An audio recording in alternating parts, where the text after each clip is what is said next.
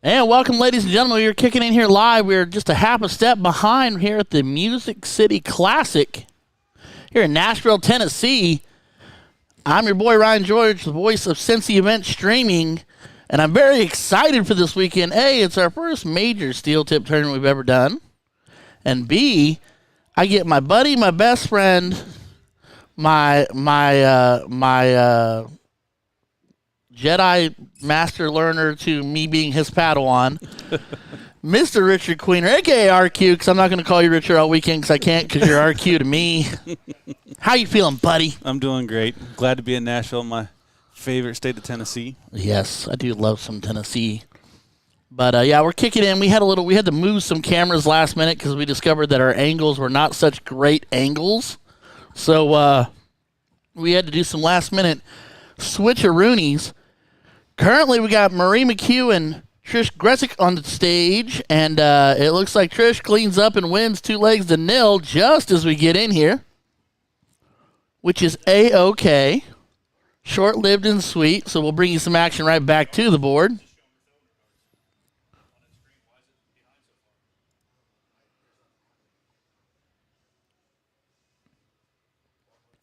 But we will be here this weekend live to bring you all kinds of steel tip action. Yes, steel tip. I am petrified. I am scared. I can't lie to you a single bit. I am a nervous wreck. That is why I'm so unbelievably glad that RQ is here with us this weekend, because he is a thesaurus and an encyclopedia smashed together when it comes to the world of steel tip. He is the brains. I will be the comedic light artwork in between and try not to make myself sound really, really dumb. Because, I screw up a lot with soft tip. You think I screw up a lot of soft tip, you wait till steel comes around. That's all good. It comes with time and experience and actually practicing it. So that's fair. Yeah, all right, Gregory Amix chiming in live with some steel. I love this. Well, we love you, Gregory. Yeah, so Juan is going to shift us over here and bring us another one to the board. I've even got my handy-dandy out chart here this weekend. I can't lie. It's sitting right here in front of me, just to remind me not to get all flustered. Steve Brown would be very proud of me right now because it is his out chart that's sitting in front of me. All right, well, with Trish with that win, Anita Harvey advancing over Laura Buzenbart. Cleona Brandon advancing over Lindsay Kapp. Trish was just winning over Marie. You saw that.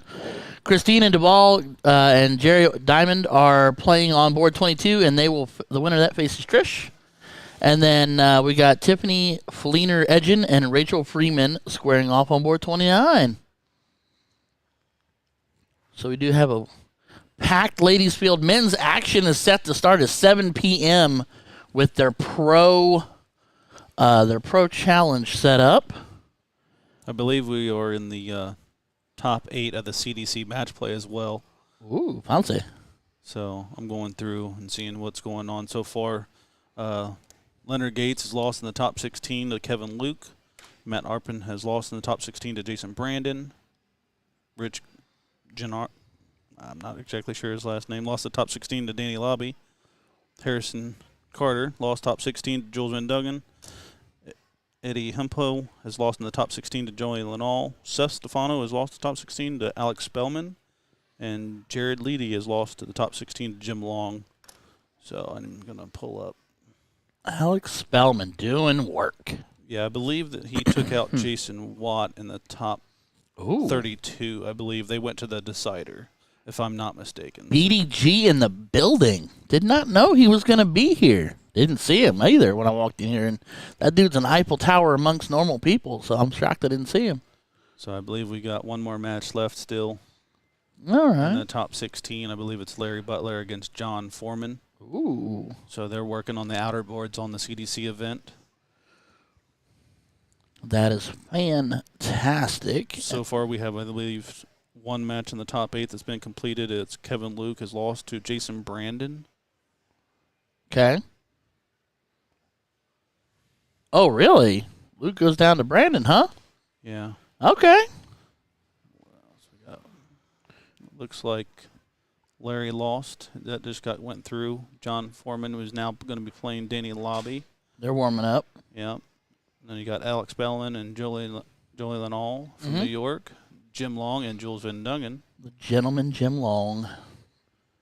And the Dutch Dragon. If I'm not mistaken, I think Jules threw almost a 93 average in his top 16 match, I do believe. That's fantastic. Absolutely. Well,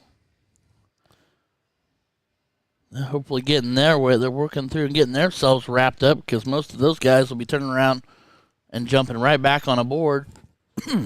Yeah, getting ready to start for the pro singles, yeah. Pro singles tonight for men is going to be 501. Each round is going to be best of 7.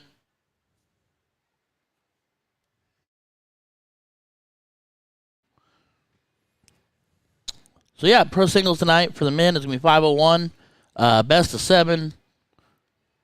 Yeah, alternate coin toss, and then alternate start after that, after winner bowl. Women's is going to be 301, double in, double out. Theirs is going to be all a best of 3. So, yeah, there we go.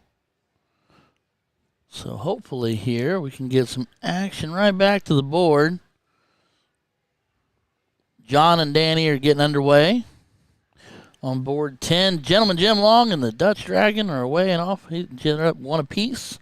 And Alex is up 2-1 over Joey. So, yeah. And I do believe they did have a luck of the draw, I believe, on Thursday as well, too. So Yeah, they said that bracket. I saw that bracket when I was shuffling through. Discussing who was in the finals for that, too, as well.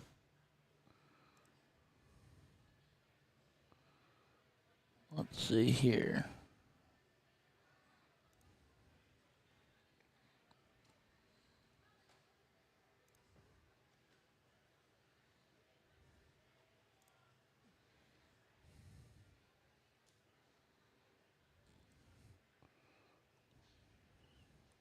That was a big bracket. Yeah, it was. Big bracket. Good Lord. Looks like Jared Leedy and C. Spencer and Jay Scottsdale and Jim Woodbine, maybe? Yep. And looks like Stockdale and Widmeyer won 2-0. Yeah. In the final. All kinds of players in this bad boy. That's a huge bracket. Can't even zoom out far enough to matter. The bracket should be on the top there. It should be 128 bracket is what they used. Man alive. That's quite a big bracket for a Thursday. Yeah, you know, hey, everybody, Thursday in Nashville, we're gonna go 128 deep on a bracket. Right. There was some buys, but that's still quite a large bracket for a Thursday night draw. Sure, absolutely. All right, but yeah, schedule events for the weekend. Like I said, tonight is women's double in, double out singles, open pro singles event for the fellas. Women can play in that, but they cannot play in the 301 if they want to play in that. Then there's a doubles blind draw tonight at 9 p.m. Tomorrow morning, mixed trips at 10 a.m., 12:30 will be men's doubles, 2 p.m. women's singles, 4 p.m. men's singles, 5:30 be women's doubles. And then 7 p.m. mixed doubles. And then Sunday morning, bright and early, 8 a.m. is the youth adult doubles. There's 2 categories there. 10 a.m. will be the women's singles cricket, 11 men's doubles cricket. And then 1 p.m. women's doubles cricket, and then 2 p.m. men's singles cricket. All single crickets are going to be best of 3, but the finals will be a best of 5. And then single 501 formats for men's and women's tomorrow are going to be best of 5. The final will be a best of 7 for the women. Men are going to be a best of 5 through the top 16, top 8, best of 7, top 4, best of 9. And the final will be a best of 11. And then open pro singles tonight for the men will be best of 7 all the way through. The women's double is going to be a best of 3 all the way through. Does not say otherwise. Even in the finals, which is a little interesting. All right. What are we looking like, Juan?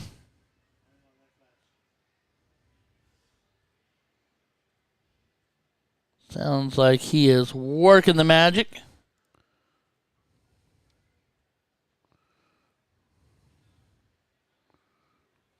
Get my little handy dandy rotator here.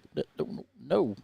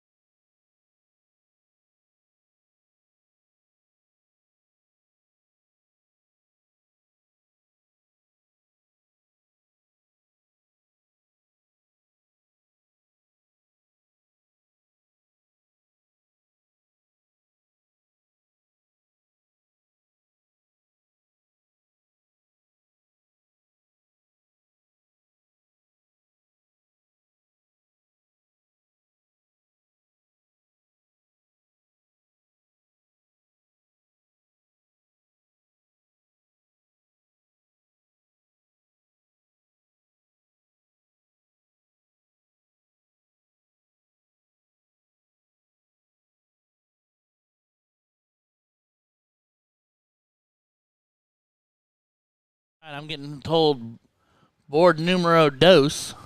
Oh, no?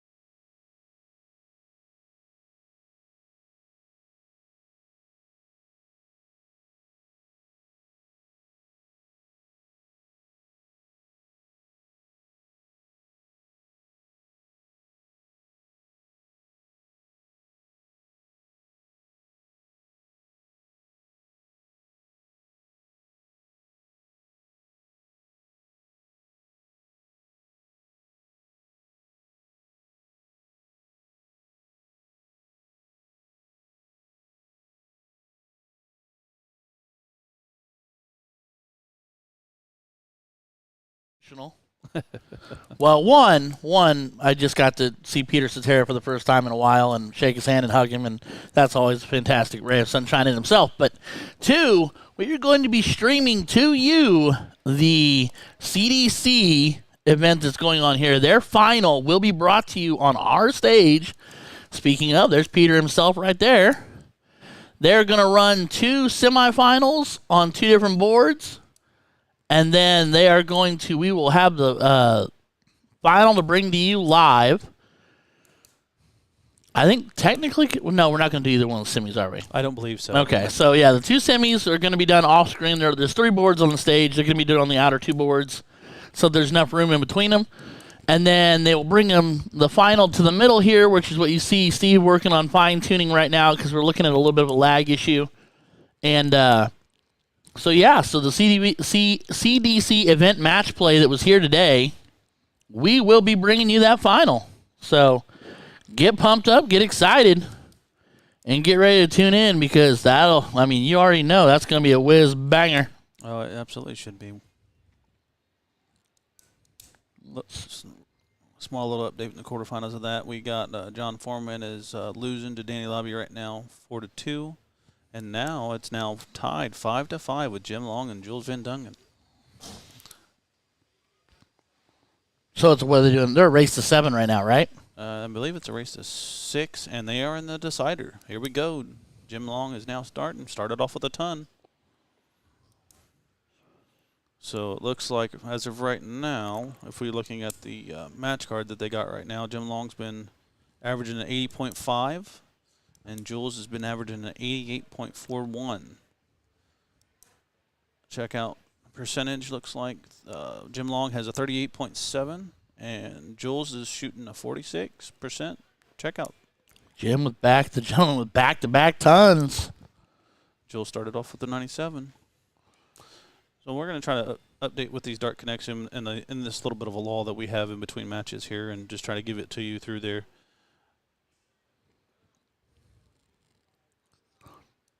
Boys are putting on a pace. Only 60 from Jim that time to the board, but 241 looking at 304. Yeah, Jules needs at least a 140 here to get up an outshot here, or 134. It just depends on what he shoots, where his darts lands. He is an understacker for the most part.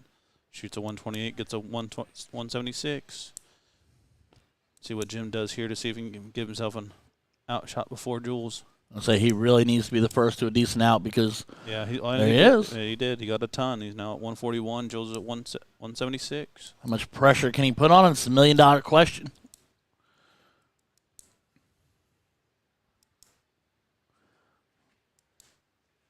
Only 85 to leave 91. I mean, it's a 2-dart combination, but not as much as he might have wanted to there. It really just depends on how Jules wants to shoot it. He could shoot the bullseye here first. That's fair. Because if he goes for the bullseye, then he's got 66. He goes 16 then for the double bull. Jim shoots a 48, leaves 93. We'll see what Jules does when it comes up with as a scoreboard here. All right, so 93 playing 91. 2 points here. Okay, 51. Yeah. Left 40, left tops. Jim could be doing the same thing. He could shoot the bullseye here too as well. It just depends comfortability here. But it's a gotta-have-me dart now. It's the decider. I mean, it's kind of how it goes through that 91 through 95 thought process. You can go bullseye. Absolutely. Anywhere from 91 to 95 and kind of just plays out the same. Well, it's just easier to go single to a double than forcing yourself to have to hit a triple. And Jules just took out the double top. Wow. And steps up and drops, so it's not a decider. So they are doing a raise to 7. What's it say? First to what? It says first to 6 on the bottom of the Dart Connect. Interesting.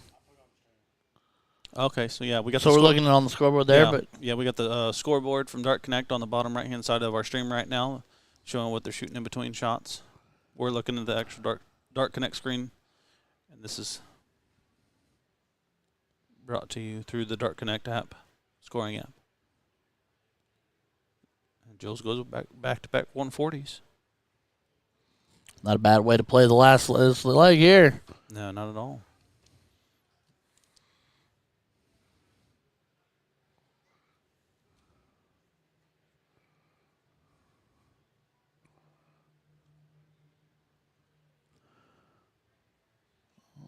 right, 164 playing 341. Yeah, after 9's got an outshot. Jim has got some work to do. Has to have a 180 here to give himself an outshot. Anything else? Yeah, okay, so yeah, he's got – Van Duggan does not have to take this 164 out right now at this point. He now has 6 darts minimum to take this out. Yeah, he's just going to set himself up, make it tidy, leave himself easy to manage. And well, yep, that'll work. Yeah, perfect Yep. 132 setup for it. Just depends on – well, and seeing right here, 273. So he got 58. So, but you can utilize on the bullseye on 273 and hit a 105. Okay. Or, I'm sorry, that's not correct. And Jules takes double 16. Oh, yeah. So that makes that 7-5, and it looks like it was. In fact, a race to 7 despite the fact that Dark Connect says 6. Yeah. So Jules Van Dong and the Dutch Dragon taking down the gentleman Jim Long in what was a barn burner until that last leg there. Jules caught fire and Jim did not. Prior to that, though, they were exchanging blows like heavyweight fighters. Yeah, it was a close match. I mean, Jules ended up with an 87 for the match, and Jim Long had an 83. So it's just a matter of either missed doubles or just opportunities missed. All right, so the sole match left playing right now then is John Foreman and Danny Lobby. Danny's up 5-3 currently. And after 9 darts, he's at 186. With John trailing, sitting back, he's at the board currently, but only sitting at 286, so a ton behind. So Danny can just make this tidy and does just that with a ton. Yeah, he does. Well, he's been playing, it looks like, pretty decent all day. Right now, his averages for the tournament is at 89.26. Checkout percentage is 35, which, is good. It's all right. On the board faster than your opponent, you can afford to miss a few darts, but you can't miss them. Can't give too many opportunities away because you'll have people that have an experience to take those bigger shots out at the right times.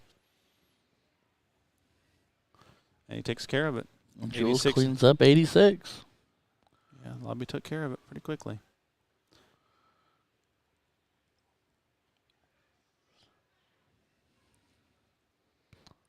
But are they playing? It can't be win by 2. Well, it might have been with that last one. I don't know. Let's go back. Because they're calling that 6-3. The confused souls lost amongst the wilderness.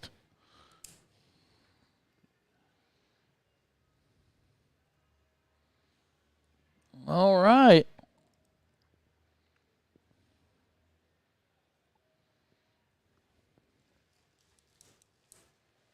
It is a win by 2, so it has to be 7-5. Okay. Because that happened earlier in the top 32, but that's the only other time. Well, 2 other times it's happened. 3 other times. Just like, and then for instance here in the top 64, they went 8-7. So 7-5 is the win, or if they win and make it, the best you can do is 8-7. So all the way through. Looks like Danny won with a 14 darter, 16 darter, 18, a 15, and an 18. And then Foreman won with a 21, 17, and a 19. Based off the match report. Mm-hmm. Big darts being had. Danny proving that you want to get it done in 15 or less. Right. All right. Well, so they're going to bring their semifinals to the stage. Yep. So your top 4 is Jason Brandon, Danny Lobby, Alex Bellman, and Jules Van Duggan.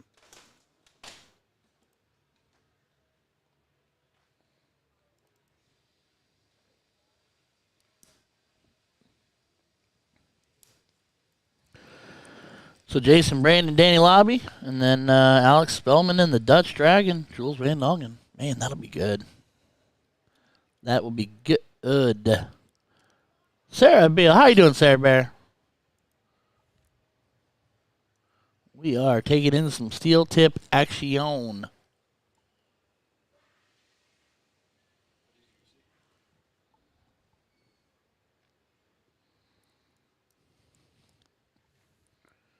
It looks to me like they pulled down.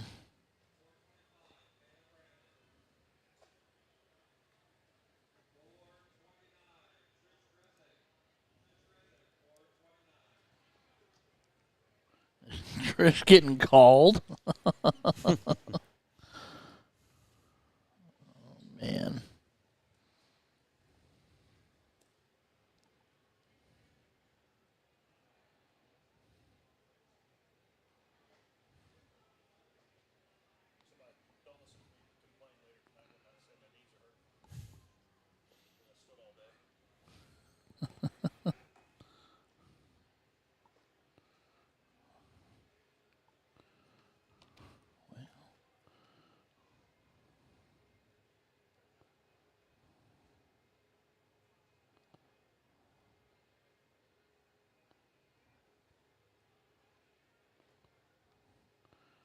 All right. Well, hopefully we can get some action running here.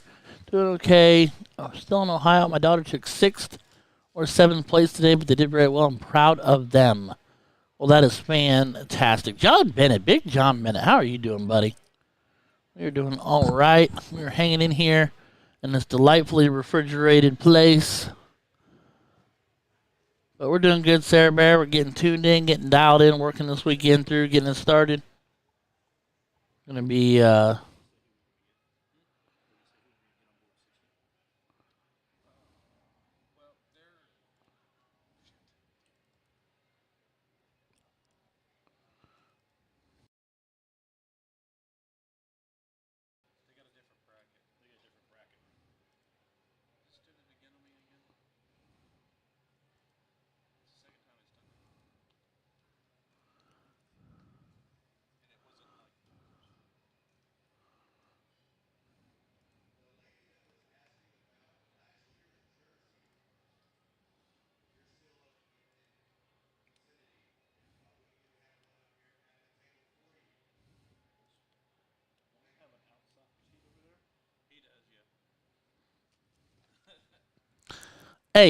hey, hey. 2 things you need to know. 2. 1, very much still a work in progress. 2, this is the in-depth inside look at the Steve Brown method of madness because it's his out chart. So, it is what it is. He does have some interesting ones. He was the first one that I ever seen that threw the 104 on the 16s first. He told me about that. And I think I seen it. I think it was St. Patty's Day tournament that used to be in Indianapolis. Mm-hmm. And it was probably, I don't know, 7, 8 years ago maybe. And ever since I seen him do it the first time, it seems like it's caught on to a lot of different players here in the U.S., but also a lot of the overseas players do a lot of these kind of things too instead of shooting at the 20s. So another one that Gerwin Price likes to use is 108. He actually goes 417s to go to the double top. Mm-hmm. So that's definitely catching on to a lot of more players now than what used to be when I started. I started playing steel almost 19 years ago, I guess. Mm-hmm. And the outshots have definitely changed, and a lot of the players now are doing 2 doubles to finish a game. I don't like that. Well, you don't have to like it, but it's also a bigger target. That's fair. That's fair. Gives you something to. Jay, to answer your question, yes, we're live on Facebook, Twitch, the Tube, as you said, or the YouTube, and Kick. And Kick, which is apparently a streaming service. Hi, Jennifer Locke. How are you doing, my dear?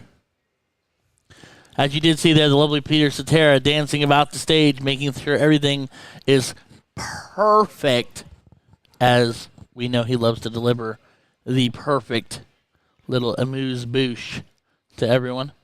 All right, so they should be doing semifinals on the outer boards right now. There's your breakdown on the screen. That's what we're looking at.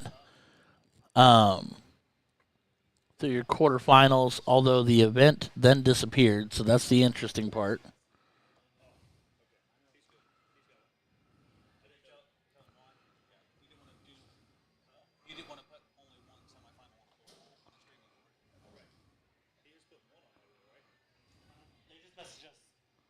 Did they decide to do it? Yeah, I guess so. Okay, well that's fine. One at a time though. So they're gonna do one. They're going to do them one after another. Not. 60 or 61 then? 60. So they're on 60. So we need to go to board 1. We're on it. Well, I'm just saying We weren't.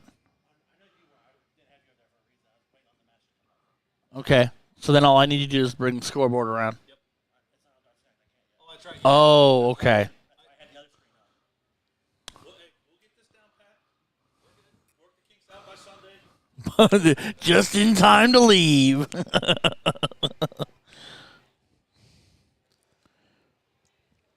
So then my question becomes, where's it going to be? Because they've concluded this one. Well, what it is typically when you get to this part, I believe, if I'm not mistaken, most CDC go right to the PDC TV. So that might be something that they might have Pre-programmed in. might be automatically that way. Well, unfortunately, ladies and gentlemen, it's not going to be the PDC TV, Right. but it will be the Cincy Event Streaming TV. Absolutely. Let's do it. I am so fired up. My toes are tingling. I am perfectly refrigerated. Let's go. Yeah, got a great match here with Jason Brandon and Danny Lobby Jr. Look at Danny looking fresh in the jersey. Yeah. All cosmic and colorful.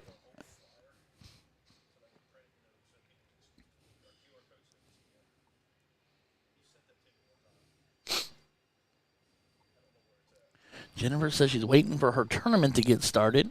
My wife checking in saying, hola. Hola, ¿cómo estás? Don't get her started. Hey, that's about as far as it goes for me. So now we do have a challenge on our hands here. The challenge is really, really simple. Keep up with Danny Lobby. Because that boy throws fast, and he likes some of the most unique and unorthodox routes I think I've ever seen. Well, and sometimes that's just the way his darts land. He's so quick on his reaction to how his dart lands, he just switches numbers. So That's fair. he likes double top. That's usually his choice for most of the time, but he will shoot any double. He's not afraid of any double on the dartboard. Well, guys of this skill and caliber, you can't be afraid of a double. Well, you know what I mean? I guess that's a bad choice of words. It's just, there's no second thought for him. He just, if that's the double, There's always a preference. You know what I mean? Yeah. Absolutely.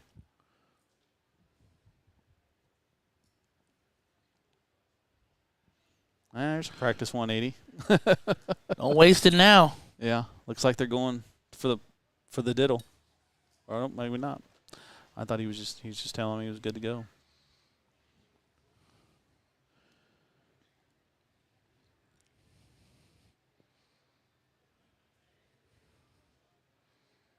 So is he going to chalk or? So usually, typically on the CDC events, is if you've lost, you have to chalk the next match. Yeah. So this must have been out of their board, right there. So. Also, I prefer this method as well. The diddle. The diddle, the way they do it here. You have to win by either someone being outside the bull and somebody hitting the bull, or somebody overdoing it with not counting dots and leaving darts in the board and making it awkward and weird. And right, bull's a bull. You know what I mean? Yep. And I also love that you don't go in order. You go back and you reverse and you alternate back through. Right. Now, this technically goes on for forever, right? Until somebody genuinely wins? Yeah, so like Jason Brandon just missed that now, bull. if he hits it. As long as he hits the bull, see, that doesn't matter. Now they're right back at it again. And they're having a good time laughing about it. Oh, I mean, this is a dance for them. I think the most darts I ever won at a diddle was with Darren Young. I think I went 8 or 9 darts at a diddle with him one day. Wow. And he's like 6'7", and I said, "You need to scoot back about a foot, and then we'll be about equal when we release the dart." And he just started chuckling. We had a great time. It was at the Buckeye Open, I believe. That's been quite a few years ago as well. I don't believe I've seen him so far this weekend. I didn't look at the full bracket. The lovely voice of Peter Cetera in the background. So Danny wins it with the bullseye, and they will get underway.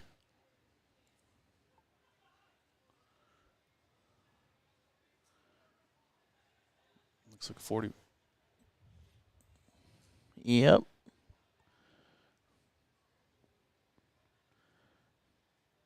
Looks like Jason's going to be the first one to strike blood and take blood here. Big 140 to get himself started. Danny comes right behind it. 136 right behind him. Boys are off and running. And it's just interesting to watch him throw. Danny's got so much pitch on his dart. He throws in such a unique wrist motion. And then Jason's dart a little bit flatter. Obviously it looks like he's grouping him a little tighter right now, but he's also a little more methodical with his throw. Well, if you also look at this dart setup too, he's actually using a kite flight as well. So his dart's going to fly a little bit faster than Danny's is going to. Plus, Danny's got a longer dart too with a longer shaft. So in my opinion, a longer dart's a more true flight. But everybody's a little bit different. That can flatten out just based on where they hold the dart. Sure. So, and when it comes to the actual stats going on for the event, it looks like Jason Brandon's averaging an 83.67 and Danny's still averaging the 89. So Jason leaves himself tops. Danny's going to look to take care of 129. Has a shot at the bull. Oh, just off the edge. Double 10. And he gets it on the third. All right. So a first leg break a throw for Jason Brandon. Averaging just over 100 to get it started. Danny at a 95.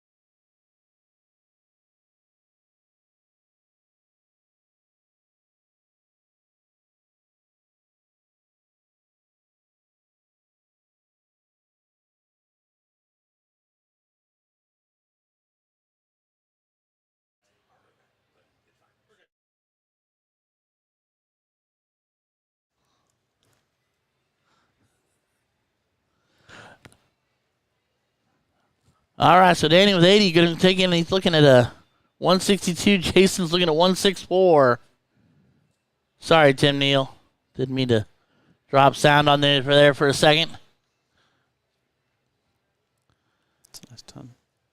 Jason Brandon with a nice ton. He's staying consistent. Danny's fighting. Needed a treble, didn't find it. Leaves him sitting 101. Double 16.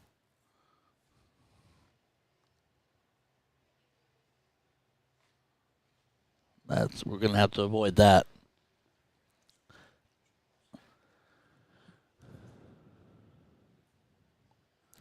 Just missed tops. All right.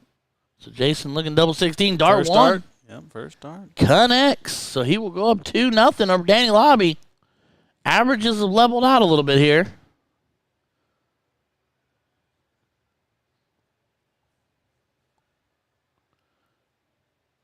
Nice 97.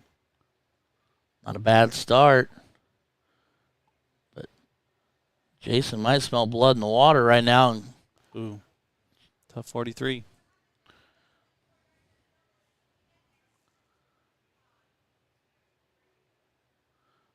Nice 140. There's Danny starting to find himself again. Recenter everything. Get it back dialed in. Uh-oh.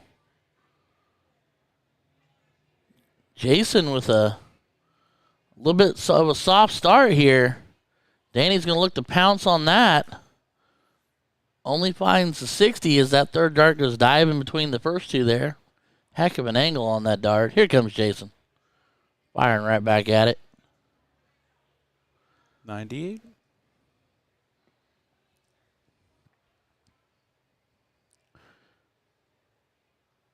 Danny looking to fill it up. Just over top.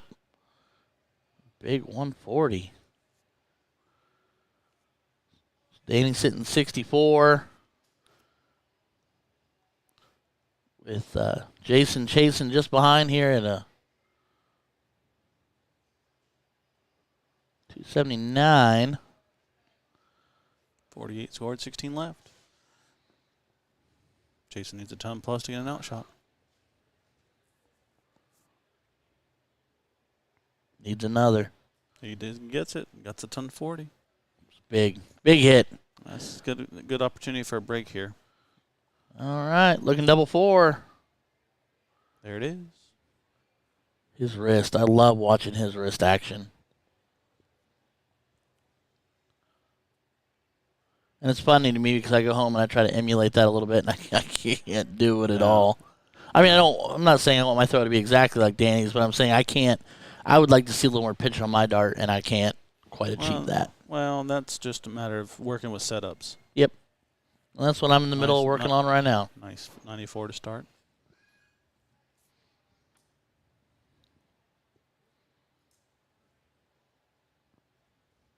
Nice 140. Big 140. Jason getting right back after it.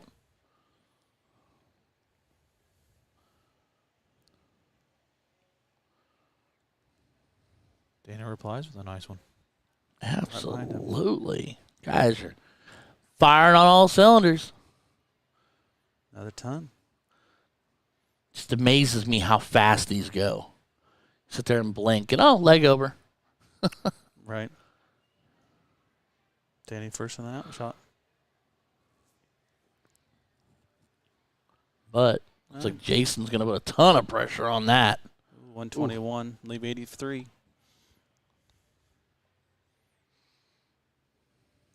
Ooh. Probably. Stay put. No, Go right back up. 99.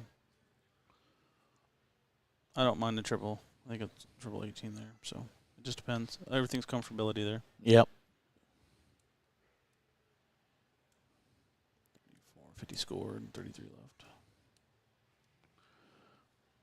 Jacob, I think it feels delightful in here. So, personally, I am unbelievably comfortable. Danny was looking bullseye, third dart. It's the outer. One leave it over 16. There it is. He has been efficient at the double. Yeah, he's cleaned up doubles well. Danny coming right back. I do believe that's a 180. First one of the match.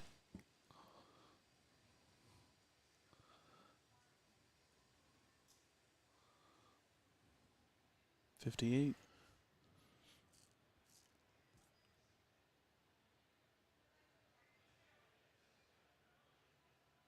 Unfortunate 40. It's always tough. That wire is so thin. Such a thin difference between a big score and a small score. Looks like he might have found a ton there. No, I think it's just 60. Oh, just 60, huh? Okay. See frustration in Danny's face missing that first dart. Yep.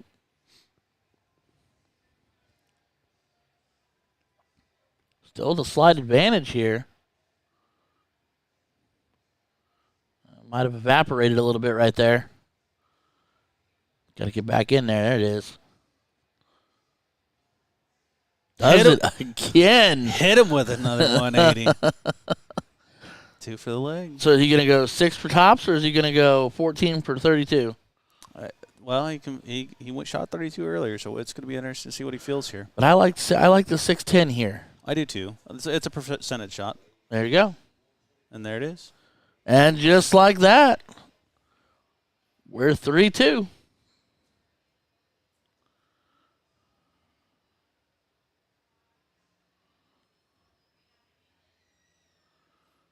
Nice 121.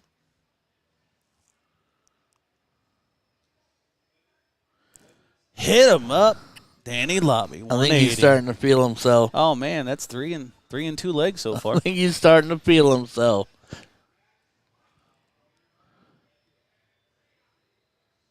And I tell you what, that's going to be part of playing guys like this at this level. And I know they're all really, really talented. Do it again. Ooh, Oh, fell off that one a little bit at 121 there. but like there's got to be a certain level of resilience you have if someone goes up there and does that to you, that not to get blown off the board and and in your own head based on what they do. Well, and as much as these guys play, the experience that they both have, I mean, playing all over the U.S. and have been playing for years. Another 121 Another for Dan 121. Man, what's he averaging this leg right now? For this particular leg, it looks like a 141. His average right now for the match is 88. So still 141 for the leg though. Oof. That was for a 12-darter. He just about bagged it. Well, and Jason's right there. All he has to do is hit the double. He's already taken it away, and it was a 12-dart potential game. Just misses, but Danny's coming back. First dart could be a 13-darter. Ooh, I think that one got away from him a little bit. Uh-oh, double 10. Leaves 10. Oh, no. These are crucial spots right here. Yep, he didn't miss it that time. So instead of being 3 apiece, It's 4-2. we're now 4-2. Two away from the final.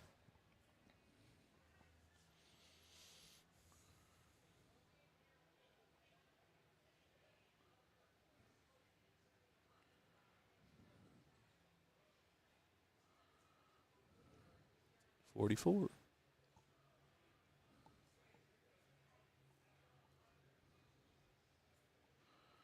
$58. I kind of like the 20 to 18 transition. I mean, I know these guys are capable of hitting everything, but I mean, it just feels smoother, I think, in a way. Yeah, the transition itself can be. I mean, it's really about the same muscle memory when actual throw. It's just moving your target to the right.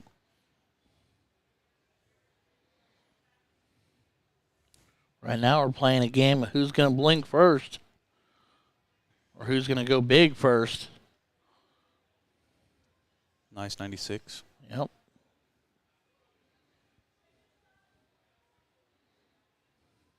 Nice 140. Big darts. Big answer from Danny. My guess he's going to throw all 19s here. 133 leaves 132. 95 leaves 170. He's got to stick it in there. He switches. If he trips it there, it still gives him 167. So it's not a terrible shot there. 91. 91 to lead the 96.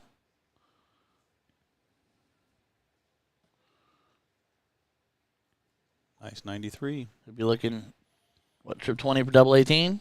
More than likely, yeah. Yep, double 8. And he gets it with his third dart.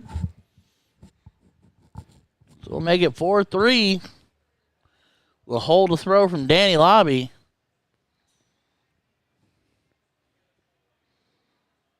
Jason Brandon comes out swinging with a ton to get it started.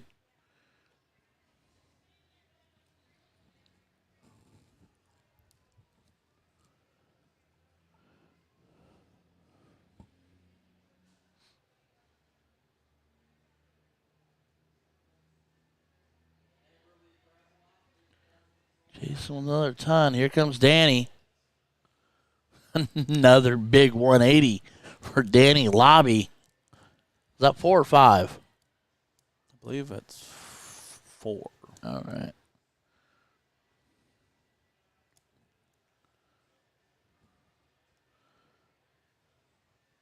Back into the treble.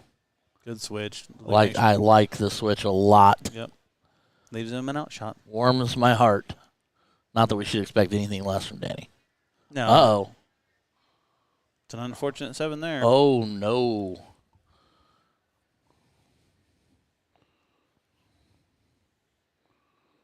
And he's just trying to get it down, but an unfortunate 26 there.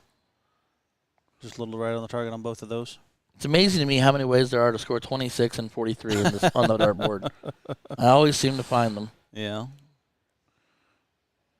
I like the switch for 137. Yep, that's huge. And that puts a ton of pressure on this 138, which we're kind of making a A little bit of a mess up here.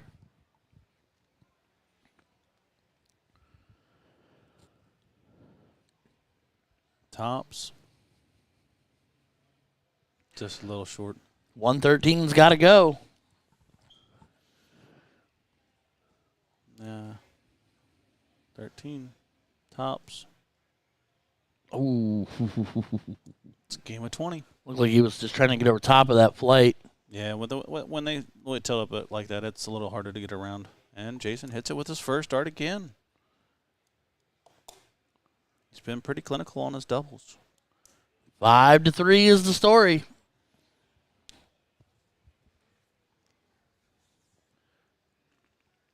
Danny's got to find a way to do that power scoring and hit that double at the end and hold on to that. Jason's just got to stay consistent on the scoring. He's been killing the doubles. Nice, solid 100 to start. Needs a switch there. There you go, good switch. Big switch. Nice Big, 134. big.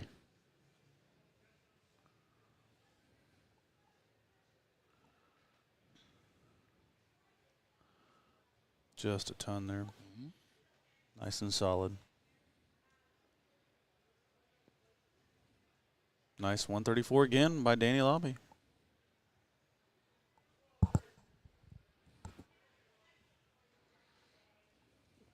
So he switches a lot when his dart goes on the top because he's a stacker. He's not an understacker. So usually when you have that in your arsenal, you usually switch. Whereas Danny's an understacker, so he would prefer his dart to be higher. Okay. That's why if you ever see Danny when he shows low on the 20, he'll typically switch unless he tries to fight through it. But Okay. I see what you're saying. and that's just a matter of preference on when you throw. Big 180 for Jason Brandon at just the right time. But Danny with the double 17 and drills it. So 5-4.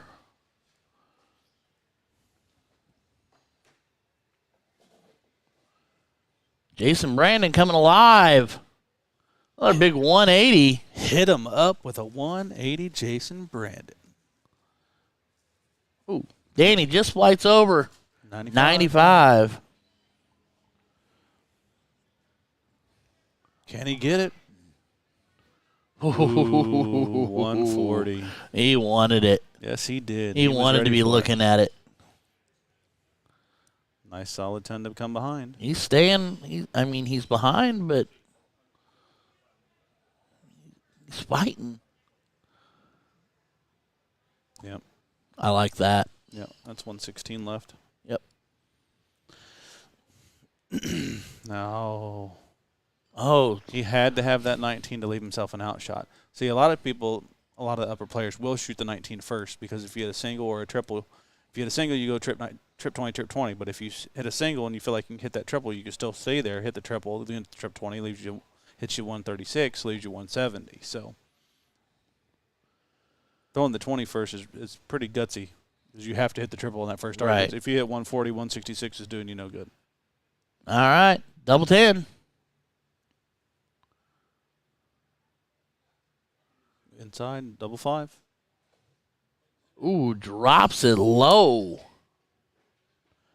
All right, Danny to clean up 124. Double 11. And he got it. There's the Danny Lobby route we all know and love. All the way out to grab the double 11 to make it 5 apiece on the break of throw.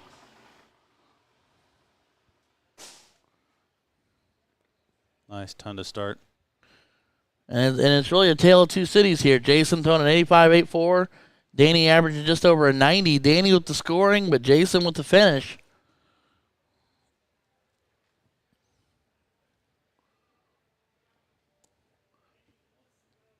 Big buck 40.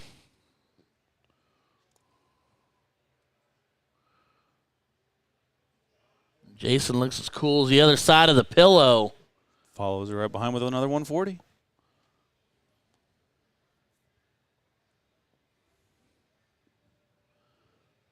Oof. 81 leaves a bogey, but it depends on what Jason does here. It depends on if... Needs at least a ton. Yes, absolutely. Can't miss the big number here. And he doesn't.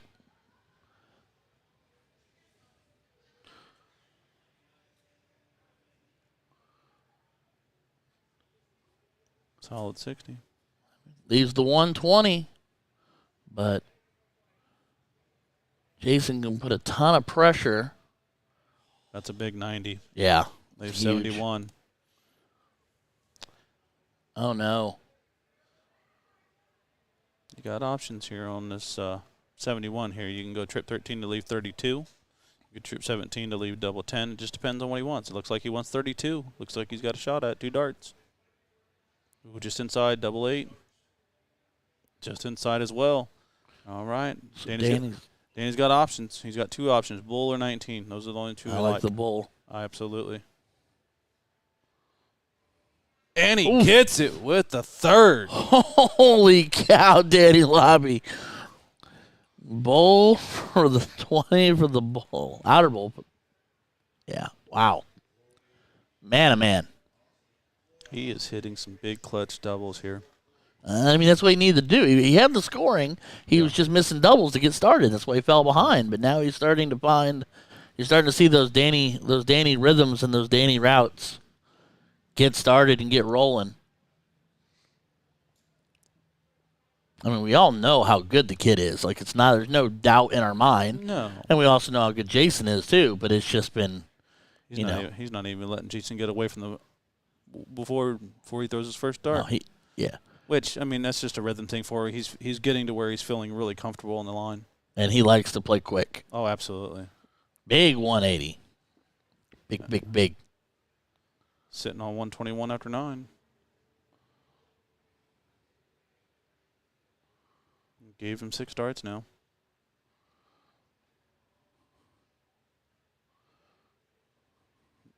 $96. 76 left. Stay put. Looks like he's going to. I don't mind shooting the 16 there on 76. If I had a triple, it leaves me double 14. And if I had a single, it leaves me 60. It's just a matter of comfortability and what he feels. It looks like he's about to. Ooh, nice 139. About had ourselves a 177 on it. Tops. 6. Dance card's getting full, boys.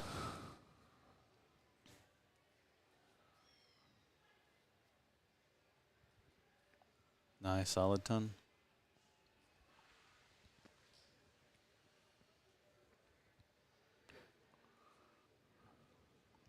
Nice ton as well, just to answer.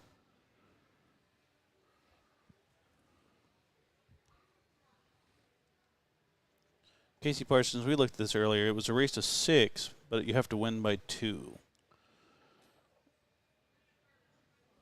I believe they think what? Yeah, I think that's the way they're working it, but I think it also, at this point, what will happen, yeah, Scotty, correct. And I think what will happen, though, is even if they go, it'll be the first to 8 if they go to 7-7. Now, we only see it, what, one time for that, and then 3 times for 8-6. Well, it's once for 8-6, once for 8-7, and then 3 times for 7-5 earlier on in the leg in the match. But that's what I thought we seen earlier, but I wanted to make sure. So another 10. Danny's sitting at 76 after 12. See what Jason can do here. Needed 2 trebles, but that's a small one. So we're looking at 42 there. Oh, 48. Oh, he hit the triple. Okay. Didn't look like one. I just don't think he looked real convinced on that second and third dart. Well, the second one was okay. I just don't think he really threw his third one. It was one of those, I won't say wish me dart, but he's like, I wanted to go in, but he didn't really do what he needed to do to get it there. Gotcha. Nice 96 there. Leaves 138. Flirting with disaster here. He's outside. Curious to see what Jason does here. I like going 2 trip 19s to leave double 12, but he might still stay on the 20, and he does go for that. So he goes single 19, single 19. Well, he's got the triple, so he's got 62. Yep. Now we're at 56. Yep. He was looking trip 10 to leave 32, but yeah, correct. And he gets it. He's up 7-6. So 7-6.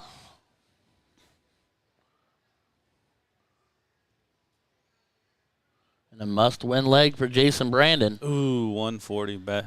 Oh, I was 83. Oh, is it wired over? Must have been. Man.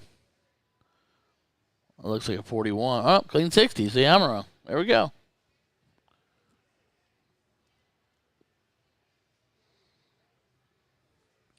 Nice, solid ton. Almost seems like Jason's darts are starting to find just a little more pitch in them. Just a little bit, not a lot. 140.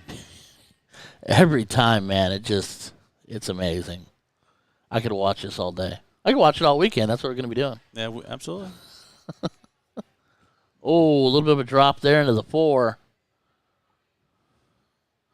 Not ideal. 81, leaving 220. See, she had 19 in a bowl. Yeah, he trips it. Well, he did trip it, so he'll probably stay. Nice 134. Big darts. Leaves a nice ton to leave after 12.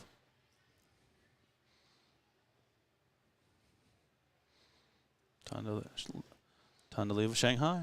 All right, so the ton versus the 120. Well. Right, well. And he gets it with his first dart on the double. 7 apiece. So this will be your last leg decider. Danny to start. I think it's a diddle. Oh, they're a diddle? Yeah, it didn't say that in the notes. Yeah.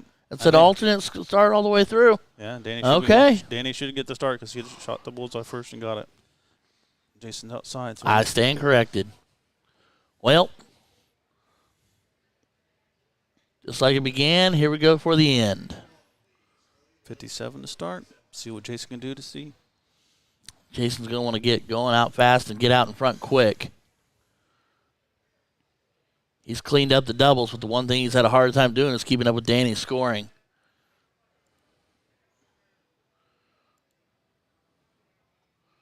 Danny with a ton.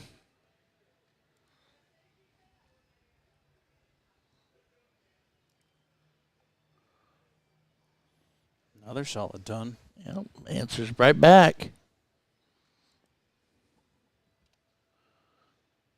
And then Danny says, okay, one more. Match play win by 2. Thank you so much for clarification. We were curious at first, too. Looked on the switch into the 18, does not connect. Here comes Danny. Hit him up with a 180 Danny Lobby. Leaving 64.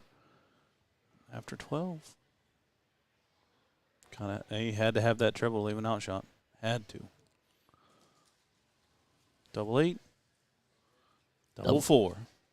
And he's got it. Whoo! What a decider. And Danny Lobby in a barn burner of a decider.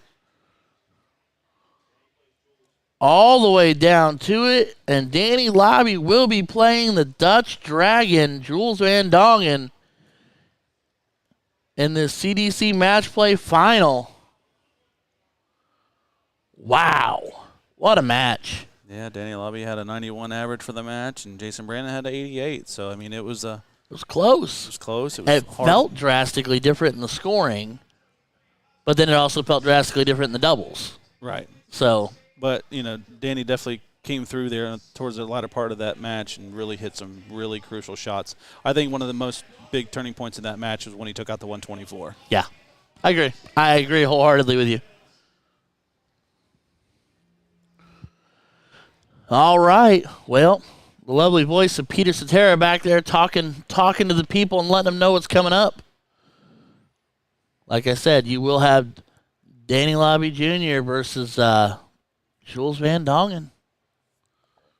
And how did Jules fare against Spellman? 6'3". Jules averaged a 91, and Spellman averaged a 85. So it looks like Jules won in 17 darts, 12 darts. Ooh. 17, and 18. Spellman won in 14, 16, and 17. All right. Well, we're going to get this party started momentarily.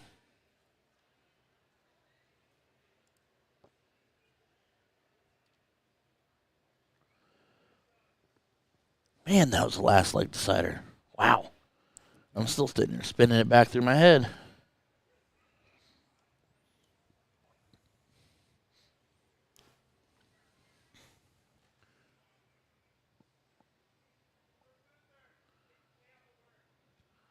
All right. You can see our lovely hall cam there showing you some of the action going on. Don't forget to like, follow, and subscribe to Cincy Event Streaming. Can't ever forget that. Ever.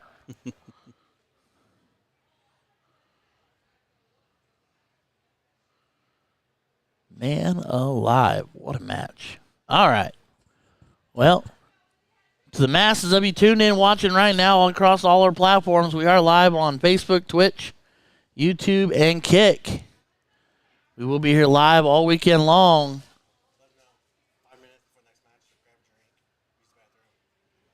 All right. So we've just been told they're doing a 5-minute intermission before they bring the boys back to the stage to throw down for the finale. So this is the optimum time to grab a soda, grab an adult beverage, go use the restroom, take the dog out, bring them back in, and get comfortable. Get that popcorn ready for the final action for the CDC match play coming up here in just a few short minutes. Jules Van Dongen, Danny Lobby Jr., it will be a barn burner for sure.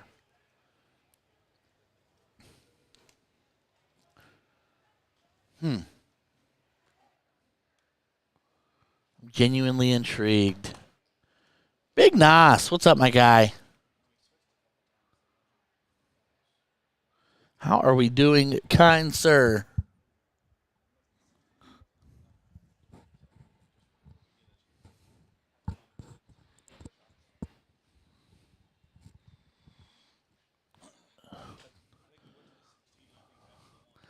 Big Nas, right about now is the time when I need your jug of lemonade, sir.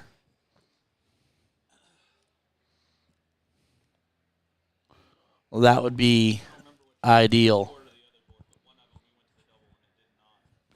Yes, RQ is dropping all of the knowledge bombs. Not only do I enjoy his company, but that is the main reason I really, really, truly wanted to bring him, because he is incredibly...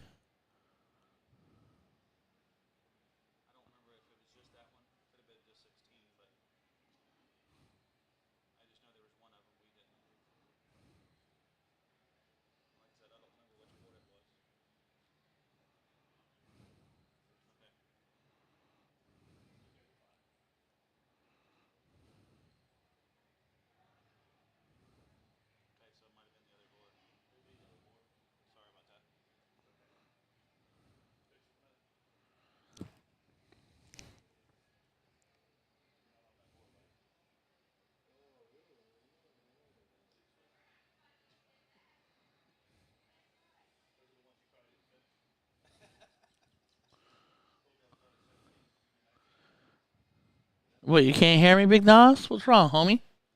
He said sound. Oh, he wants to hear our cue, not me. Nah, I had to turn mine off for a minute, Nos. Appreciate the compliment, though. I do love me some steel tip.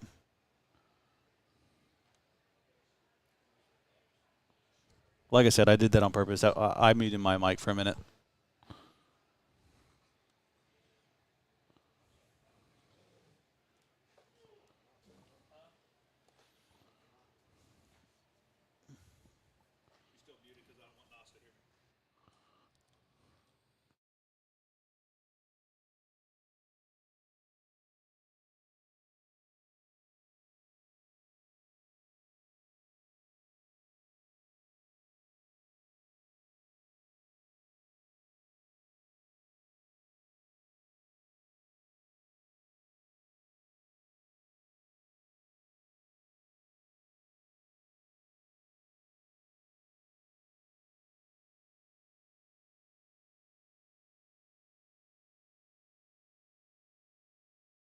And just like that, also, another piece of my darting life comes together as Anthony Eugenia stops in on the chat. We saw Peter earlier. Now I got Anthony in the chat. All the CDC crew coming out of the woodwork. Appreciate the opportunity. What's the over-under on 180 in the finals? I'm going to go over of a bunch. That's what I'm calling because it's Jules and Danny. And Danny had, what, 5? We finished with 5 in that last match, so. No. Not happening. I mean, like, let me rephrase. I can't say it won't happen. It just won't be on microphone number 1. RQ is free to do as he wishes.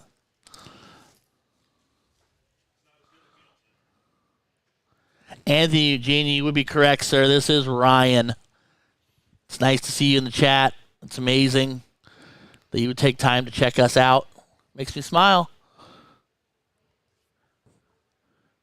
How many legs? So I'm going to assume we're still doing.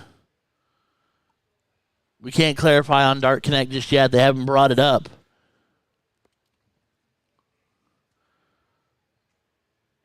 But I'm going to assume, and I'm assuming, so forgive me if I'm incorrect because I don't have anybody tell me otherwise,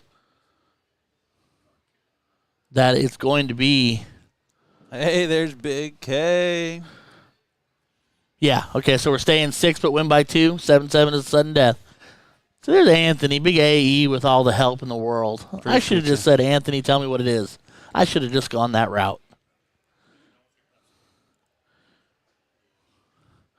Willie, happy to be here. Honored to be here. So incredibly honored that Peter walked back here and asked if we would be interested in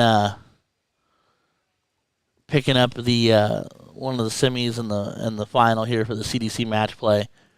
Tickled my fancy because I was like, oh, we get to do the big bigs. Good stuff. Hercules.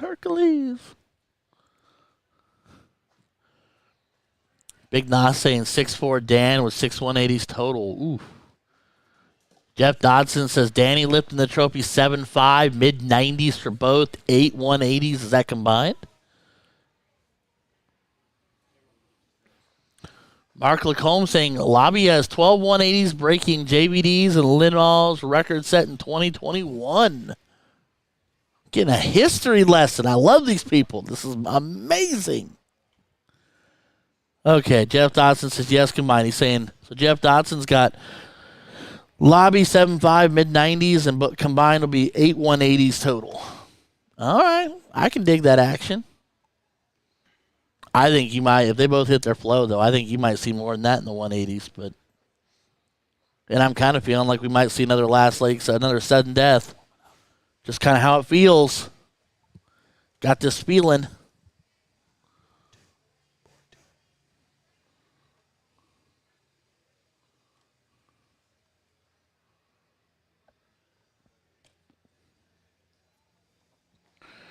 Sean Green. Oh no, Danny is 0-3 in match play finals. There's always a stat line that kind of brings down the house a little bit.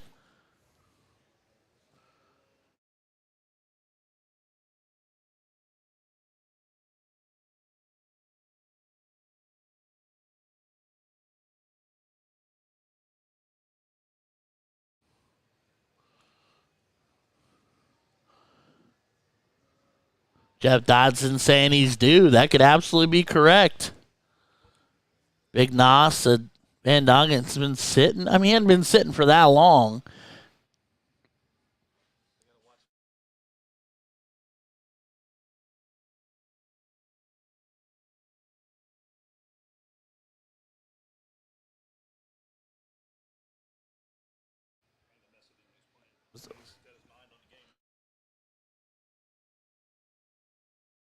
It's not. We got 2 understackers here. Van Dongen likes to have his darts tip up too. Yeah, he likes to throw a little bit of pitch too.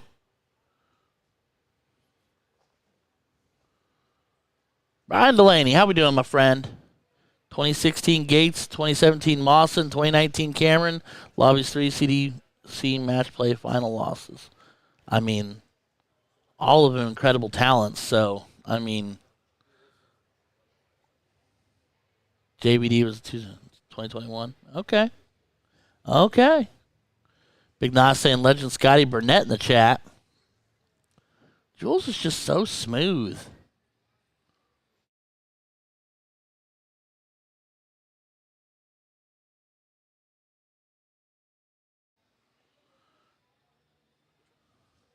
And there's Danny with a 180. So there's one. And Mark Lacombe saying 87 180s have been thrown. In 2021, 88 were thrown. Last year, 81. Well, now it's 88 to 88, same as 2021. Because just as you put that in there, Danny hit another one. Look at that switch. We're playing checkers. He's playing chess. Come on. Colin Rath, what's up, buddy? I was kind of expecting you to be here, Colin, now that I see your name and read your name on the stream. Thank you for the kind words. Jules with the switch to the bowl. Leaving 107.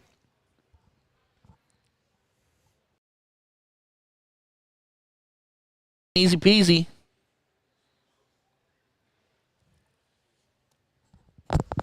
There you go. Colm Nielsen, what's up, buddy? Jeff Dotson's like 7 to go. Guess what? Oh, that's a 140. I was getting ready to say guess what? 6 to go, but nope. 140. Uh-oh. Here we go. And all we're going to talk about is the 180s because there's another one. Hit him up, Jules Van Dog. All right. Well, there's 89, so you've got a new match play record. Yeah, there's 80. And there's 2 apiece. There's 1 apiece. 2 total. Dodson's looking more and more right by the minute. Although at this pace, they might pass you up. Nice solid ton there.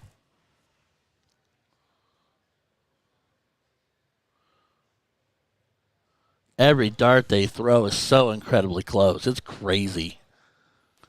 Well, that's why they're in the finals. They've been playing well. That's the fair answer. Oof. Unfortunate. Stayed put. 41, leave 170. 180. Missed it. So we've got what? Loxley and L-Style versus Target and the Target A system? Is that what we got going on? I believe so.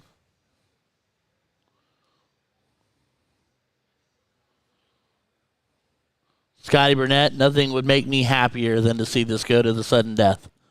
Absolutely. And I think everybody here agrees with you. I don't think anybody here would argue that. Was looking double 12, draws it inside. So Jules for tops.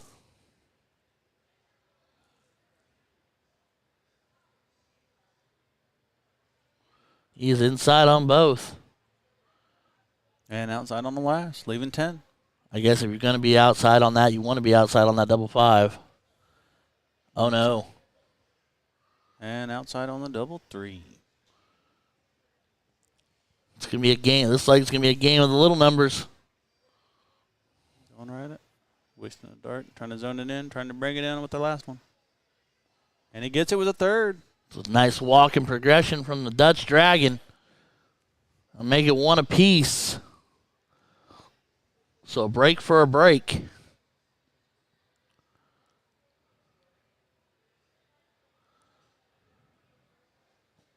$97 to start.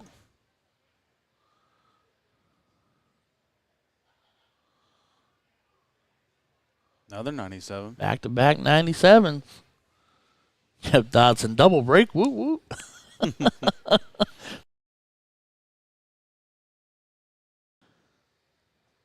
Good switch, 134. This is going to be a dogfight the whole way. Oh, yeah. Still, Solid ton. Still finds it. Still finds it.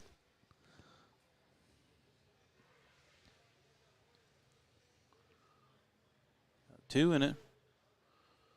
Hit him up with a 180 Jules Van Dongen. Man. Actually, I think I missed one of those. I think he's got 3. Nice 140 by Danny.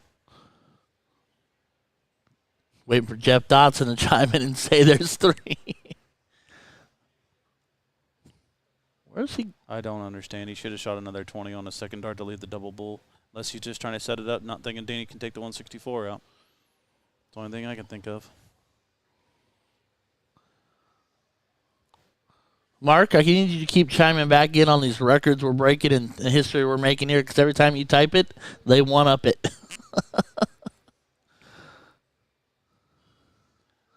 Rich McGraw, I'm not sure why. Like I said, I think he's thinking Danny wasn't taking the 164. That's the only reason I think he'd hate the way he did it that way. It has to be that. He just had to simply tell himself, for some reason, he would tell yourself Danny Lobby's not going to have a shot at 164. And if you looked at the first start with Danny, he was so disgusted after missing that first one because he just wanted to absolutely hit that right behind him after him thinking he wasn't going to hit it.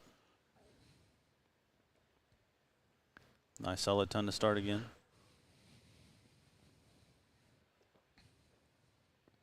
It's okay, Rich. I threw plenty of darts at the dartboard, and I go, why? They're allowed to do it every once in a while.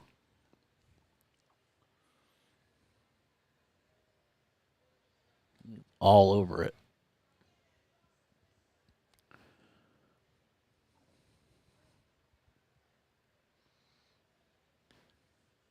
Do that first one, it almost looked a little bit flatter. Changes his angle. Still manages a ton. Absolutely. But, of course, I guess at this point, they're thinking to themselves, I'm not averaging a ton. I'm doing something wrong. Another solid ton coming right behind it. So we got a 97 throwing an 87 at this point, but it doesn't feel like that. Yep. So it's I like that. 98 scored, leaves 126. Should shoot the 19s on the next round, first start. See what Jules can leave himself to make life a little easier. Got two in there. Ooh, 140 leaves him 103. Man alive. Thought we had ourselves another. There's 66. Leaving 60. Yep. Pop back up. Well.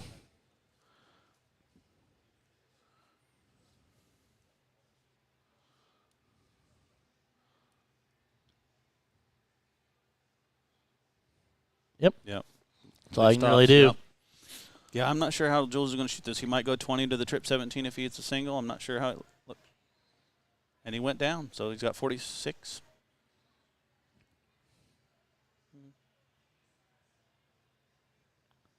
And he grabs top start at 3. Yeah, absolutely. Yeah. So a break for a break for a break.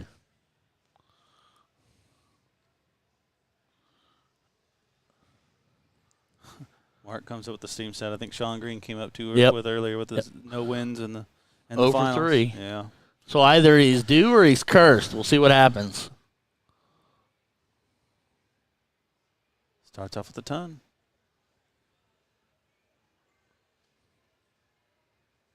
See, I was wondering the same thing on that Sean Green. Yeah. Because when he had that triple, he had 103, and that should have been 46. So I think they miscounted and misgot it, but I'm not. That's the Chalkers' responsibility to keep score of that. Oh, wow. Yeah, he did. Now that I sit here and let it reel back in my mind, I was busy worrying about the fact we were looking between Danny's arm and his hip. when I seen the trip 19, I said he had 46, and then all of a sudden he went 16 double top, and I was like, wait a second, timeout. So that's wow. I'm not sure the official ruling on something like that. Well, I think it's played out. It's been played. Right. 103 was what was left. That's where my confusion was. Yeah, 103 was what was left. Oh, wow. Well, that's what I thought, Sean. I do, but you know, unless they seen something we didn't, I'm pretty sure we seen the triple 19 there. Because if there was a scoring error, he didn't correct it beforehand, and then he didn't catch it after the fact either. I don't know. So we're looking at Danny with a 141. Can't take it now. Yeah, the game will have to stand. It'll have to. So now he's up 4-1. And that could make a big difference. Of course, to be really honest, Danny may have absolutely no idea at this point. So, wow. Well, let's see if we can come back with it. Gonna have to fight his way back into this, down 4-1. Jules with a ton.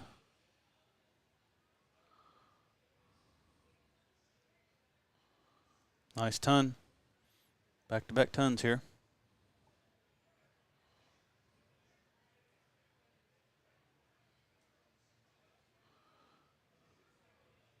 Nice triple on the last. Big 140.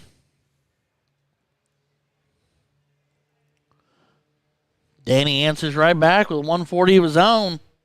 Leaving an out shot. See what Jules can do behind him. See if he can leave a shot or not.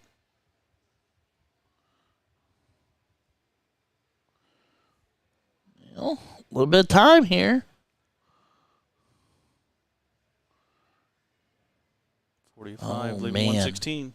Jules needs a big shot here to put a little pressure on that 116. It's a big start.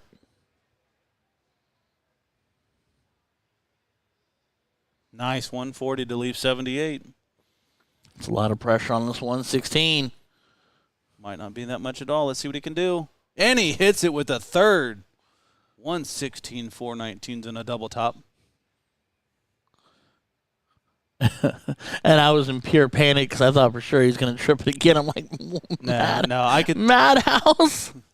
No, I could see in his eyes. He knew what he was doing. It's nice. Oh, 140. yeah, no, he knows what he's doing. It just, Right. it scares me. Well, you know, I can only imagine how many times he shot that 116 that way and felt completely comfortable though with as many times as he has done it. So there's that difference with the experience there. That's fair. Tough flight on that second dart. Yeah, 42. I like the 19 here. He does not. It is what it is. Second dart, though. And the reason behind that, if you had a single 19, you go trip 20, leaves 170. So Yeah. if you absolutely. if you go for the 20, you have to hit the triple with your first dart. That's just all there is to it. It doesn't do any good.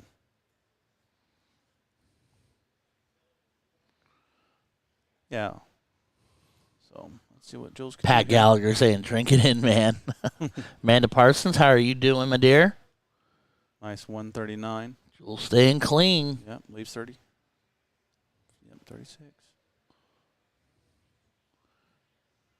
Danny with a 59 there. Does have an out shot, but and Jules gets it. He's up 5-2.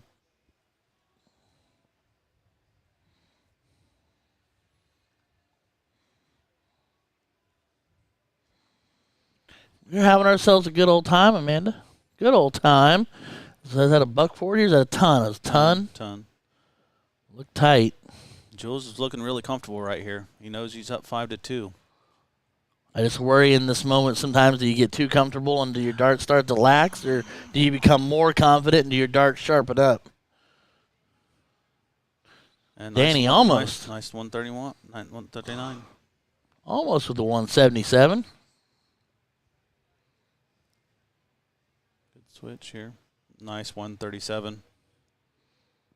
Seems like every time one of them hits, one of them answers. Got to go 18 here.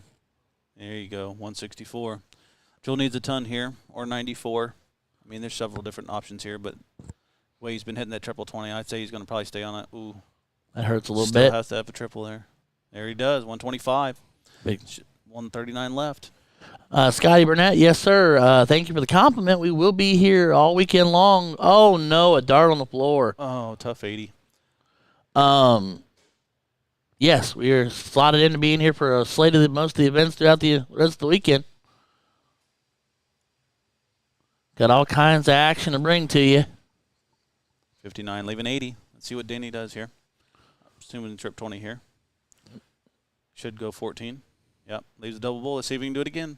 And he does. That's his third double bowl. Yeah, I mean, this is big. It's pretty incredible stuff here going on. And he did this in the semifinals too. I mean, if you watched that on our stream earlier, Danny in the latter part of that match was absolutely came on with doubles, out shots. Like I said, I still think the 124 was the biggest shot for that match. It really turned it around. Well, and that's what Sean Wages just said in the chat just a little bit ago. That's exactly what Danny did. He started off a little bit cooler, warmed up. Ashton Watt in the chat. Your dad's somewhere in the building. Brian Henry, Motor City Darts. 121. Tough flight. I like the switch here because, like I said, Jules is an understacker, so that's why you switched down right to the 19. So definitely want your clear shot for your targets here. 134 leaves 110. I love that 18 switch so much. I love it. Thank you, bud. Oh, and he gets another one. Hit him up with a 180. Jules Van Dongen. Well, that's 5. Ooh. Oh. Yeah. I look down to look up. It's over. See, that's what Danny Lobby, man. Yeah, that was he got me on that one. I thought for sure he was going to shoot the 13 on that second dart. He completely got me on that one. Man. Oh, that was a huge. I mean, now he's smirking to himself now. He's like, "Yeah, I'm here. I'm ready. Are you ready for this?" This is exactly what Danny likes. He likes this pressure on his shoulders. He truly does. And not everybody can do that. Not everybody can play from behind. Anybody can play from ahead. Yeah, sure. Wow. All right, so we got a 97-1 playing a 98-2 here with their averages. Jules with a first clean 60. I feel like we've seen in a long time.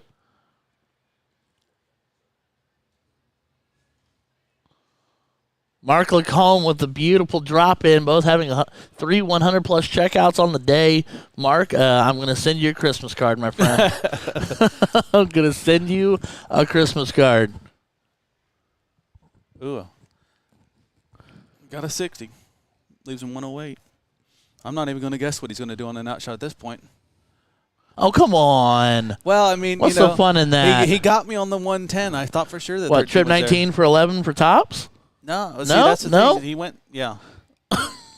This kid. Well, I mean, he's comfortable. He has 6 starts. No, amen. I love it. And that bull is just must look like a watermelon. Right I'm in love with it. It's a game. This could come with some pressure.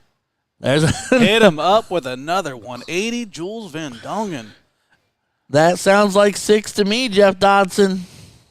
Oh, all right. Jules put himself in position, putting that pressure with the 180. Let's see what 2 he can do for with tops it. or 12? I think it's going to be a 10 double 16.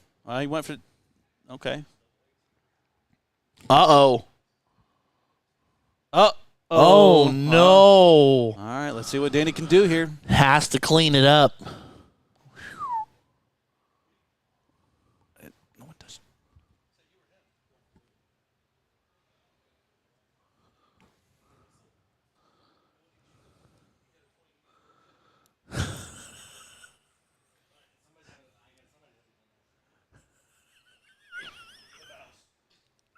Take it away from him. Oh, man. We are all knotted up at 5 apiece. Uh-oh.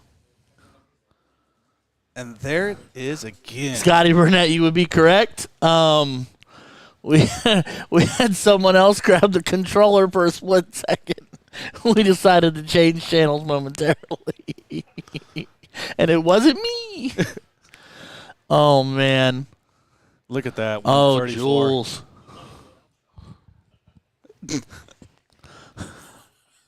All right, Jules is coming right back here with leaving 91 left.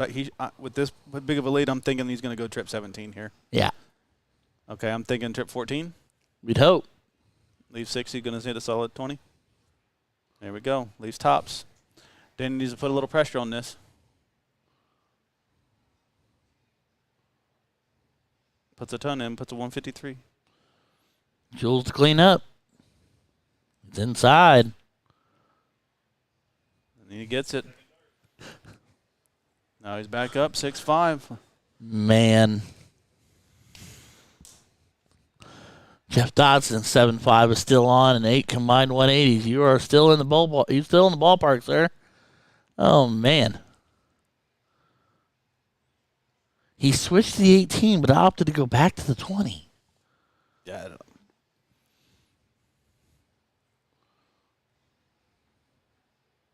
Nice ton.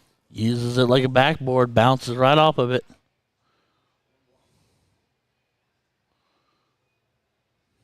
Nice ton right behind. Guys are just living in it. He saw the wobble on that treble 20 and said, "Nope, not going near it." Yep. Leaving 303. Not putting it on the floor. See, even with the 180 here, he doesn't have an outshot, so Jules has a really good opportunity right here to go 719s to leave 170. Jason McKenzie, it is 6'5", Jules.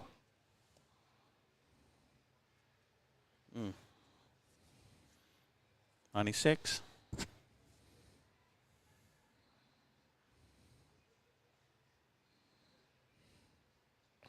Big 140. Put some pressure on it, but then he's right back in it. Definitely a switch here. Yeah. 137. Leaving 70.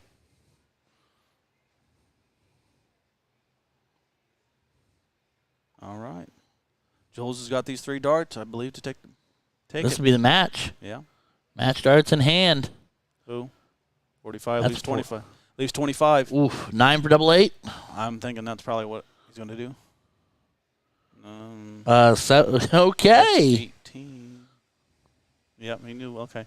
All right, he won the double 9. I don't know why. That makes me hurt. And Danny cleans up 44. We're knotted up at 6 apiece.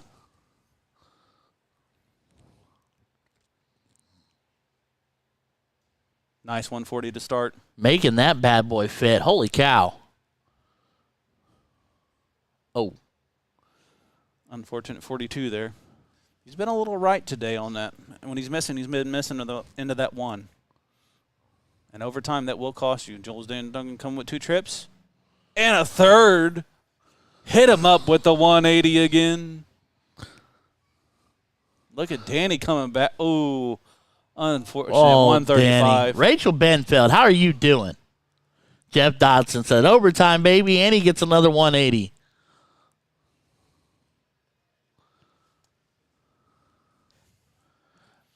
I get you, AE, but it's still, with match darts, it scares me. When you're toying with your destiny a little bit. Earlier on in the match, a little different maybe. But, to take it home, I don't know. I get it. I'm with you. Uh-oh. Can he do it? Ooh, 140. Oh, man. Leaves 84. Puts a little pressure on this 36. Let's see what happens. He's outside. Oh, fell short. Can Danny clean up 84? And double 12. Oh. That second dart, the first shot at it laying really flat. And he gets it. He knows. You can see it in his he knows face he walking up. squeaked one by. He just knew exactly what just happened there. 7-6.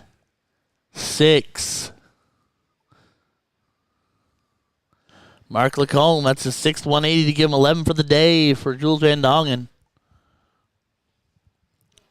Yep, I'm sending Mark a Christmas card. I'm going to figure out how to do it. You better write his name down so you remember what it is. Yeah, I'm going to do that. I'm writing it down. Better yet, I'll just put a note in my phone. Mark Lacombe. You can be like a squirrel. What? Huh? Which way? Right? 83.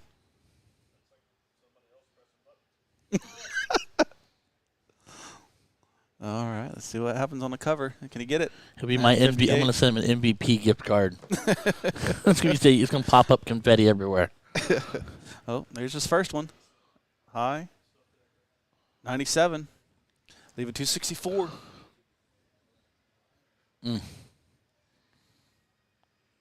My blood pressure's up. I can feel it. I'm not even on the stage. 97 to leave 250. Man, every answer's got an answer. Uh-oh. Got to have a triple. Oh. 204. Jules can take advantage here. He can put a lot of pressure on this. He just got to get a ton. Switch now. Ton or 90. Or, uh-oh. Errant dart there. 46. Now Danny can put a lot of pressure back on him. like take back control of his own leg that he started. Right. I'm okay with that, I guess. I mean, it hunts. And 144 is a comfort shot anyway. It depends on what he wants to do. You can do it with 18s. You can also do it with 20s. There's a lot of different ways you can do it here. It's just a matter of what he's feeling. Big Nos, literally, no. 64 left. I like that. Just outside 48 left. See what Jules can do at 160. Just low. Does he switch? No, he's staying put. I just wanted to say I wasn't. Depending on how his dart lane, he got the 140 to leave 20. Oh my goodness! Here we go. 48. Go the 816 wire and go from there, depending on what you hit. There's the double top, and he gets it. We are going to sudden death. All right. All right. Should be a diddle now. Oh, we all wanted it. We all wanted it bad.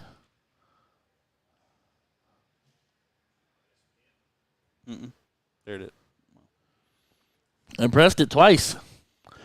Jules is on the bowl. Danny's outside in the outer bowl. So, all right, Jules will start.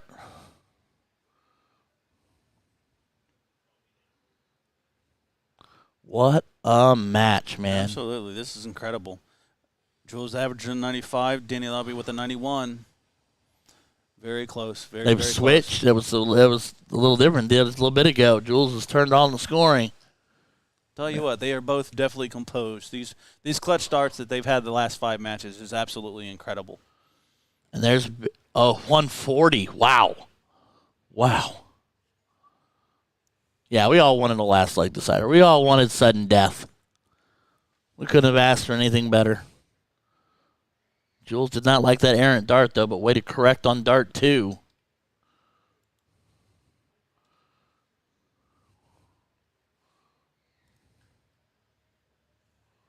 Oh, Danny, one of the 18 grabs a 1.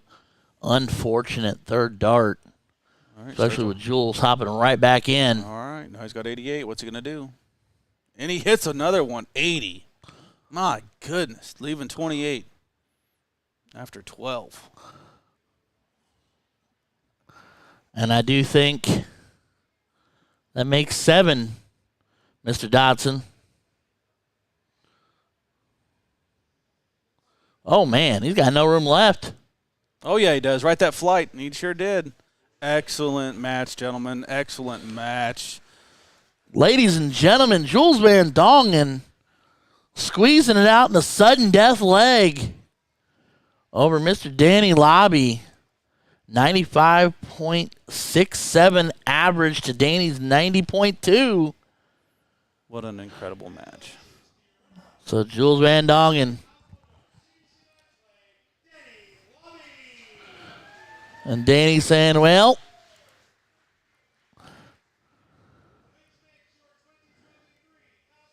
man alive.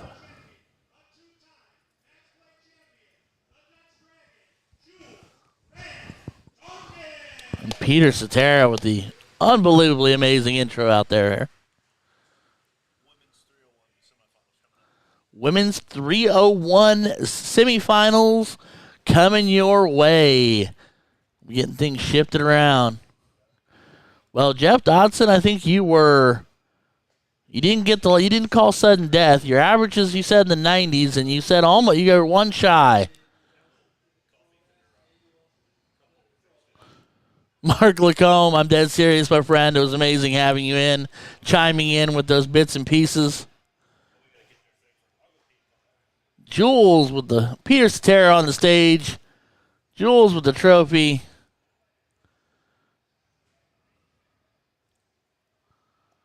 Amazing. What a match. Be interesting to see how the rest of the weekend plays out for these gentlemen. Thanks, Big Cave. Thanks, Scotty. Appreciate it.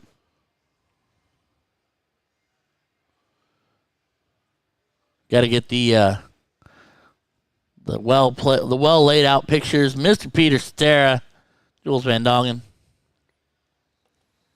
with the big trophy.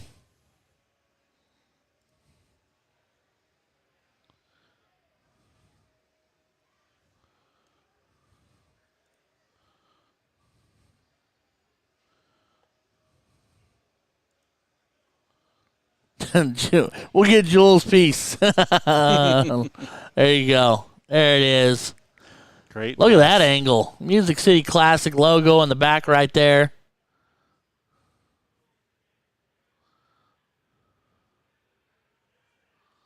So that's the trophy with the plaque. There's the trophy that Jules actually gets to take home. That's fantastic. Man. Juan, I need to borrow your mouse. Because I got to scroll the restream down and stop scrolling. I really don't want to turn the whole monitor.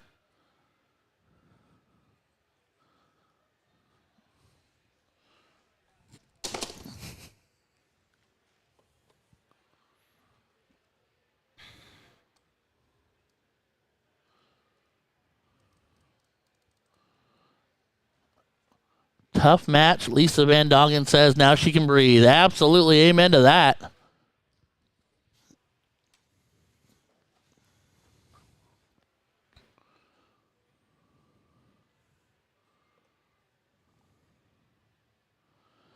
All righty.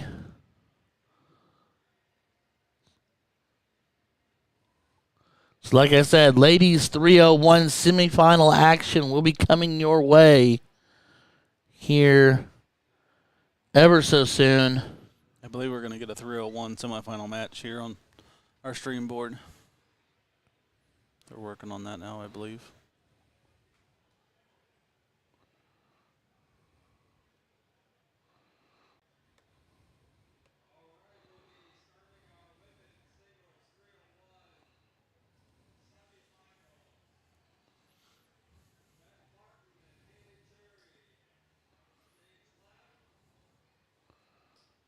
Beth Martin, Haley Cherry, and Sandy Haas and Dawn Robinson. It looks like Sandy Haas and Dawn Robinson is who we're going to have on our streaming board. Beth and Haley on the other. This is your ladies semifinals. To find.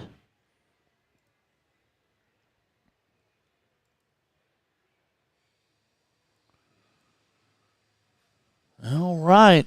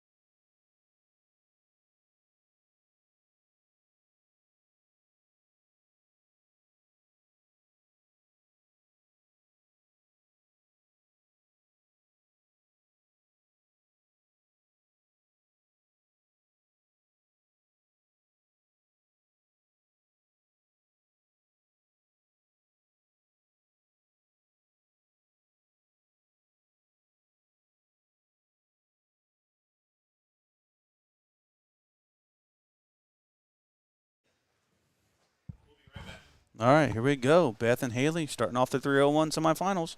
Race to 2.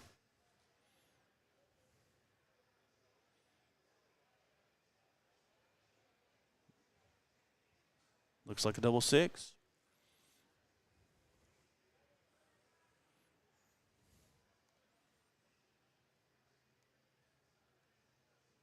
Looks like she gets in with the double 8.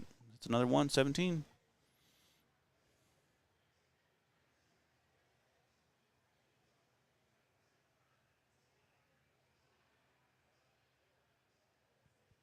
Fortunate 26.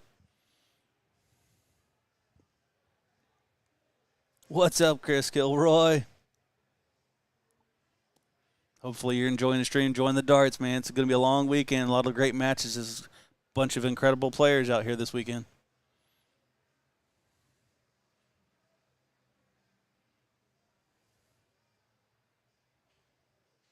Nice, solid 60.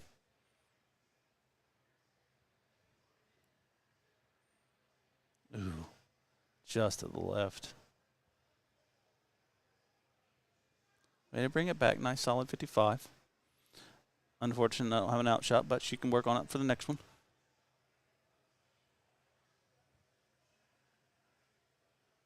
You just shoot the 18 here. She's got an outshot. She's got 158. Everybody has their own preference. Great to hear, Chris. Great to hear, buddy. Nice, solid ton here. Leaving 69. See what Beth can do to put pressure on. Big pick on the 19. Nice 78 score.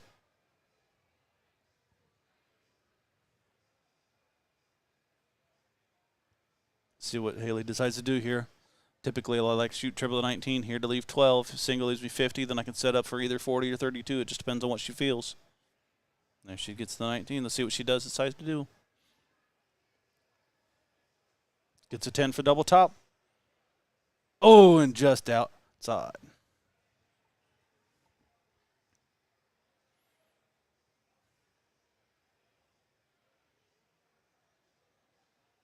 Ooh, double 10. And she gets it. Incredible two-darter.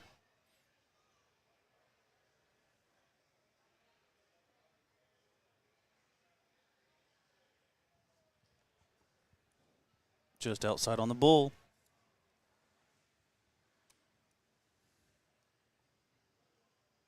Oh, okay.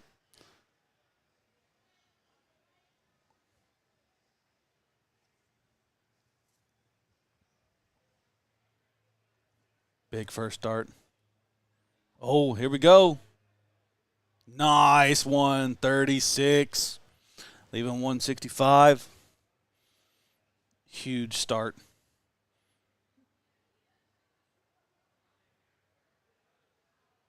She's got some breathing room now. Haley just needs to set it up nicely.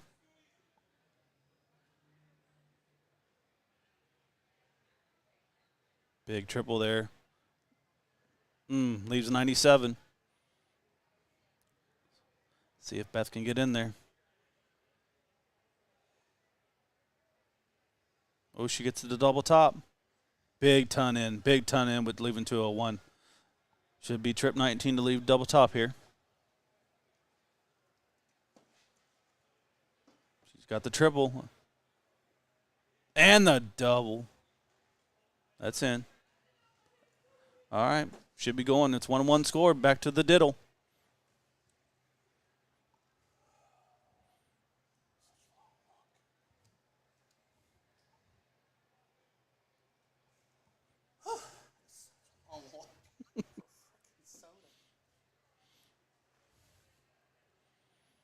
All right. All right. We got outside of the diddle, outside of the bullseye on this, and let's see what happens. We may never know. Second dart was a bull.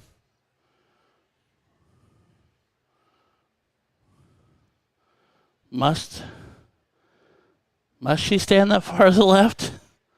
I don't think she's realized what's going on here. We're having a little trouble there. Maybe she'll rotate over cleaner. We shall see. If not, something we'll. over glare now. I don't know what. Okay. Oh, yeah. When you have the close body like that, it sends the focus into a tizzy. All right, she gets in with her third with the double 8. Now, stay over there. Or right there. That's perfect. She gets in with the double 10. Ryan, you did miss the 136 in by Haley on the last game, though. She went double 8, trip 20 with her first 3 darts of the 301. That's gorgeous. I love that. Just a little to the left. 55 scored. All right. Well, I had to step away. Sorry. Had to It's all good. It's all go good. on a 3-mile trek for a can of Mountain Dew. You'll have that. We'll have to prep ahead tomorrow and have a stockpile of them waiting. Yeah. Beth's got an opening here. Let's see what she can do first. She'll have to leave an out shot.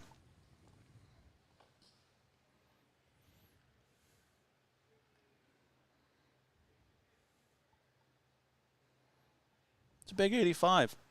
Leaves 141. Let's see what Haley can do for herself to leave an out shot here.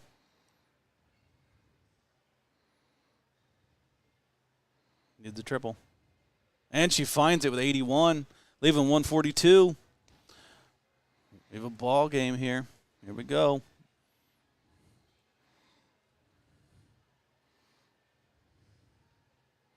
Unfortunate 26 to leave 115. Beth very much a lot of wrist and not much arm, huh? Whereas Haley's a lot more arm forward.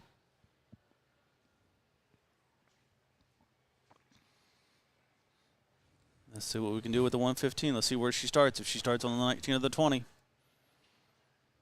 Oh, I don't mind that. Leaves 107. Oh.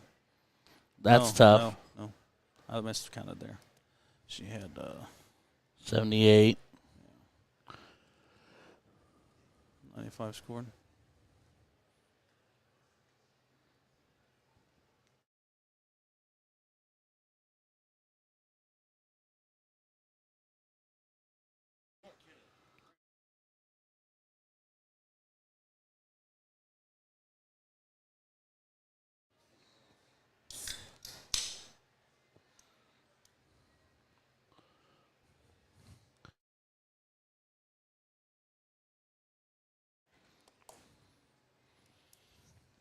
Double 10 here. Just inside. Haley's got 89. I love double 10, but you've got to push it to that outside edge. Because I hate double 5. I hate double 5 with a passion. Well, if you got 2 darts in your hand, you can always split it. Yeah, that's fair. But I just. Okay, so she hits a 21 here, so she's got 68 left. Should go 18 double bull. Okay, so she's got 51 now. So she's got options: 19 to leave 32, 11 to leave 40. Am I missing something? 21. 38 scored left there. 67. Yeah, she's got 38 scored there before she threw her last dart. So she leaves 33. So we got Beth looking at double 5. Yeah, just outside. Great marker. Oh, just outside again. See what Haley decides to do on 33.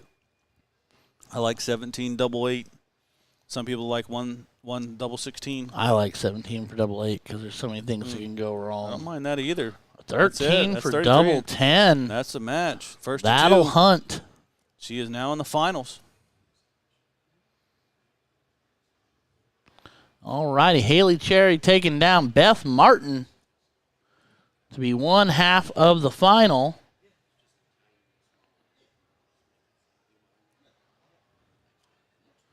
And then Beth Martin took down Amy Fahey. So Beth and Haley. Beth Martin, Haley Cherry will be your women's 301. Or no, that's your final 4. Sorry. Yeah. I'm getting ahead of myself. Yeah, getting finger happy with that bracket over there. Well, it's so big. So Sandy Haas and Don Robertson are also playing.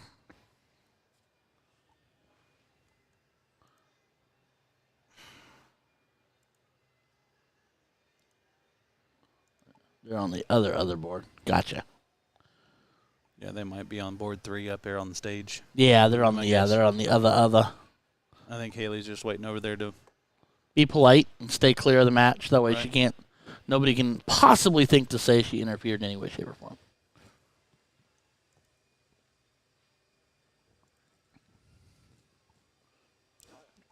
It was definitely a great match to watch. Some clutch starts there. And 33 going 13 for double 10. I don't mind that. I mean, if you ever watch James Wade play, he tries to leave double 10 all the time. Well, yeah, because the double 10 belongs to James Wade. Oh, yeah. Did you watch the match play when he lost to Chris Dobie? He went 6 for 6 on the double 10. Wow. Now, his double top was not on par. Well, I'll tell you what, he did not miss that double 10. And that was a really fun match to watch in the match play.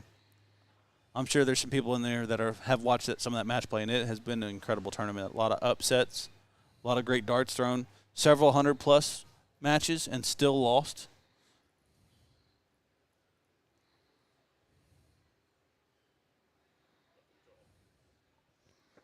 all right. What are you doing? You drawing it? The men's singles pro. Pro singles, yep. Should be underway right now, actually. Let's see if we can get an update on some of the Dart Connect stuff. I'll pull up those brackets for the men's pro. Looks like they're They're already running. Oh, okay. they're in the top third, working into the top 32 right now for the men's. Yeah, okay. Let's go through at least. We'll go through top 64. Kristen Menelang beat Chad Calumet. Pete Lee beat Jeff Hubbard. Jonathan Kraft is playing Jim Hoskins soon. They're playing on 8 right now. Yeah, looks like Billy Beals beat Tyler McCog. I'm terrible with McCaig. David Lowe beat Tim Riker 4-0. There we go. Trevor Pettigrew beat Shane McNamee 4-0. Peter Stewart Jr. beat Brennan Faust 4-0. J.D. Falk lost 4-1 to FKL. Kevin Luke. Clay got a bye through, or is waiting. Clay is waiting on Danny Lobby. Yeah, waiting on Danny Lobby and Chris Carth. Sean Mitchell beating Wade Henderson 4-1. Jason Brandon taking down Connor Watt 4-0. And then the rest of them boys are playing. Mark Bradley beating Chris Stratman. Mark Jones over Eric Fugit. Kevin Hawkins over Luke Harris. John Foreman over Mike Dowell. Jeff Roy beating Jeff Ball. Stephen Krikorian beating Dudley Lott. Zach Cox over Robbie Parker. Alex Spellman taking down Mike Brewer 4-3. Really tough first match on the pro singles was J.T. Davis and Nick Lindbergh. J.T. Davis edges out with a 4-3 victory, then ends up losing the next round to Dave Brewster. Who beat John Pig 4-1. Travis Hurd over Jay Waters 4-1. Joey Lanal taking down Eric Gregory 4-2. Robert Swanson 4-1 over Anthony Rolfing. Curtis Ritchie losing 2-4 over Cody Willis. Cody Willis in action this weekend. Joe Chaney was in there. Yep, Joe Chaney was in there losing Steve Sanders 4-1. Gavin Nickel going down to King Camp 3-4. Harrison Carter 4-0 over Chris McCullion. Dan Partio taking on Jules Van Dongen, and that a little hold up right there. Harrison Carter's waiting for them. Seth Morrow over Jonathan Walton 4-0. Jim Long 4-0 over Chris Martin. Braden Hall 4-0 over Justin Krantz. Bobby Stokes over Derek Jones. Larry Butler taking down Charles Goins. Larry and Keith West are now playing on board 7. You can go. No, go. Run. Yeah, run. Be all right. Be all right. Lots of buys through there. All kinds of action here. Jim Woodmayer beating Ethan Devera. Matt Arpin 4-0 over Tom Bush. All the way from Florida. Clint Clarkson over Wayne Leard. They're playing on 14 currently. So a little bit of hold up in that bracket with Jules and Danny hopping in late.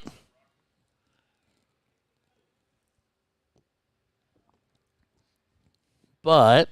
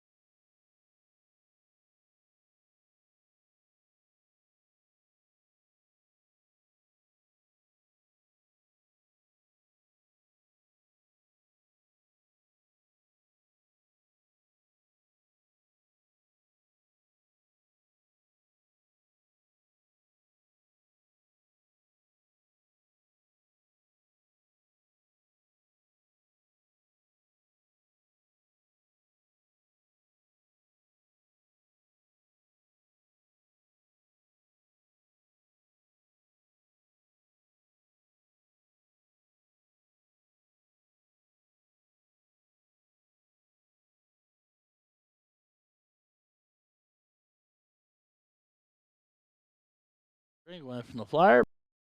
If anything is happening, oh, looks like we got somebody on the stage, so we'll get her turned around and get her going. Are they going to play on the far?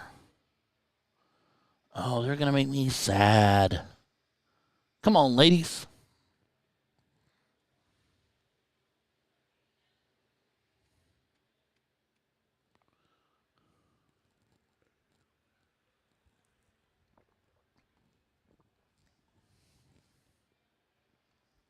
Here we go. Oh. Yeah, it looks like we might be out of luck here, Juan. It looks like they're gearing up to play on the far right board. Not on the mid board.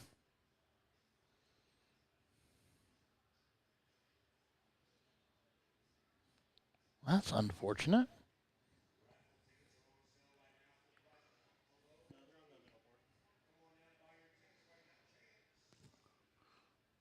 Oh, well they're just looking to the right. I don't know. Okay, good, they're coming to us. That's all that matters. Now we can pull a scubbode.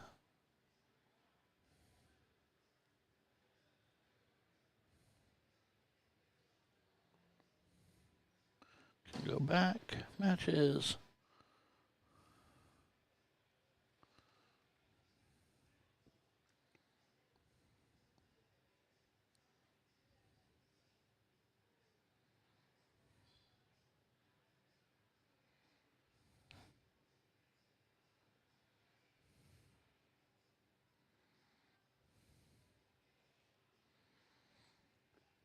Let's see. Currently we got Whitmere over Corlew, 1-0. Kevin Luke over Peter Stewart Jr., 2. Hicks, Aussie Hicks, 1-0 over Matt Booth. Braden Hall, 3-0 over Bobby Stokes. John Foreman, 3-0 over Kevin Hawkins. Matt Arpin, 1 over Clint Clarkson. Meneling up 1 over Pete Lee. Jeff Dumas down 0-1. Alex Spellman's up 2-0 on Zach Cox. Cody Willis is down 2-0 to Joey Lanal. Larry Butler, Keith Wester, 1 apiece. And Danny Lobby's up 3-1 over Mark Carhue.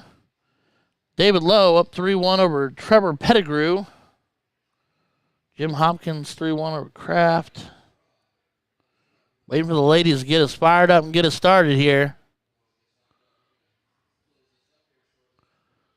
She's throwing the Joe Cheney Fit Flight signature kites. The chainsaw.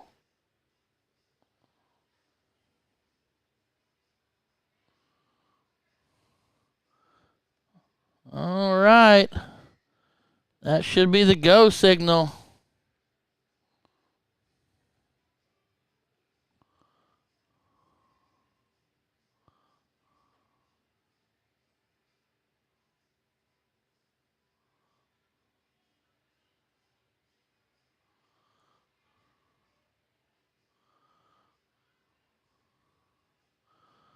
All right. Looks like Haley Cherry will get us started. And do remember, ladies and gents, it is double in, double out.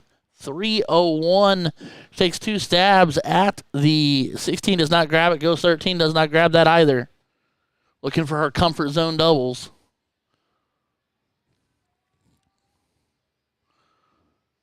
Sandy is looking at that double 16. Does not connect either.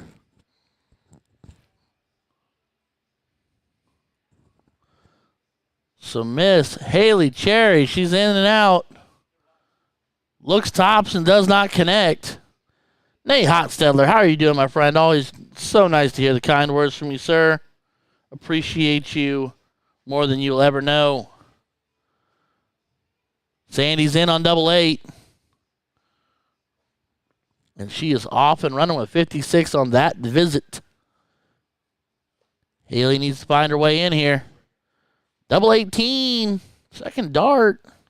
So she's squared away. Everybody's in the pool, and we are swimming.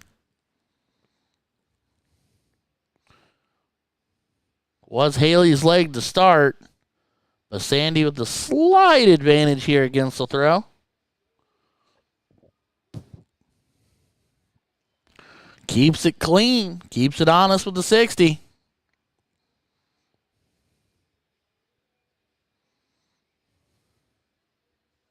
That looks like a bury the treble. Almost looks like she bagged it twice. 85 on the visit.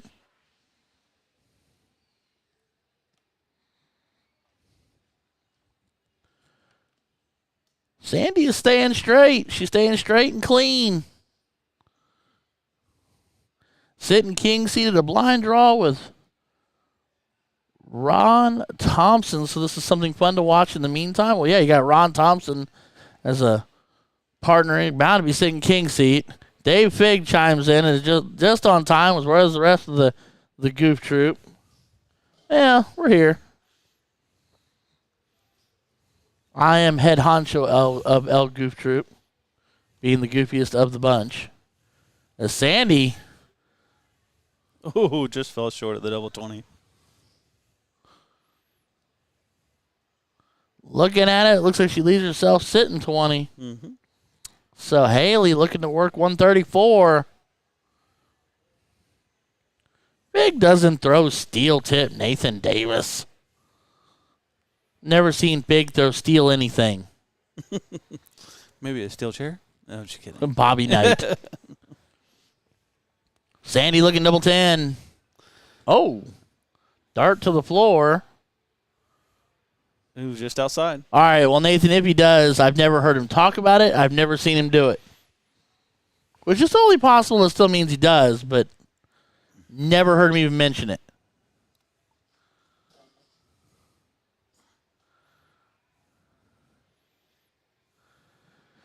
A little bit of an up-oh here. Hitting the 7, wanting the 16. Mm. And then tries, I think, for 7 again and hits the 16 on accident. Should have it. Yeah, 83 score, yeah. Yep. 25 Leaves left. 25.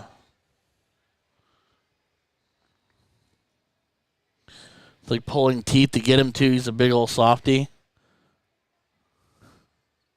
I don't know if I'd call Fig a big old softy. Double 15 is a bit too much. Yeah. See what Haley does is set herself up. Last time she left herself 20. Let's see what she does this time. All right, she leaves herself double 8. Just outside. Great marker. Ooh, Oh. And busted. Played for 2 years, he says.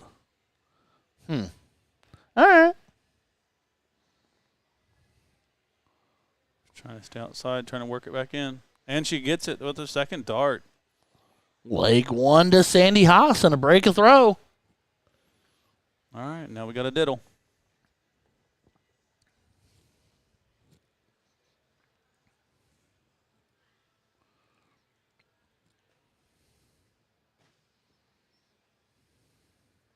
And Sandy gets it, so she's starting the next game of 301. She's already got an advantage already. Already winning the first leg. See if she can get in on the first start here.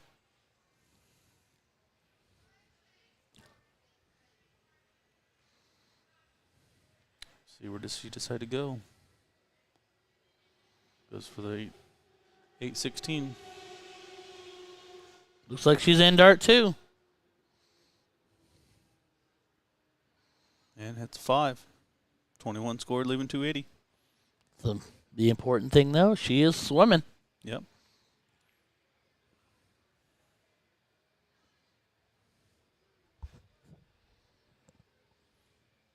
Who are you referring to, Dave? Probably you, because I never shut up. No. He's heard me talk more than enough. He might not even know I'm here. That's fair.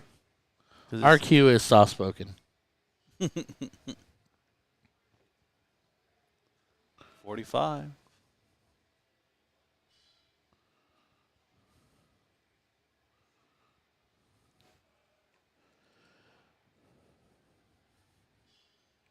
Fighting a 41. So we're a little neck and neck action here, a little back and forth.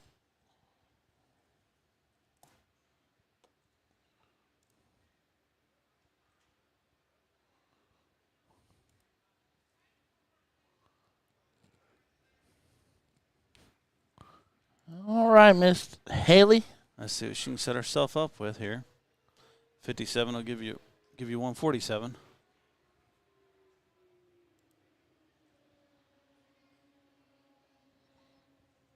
Sounds like we got the Fast and the Furious outside. Yeah, something.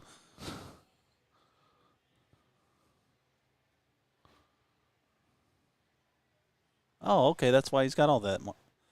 I like that. We appreciate your statistics for sure. And you're still getting a Christmas card. All right, she's got 61 here.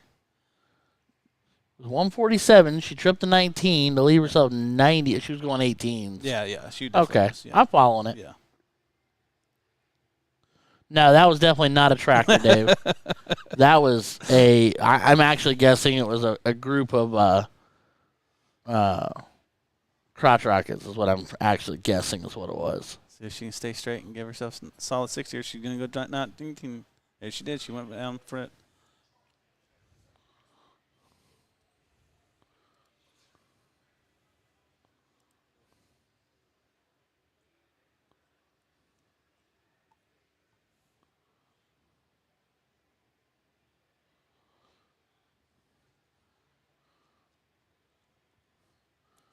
So, I'm confused by that a little bit myself. okay. As long as That's we're all. together on that. Let's see what she does here. 87 should be a trip 17 shot here on the second dart here. Now has 85. She's got options. Trip 15 leaves 40. 57 leaves 28. 15 leaves 40. There she goes. Double tops left for her. Double 12. Make it one apiece. First dart. Good does. news. Yep, she she got it. grabs it. All right, so we're 1-1. Now we got another diddle coming up. She's like, "Are you sure? Am I sure? Are we sure?" All right, we can do whatever we want. One left. While mom and dad are away, the kids will play. All right, just outside of the bull on a diddle here. Let's see what Haley can do. Does not take advantage, so Sandy will start the game again. See if she can start off hot. Want to say a quick thank you to well over 100 of you chiming in, tuning in, watching from all over the place. We're gonna say all over the world. We're gonna just go there. Yeah. Yeah. Why not? Let's go. Let's think globally. Yes. We are doing steel tip, so we're thinking global. Yeah, absolutely, absolutely. We're in with the double 4. Everybody's in and swimming. Don't forget to like, share, and subscribe. We do have 5 platforms. You're cold? How are you cold? If you're cold, you're going to hate the room because it's colder. You can bring Blair. There's a blanket right there. All right, Sandy gets a 59 here. Should be playing Ice Ice Baby overhead out there. All right, let's see what Haley can do here. She's hit some big shots so far. Well, that's a big second dart. That's a big third dart. Nice, solid ton here. Let's see what Sandy can do to set herself up. Just underneath the 20. She brings that dart all the way back under her chin to her chest. Yeah. There's a lot of people that have certain spots that they like to touch on their way on the backstroke. Some people it messes up, some people that don't. Yeah, mine's my cheek, and it always messes me up. All right, here's her first triple. Another switch. 20. Let's see what she does. She's just trying to get it down. She got the ton. She gets an 85. Oh, that's fair. That's fair. Much more manageable than 139. This is a comfortability shot, too. You can go 20, you can go 19. It's all about what you feel here. Leaves 120. Now she stays on a 20 then. Triple leaves 40. 59 scored leaves 80. All right, let's see what Haley decides to do here with her first dart. It's going to be the determination of what's going on. All right, she can go for the 20 for the bull out. Just on the outside of it. Woo! Leaving 25. Woo, she was hunting. She was big game hunting. That's right. That was for the match. She's got to go for it. All right, Sandy's got her first 20. Needs another. Needs another. Got it. Oh, that might be awkward to get the tops, though. Oh, unfortunate. Yeah. All right. With the pitch of her dart. Yeah. The way it comes down with the arc that it has, and it's definitely a tougher dart to make sure she gets it up there. Last time she went 9. Let's see if she does it again. All right, we got double 8. Just on the outside. Great marker. Oh, just on the flight again. Squeezed and rolled. All right, well. Now she's got a clean shot at tops. Yep, Sandy's got her three darts at this 40. Let's see what she can do with it. Not a bad marker, a little to the right, but it's all right. It's workable. Yeah, she's resetting on it. And she gets it, and that is the final. Sandy Haas, ladies and gentlemen, taking down Haley Cherry. 2-1 in your ladies. 301, double in, double out. Nicely done, ladies. Well played. Haley Cherry, apparently a local hero. Yeah, like to see the crowd getting involved in the finals and seeing and paying attention. Looks like Joe Chaney in the background. Giving some high fives to the finals of the ladies. She was throwing, Sandy has Joe's flights on her darts, so. Oh, okay. Yeah, she's throwing the signature kite Joe Chaney chainsaws. I didn't catch that. Would it be?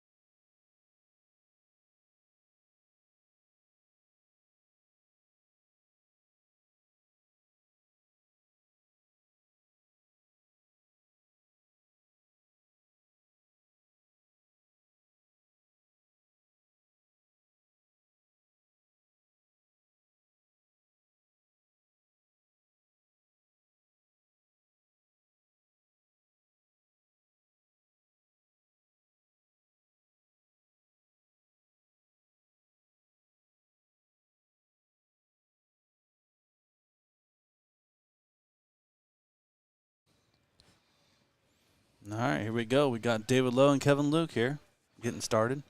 They're off and rolling. Yes, they are. Nice, solid 60. Kevin Luke, first start trip. 81.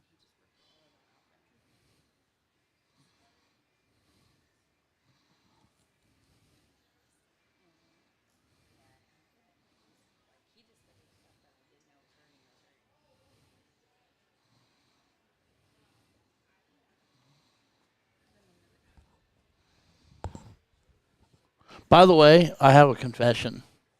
It was just the other day when Kevin Luke played Mike Maloney on a soft tip stream Yeah. that I knew Kevin was left-handed.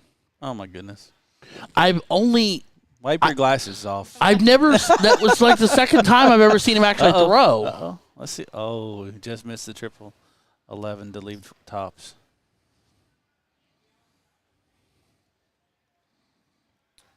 Got 102 scored, 31.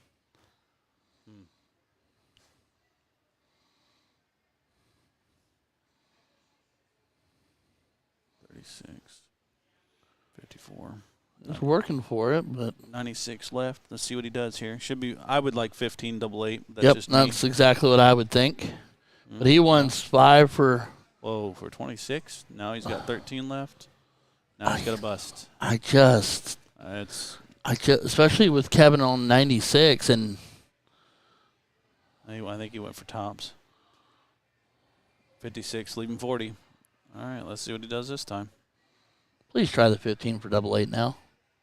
Pretty please. Thank you. He could have just mislooked at the score, too. You might have thought he had something. Oh, there you go. Catches it with the second.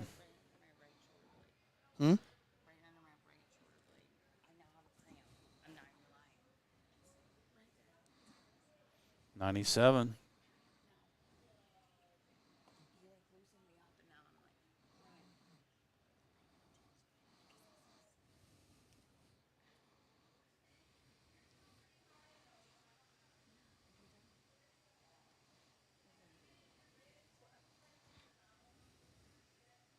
Nice 97 here.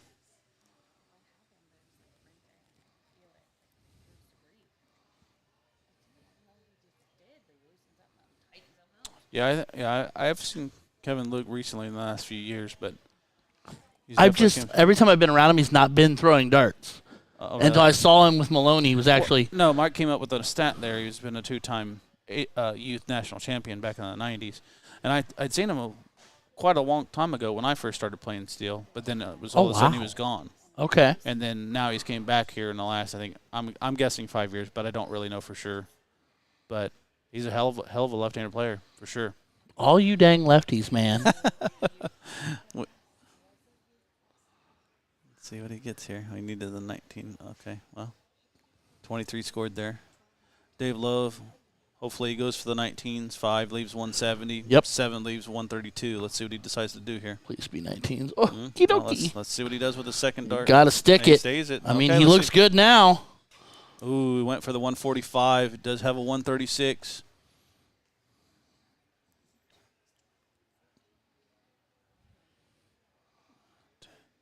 Going with that? You going bowl last start? Yeah. Yeah.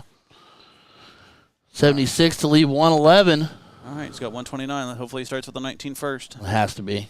I mean, the comments, it's just, I get it. I know what you're saying. This is kind of a commonsensical thing. You know what I mean?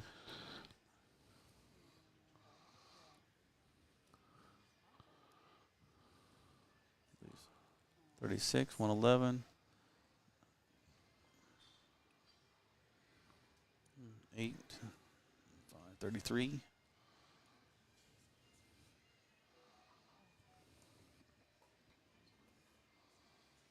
And he gets it with the first dart. Big dart. Big dart. He's up 2-0. And this is a race to 4. Yep, alternating starts. That was a break of throw.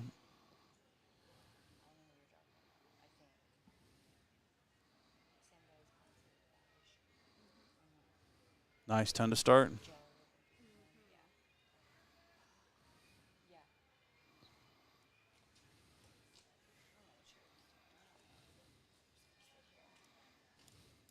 Nice 99 by Kevin.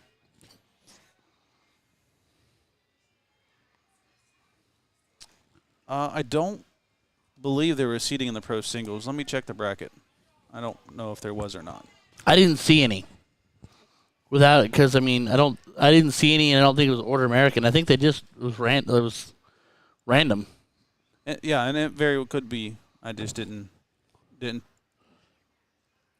And I mean, and honestly, I think most pro shoots aren't seated. Right. Because it's open to anybody. It's just whether you choose to play the pro event or not. I know I've played several pro events in the past, and just being a beginner player, just trying to play people that were better than me. You know, in my opinion, the only way to get better is to get beat, and you're either going to practice and dedicate yourself to becoming better, or you're just going to stay stagnant. You make that decision.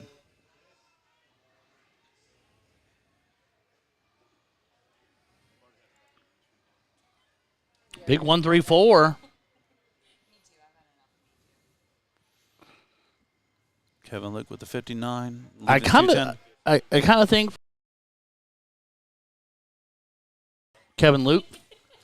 Like I would have favored Kevin Luke. I'm not speaking negatively, David. I just know Kevin better. If you're just talking this match, maybe, but like I said, he could be a local as of right now.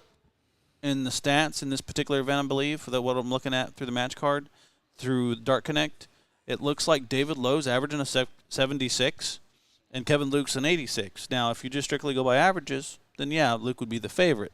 But it's all a matter of timing, and as of right now, David's up 3-0, and he's actually shooting 7 points over his average, and Kevin is actually currently 14 points under his average. So it's all a matter of momentum. It's all a matter of, comfortability. Sure. Body language. Sure.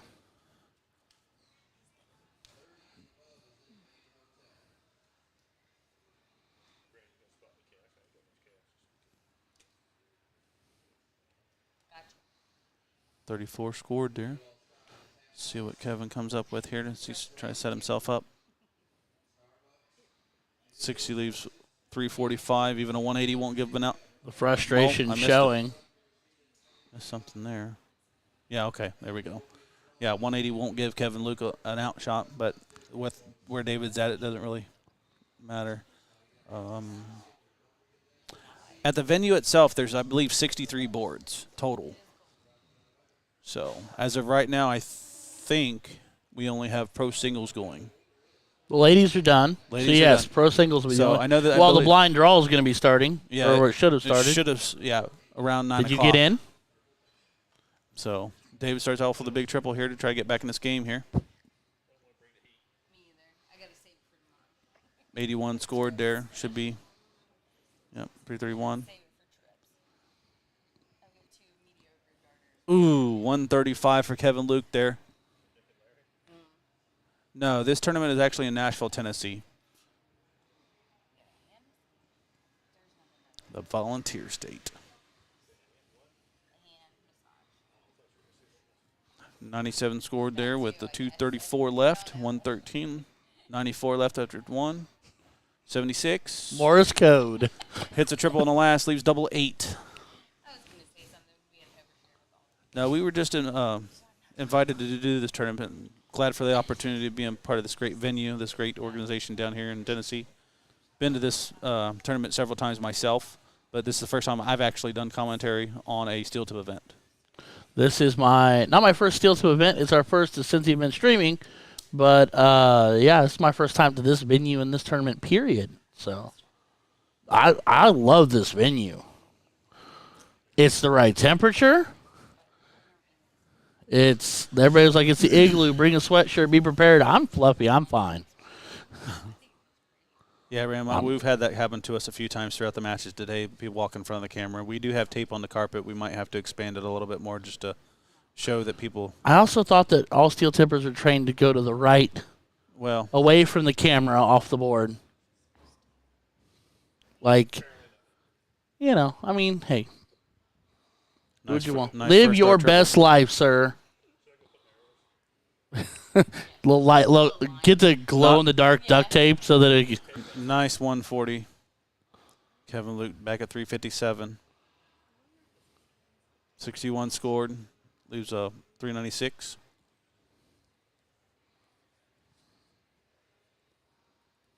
I would agree. I agree.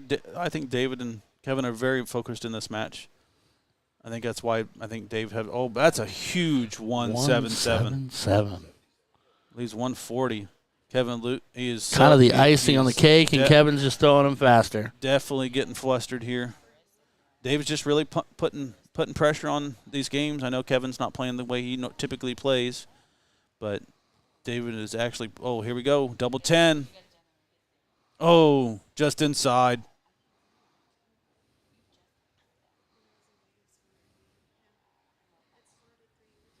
I think there's a little frustration building up. Yeah, Kevin's a little upset with his performance, I think it's safe to say. I think it's a little more than that, but I'm not really sure. Just by his body language. Splits it, leaves double 4. Jeff Jones, how we doing, Mod Frog?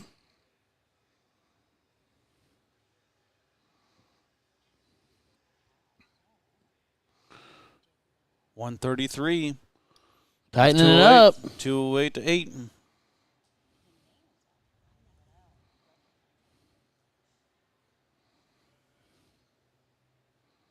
No, bust it. I feel like David Lowe was at Brownsburg, but I may be incorrect. Big trip on the last. Sets himself up a little bit better. I mean, another whoopsie here from David. Double 2. He's thinking about that last double he's got to hit. And there it is. Unfortunate. Good for Dave. 77 to 73 on the averages there.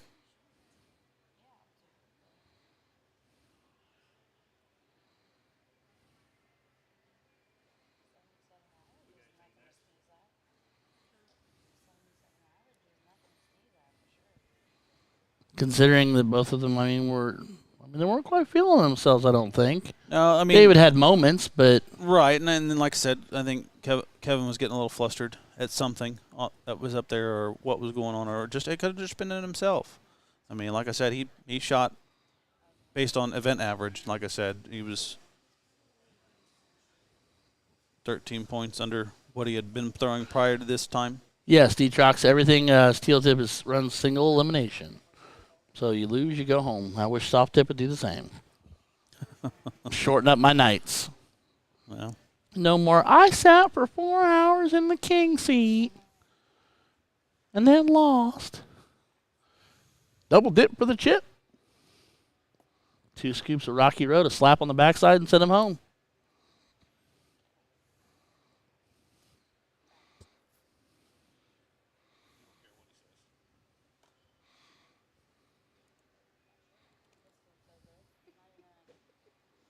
okay, let's see what we got going on right now. So Matt Arpin's playing Jim Wedmeyer on board 9. Matt's up 3-2. Looks like we got a couple doubles going on for the draw. Billy Beals is playing Jim Hopkins. They are tied 1-1. We have 3 other draw matches that are going on currently.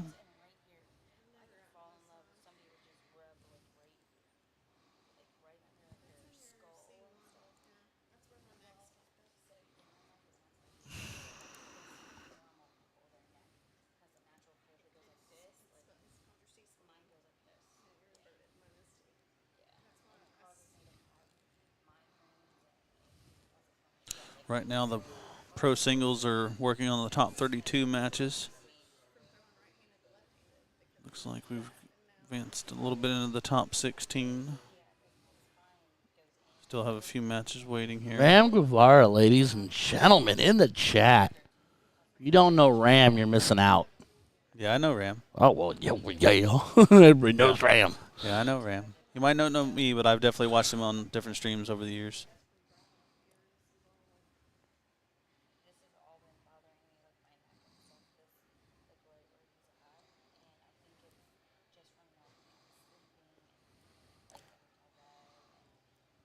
I'm not sure what brand camera we use. That's a good question. How you doing, Ram? Good to see. It's good. Well, I'm not seeing you, but good to see you pop into the chat, brother. Absolutely. Ram, I cannot remember. Are you from Texas? I know Yep. you're that way, aren't He's you? Star City. He's down there. Is he? I'm pretty sure he's down there right there with Gates. Gates and Lackey Country. I know they've played together many times, but I just wasn't sure exactly if he was from Texas or if he was from a state nearby. I wasn't really sure. Okay.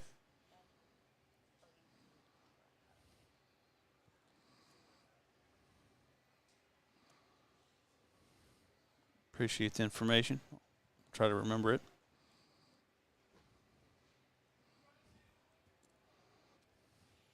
I must adore you. I hope you realize that.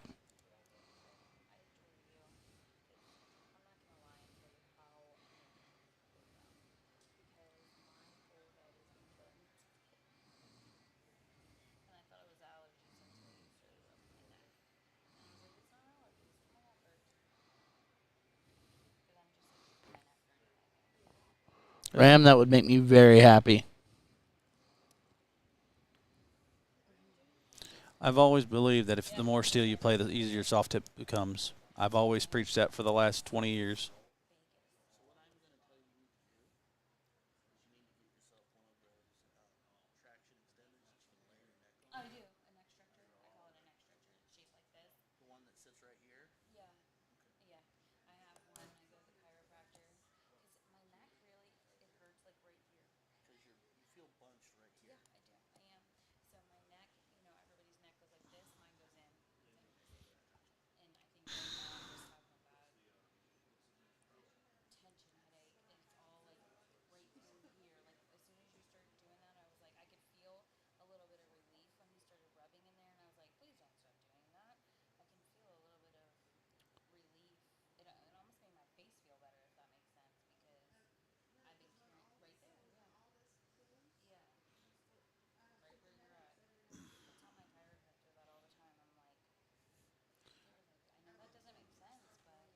Trunks, I actually started out in soft tip almost 29, no, 26 years ago. And when I turned 21 is actually when I was able to start playing steel. Mark, you're not wrong. But then at the big tournaments, why is it double elimination if we're not doing coin drop at tournaments? That's the question. Okay, I know exactly who Ted Hankey is. I know exactly who those are. There's only two other people that I can think of that ever had smooth barrels, and it was Terry Jenkins. He had his own dart that was a smooth barrel, and at one time Stephen Bunting had a smooth barrel. Those three players are the only ones that I could think of overseas that actually had a smooth dart on a consistent basis. We got Benny Dirch in the chat. Yeah, Benny Dirch. I haven't seen you in a while. Haven't said Benny's name in a while. Well, actually, that's not true. Just back at I've seen him be in some chats and some comments. At Mata, I sat there and talked to Kenny Windsor and Reagan for forever about how much Reagan is absolutely in love with Benny Dirch because Benny Dirch is like her uncle because she grew up in the dart halls while he was throwing. I played. I think it was, if I'm not mistaken, this has almost been 10 years ago.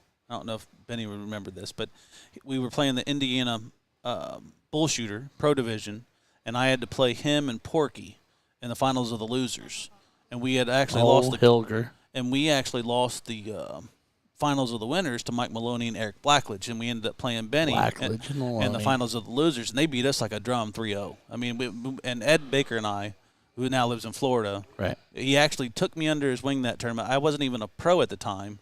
And he asked me to play the pro event, and that was the first event I actually turned pro in because we got in the top 3 of the pro division. Yeah, I actually have Benny's dart sitting at the house. The last set he ever had made from Next Gen. Oh. I've got a couple sets of the jet barrels. Oh, okay. I like them. I like them a lot. It's like saying Beetlejuice 3 times. Benny, you probably played so many matches. There's probably not too many of them that you do remember, do you?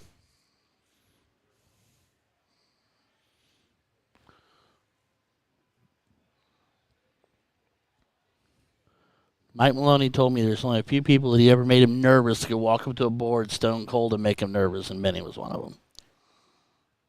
Yeah. Blackledge was another one of them, and I can't remember who the third You was. remember 5 matches? Yeah. Well, some stick out more than others. Some are more bigger achievements than others. But, yeah, it just depends on situational stuff there. I totally agree with that.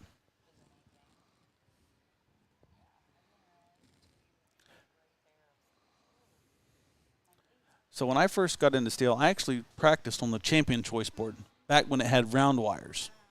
So they have the Champion Choice board now, but they have the thin wires. Right. But when I first started, the Champion Choice trainer board only had round wires, and that one was one of the toughest boards I'd ever played on in my life. Brutal. I mean, it was rough. But I wouldn't let myself get frustrated with it. If I was on the top of the triple, I counted it as a triple because on a regulation board it would be the triple. So you just got to use those to help train your grouping in more. But they're great practice boards as long as you don't get yourself too frustrated with it.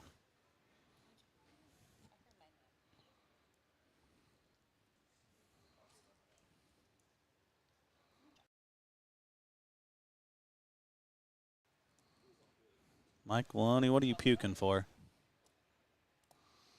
Oh, there's Mike Maloney. Yeah. He's Ask and thou shalt receive. Right. There's still no doubles in cricket, Mike. I'm going to set him off right now, right in the chat. Just like throwing gas on a fire. Oh, is he puking at you, Benny? Oh, practice boards? Oh, come on, Mike. You don't have to get mad about them. I wasn't talking about the soft tip one. I was talking about the steel tip practice board. That's why when we got Maloney's barrels in steel, I said, why? Oh, shoot. I'm curious to see how many people in the chat's actually seen a quad board. I've seen one. I've never thrown on one. I've seen one and thrown one. I've not thrown it. I've seen one. They're extreme. I don't even know if you can find them anymore, but I actually, first time I met Jason Jarvis was at a dart shop in Dayton, and they actually had a quad board to practice that he had inside the shop that he would practice on.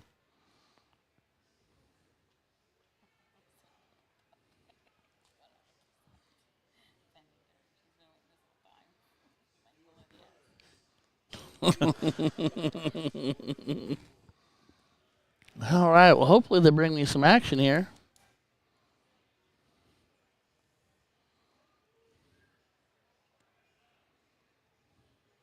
Mike, I actually brought your name up earlier talking about an Indiana bull shooter I played you and Eric Blackledge against when it was Ed Baker and I. And you guys beat us in the finals of the Winners. And then that's where I brought up when Benny came into the chat. That was the last time I think I had actually seen Benny. I'm seeing lots and lots and lots of doubles matches being played. I don't see any. Oh, wait. Jim Hopkins is playing. Let's just do this.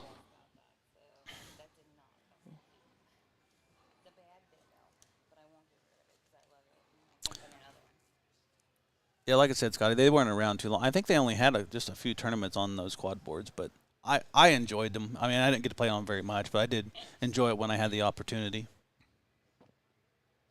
Benny, I think you played after that Indiana regional, but I just don't think I wasn't out that much, but that was the first time I think I had actually seen you in person and got to play against you. You and Porky did play amazing that day.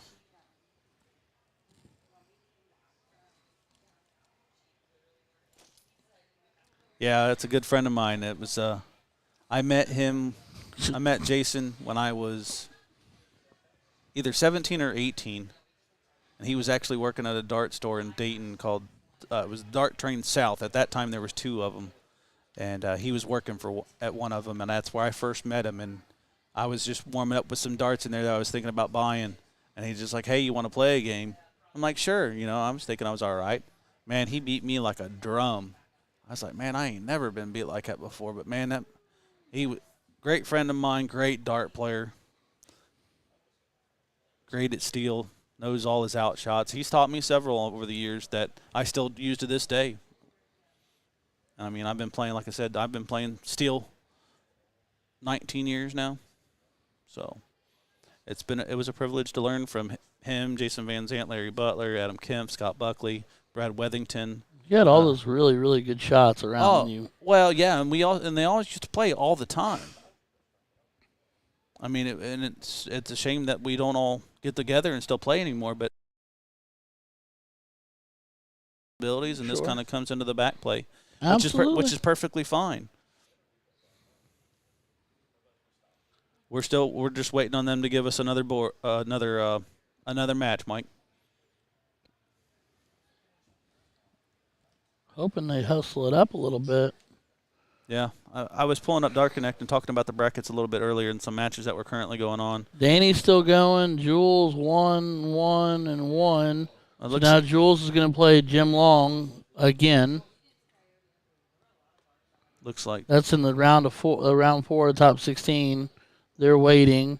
And then Danny is playing Sean Mitchell on 12 currently. Yeah. And the winner of that plays Jason Brandon. So if Danny plays that, he'll play Jason Brandon again. You're absolutely right, Chris Corroy. I learned a lot from Timmy Nickel. Him and I used to actually play $2 a game when we would play Steel Tip. We would just play just for $2 just to give us something to play for rather than just playing the board. So that's one that I'm actually really sad I never got to meet Timmy. Oh, Timmy was I hear all the stories. People regale the stories and everything else, but I never actually got to meet Timmy. We can zoom in on the certain sections. Sometimes when we've done it. What if we don't want to, Fig? What if we just don't want to? Benny, I surely do miss Timmy as well. I love that Nickel family to death. I've been around him for years. Gavin's goofy, but I like him plenty. He is carrying on the darting tradition. He's a great player as well. But he is left-handed. Mm-hmm. That's true. Yeah. Yeah. He's a very, very, very much a rhythm player as well. He said, I'll see you sometime, Ryan. Oh, Figgy. That's my Figgy pudding. Oh, wow. That's incredible. I've known, like I said, Brad's another one I've known for a very long time. I miss him being out playing again or being close by. Man, we used to have so much fun. It's like picking up over lost times when we were all get into one city and get out and play a little bit. All right. We should go throw it. Let's go throw a match. Let's just jump on the stage and throw a match. I'm not going to. I don't need for funsies. You can embarrass me. No, we're not going to do all that. See, that's all I have to do is talk about going out there and doing something silly and he finds me a match. Motivation. I have my darts right here. In case anybody crazy want to be like, yeah, Ryan, throw doubles with me this weekend. You don't want that. I'll drown you like a boat anchor. I was going to go the other direction with that, but yeah. They don't want that.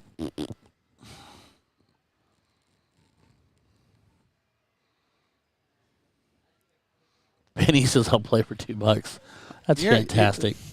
I would cough up to $2 just to watch you guys do it. Well, drive me to Wisconsin. I'll play with Benny. We'll play Benny for $2. How you pay for gas? I'll drive. I can do that. I'm off. Benny, that being said, you got to take it easier on me. He's got to throw his offhand. I'm left-handed, and I had carpal tunnel surgery. Can I get a handicap?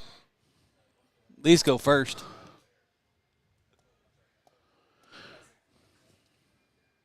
What we'll do is we'll drive to Wisconsin. We'll swing to Chicago and grab Maloney, the Chicago area, and grab Maloney. We'll go up to Wisconsin. We'll play doubles. You'll play doubles.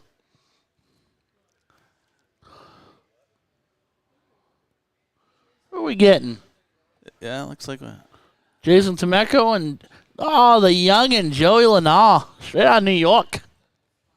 So do they have a board? Are we on 60 or 61? I'm guessing since he tuned it in here, we're here. Well, I understand that, but then we need to get to 61 then. They put him on 61. All right, we need board 2 then. All right, here we go. Jason, I'm terrible with this. Temeko. I could be wrong too, but I'm just gonna go with Hooked on Phonics work for me. All right, well. I think he just started off with the 20 or he's warmed up. I don't really know what's going on yet. Terrible at darts. That's why I do this. I've got lots of those.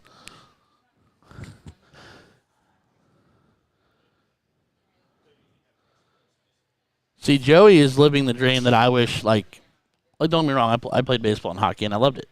But I'd rather learn, I'd love to have found steel tip darts. Like you and Buckley's story, Buckley finding darts when he's like 14 years old or whatever. Yeah.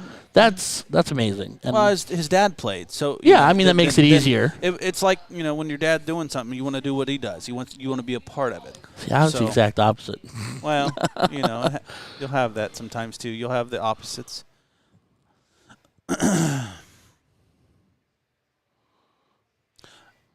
And Scotty, you're absolutely right. You're absolutely right. When you're playing somebody and you can see any kind of weakness, or you can see some shrugging of the shoulders, a head down, or whatever it is, it's apparent if you look hard enough. Can somebody tell these guys to loop to the right? That's all I really want in this world, is to not walk in front of our camera 13,000 times.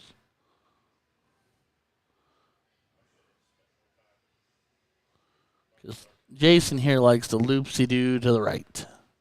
Or the left, not the right. You're just thinking of the right coming off the screen. Yeah. Joey's got the right idea. Well, clockwise, son, clockwise. I think that's part of the CDC rules, though, of pulling your darts and going to the right.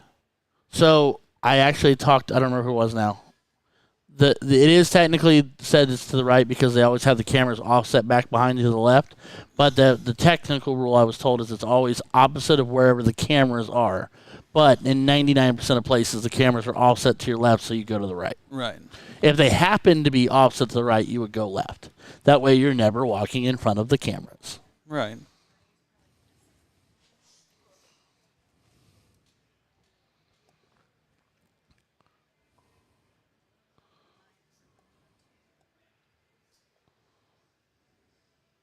Just a casual bowl, No.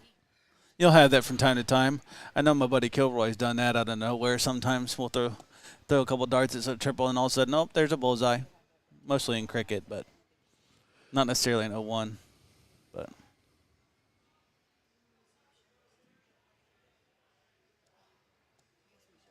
oh, rattled. All right, so sooner or later here, we should have ourselves a diddle.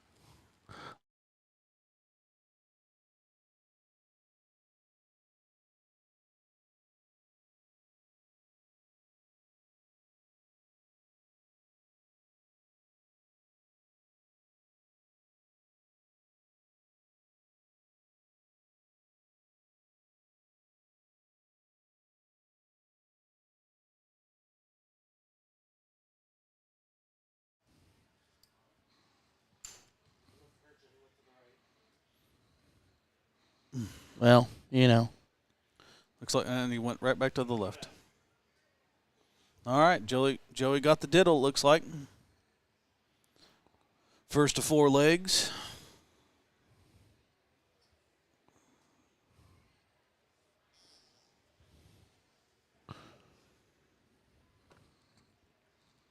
All right, they've started. Joey's. Ooh, started off with a 121. So, yep, let's play. Ding! There's the switch. Like coming out, Tom Jason's doing the same thing. Yeah. Oh.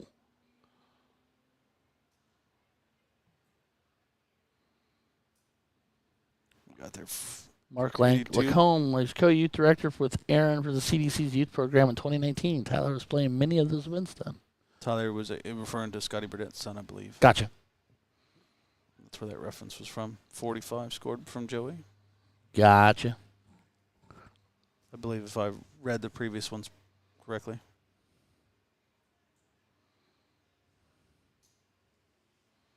Nice and direct, even ton.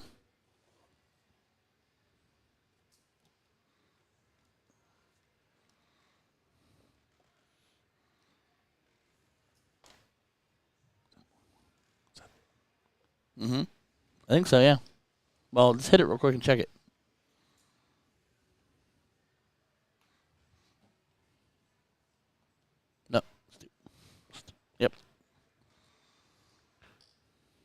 That's right. It's the middle board, so it's 2. Yep.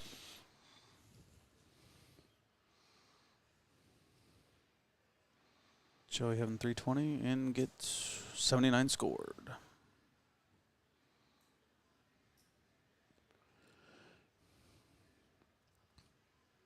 So Joey almost here. I mean, Jason's got to hit. I don't like that with the second dart with 259. I don't either. You need to shoot the 19 because if you hit the 10, it does you no good. It gives you a bogey. If you shoot the 19 on your second dart and you hit a triple, then you have a outshot. What did I just miss there? What is it, 93? Yep.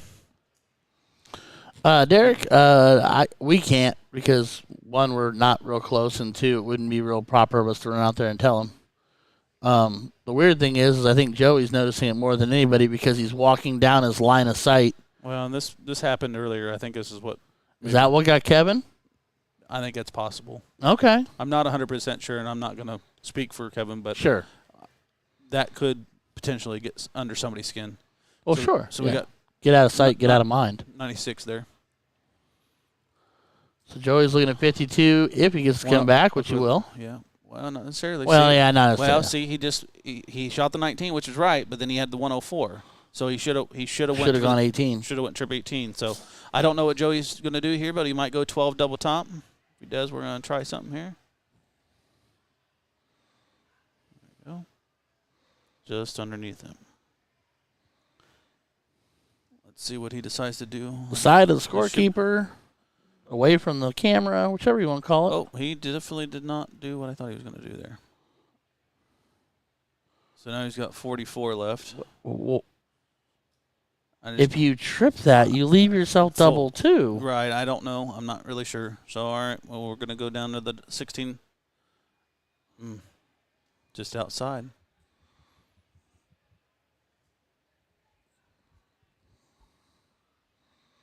All right. Double 10 it is. Just inside. Then he gets it with the third.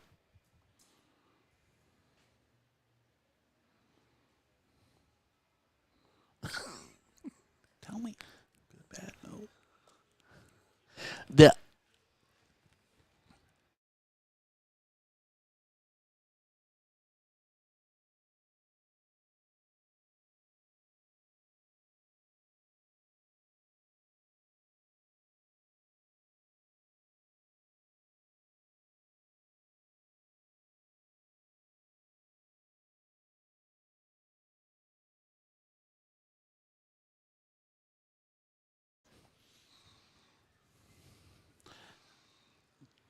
All right, whoever's paying attention to chat, we are going to try to get into the doubles, see if, and let me know, good, bad, or not.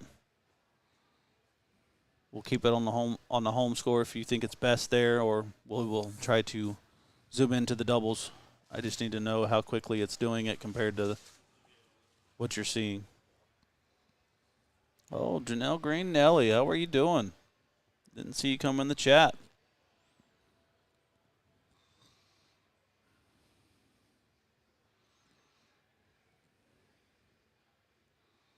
It's dart. It's front loaded. It's not like it's digging in that well either, though. It seems like there's a lot of hit and wobble. Nelly, I'm doing well. Doing well. Enjoying doing this commentary on the steel or on the stream. This is only my second time, but thoroughly enjoying it. He's fantastic, Nelly. Don't let him sell himself short. Well, thank you, Ryan. I don't know if I'm pretty sure Juan's back up there going, we're training his replacement. Huh? That puts the lotion on the skin. All right, with Joey 309, I'm thinking he's going to go. Well, he didn't go 19 either to start off. But he is right on Joey's coattail.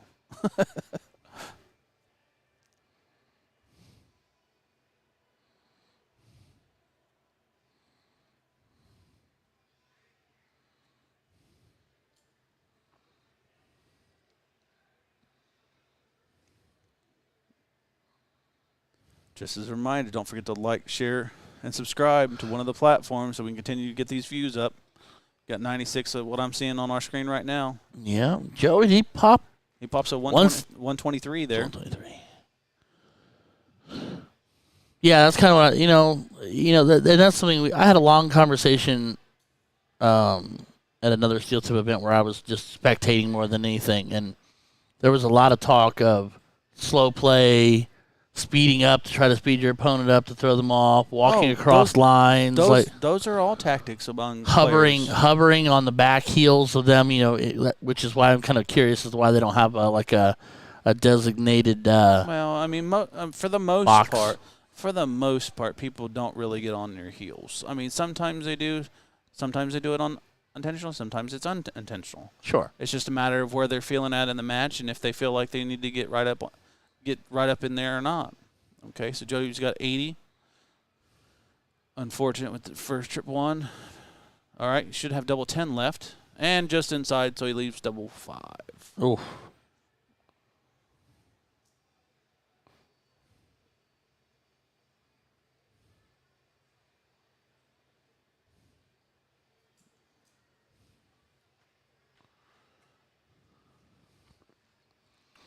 Solid 60. Joey would double 5 as he throw right at it. No, he does. Oh, yeah, he's going to go right at that bad boy. And like I said, everybody's a little bit different. With myself personally, and this is just my choice. Sure. With 3 darts on my hand, I go 2 double 4. I don't even bother with the 5. Yeah, That's fair. Technically I take 1 dart away from my hand, but if I do my job, I should always have a shot at my double on my second and third dart. I don't know why. We don't know why the guy's going left. We have no idea, Randy. That's kind of the unspoken. We are unsure. We're just kind of giggling a little bit and living with it the best we can. Because we're just going to enjoy the dots. Samantha Christine. So say something. I can see you spike. I can see you toe tapping somebody, spiking them. Chris, don't be bringing that in here. Lord have mercy. All right, Jason Temecco versus the youngster Joey Lana. And I don't remember what Sean is going to be mad at me now, but I don't remember the nickname they tried to slap him with, and it kind of was sticking. And now I'm really sad. Oh, man, that's going to bother me to no end. If Tom was here, he'd tell me. Joey is one of the nicest. Yeah, he really is. He's a nice kid. He's not really a kid anymore. He's grown. Juggernaut. Now, I think I do. Oh, I think that is right. Juggernaut. Ross, I think that's right. I think I absolutely remember hearing that. Yeah, Sean and them were throwing that at him and trying to get it to stick. I was like, don't get me wrong. Like he's solid build kid and everything, but he just plays like a. I mean, he's good. Yeah, when you're half my age, I can still say kid, right? Oh, my autofocus woes. There it goes. It's because they're playing fast enough that he keeps passing through that.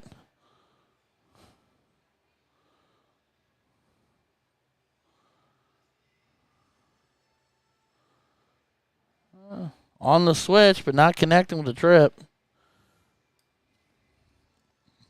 Sitting back on 200, so Joey can try to make this tidy and make it 3. Looks like he got 54 there. Nil. Yeah, 54, 129. See what Jason can set himself up with right now. That looks like a trip. It looks like a first start trip. Even ton?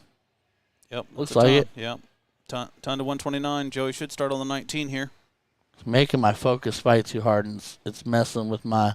And there it is. It's messing with my piece. Ooh, wayward dart on dart 3. Unshort.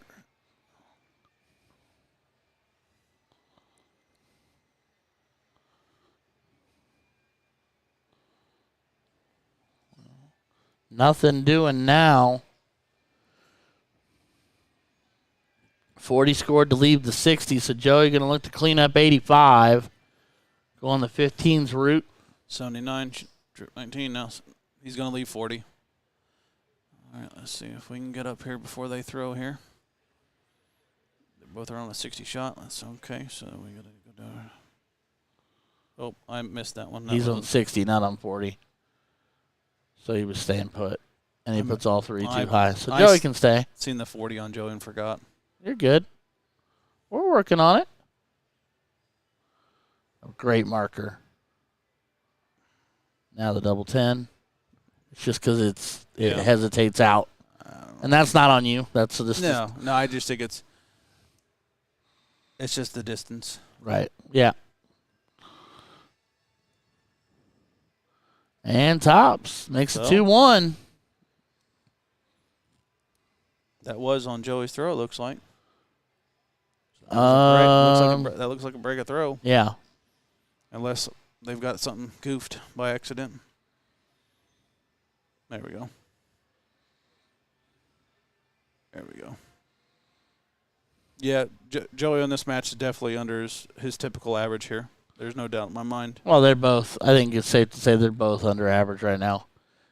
I mean, I don't know Jason particularly well, but I wouldn't think that he'd make it. Wow, would have made it this far riding a 58.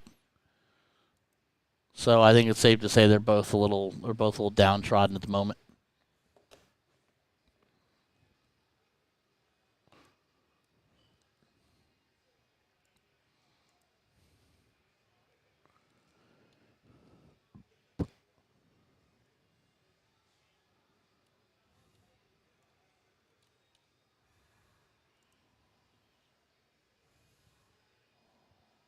$140 for Joey Lenoir. That's much more Joey-like. He's just got to get geared up, get his confidence back up, get his momentum going again. Here comes Jason, though. Big buck 40. Just looking at some live matches here. I know we're looking at Joey here, but looks like Jules Van Dongen and Jim Long are a 3-2 in Joel's favor right now. Just a little side note. How'd Danny do? Danny was playing. Danny was playing. He's finished at the moment. I will check that. Jason here with 216. Let's see if he can set himself up. Tough 26. Leaves 190. Let's see if Joey can set himself up here. No, they got a chalker up there. Figgy.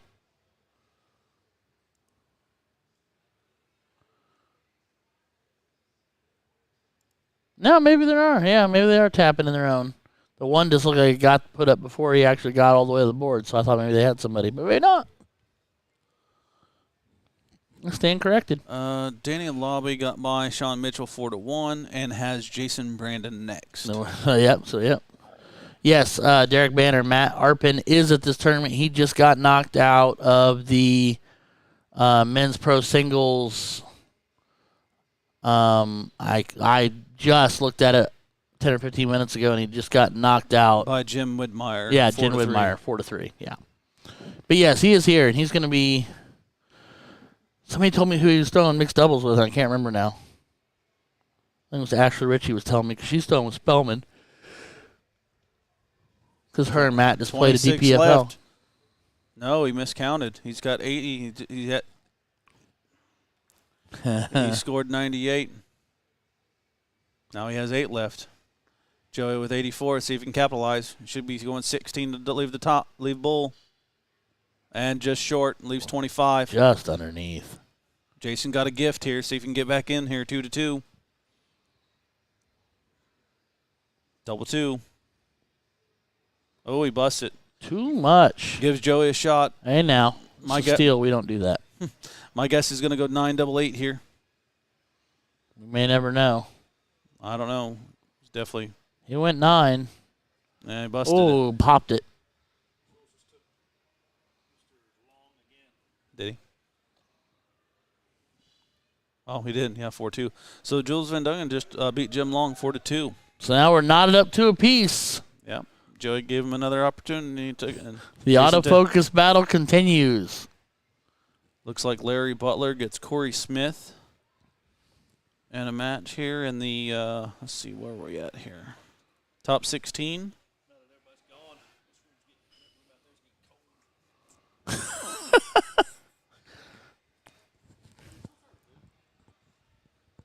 What?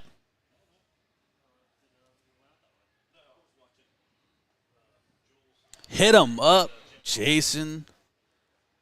with a 180.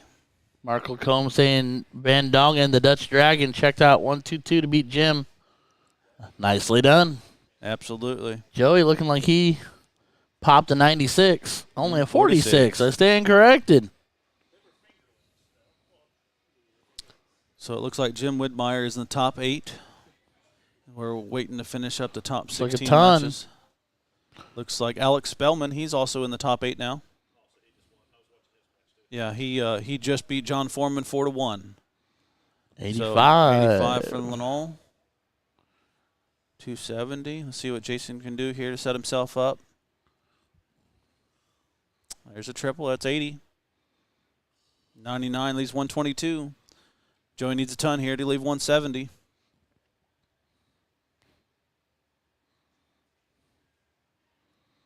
Cam, move to the left.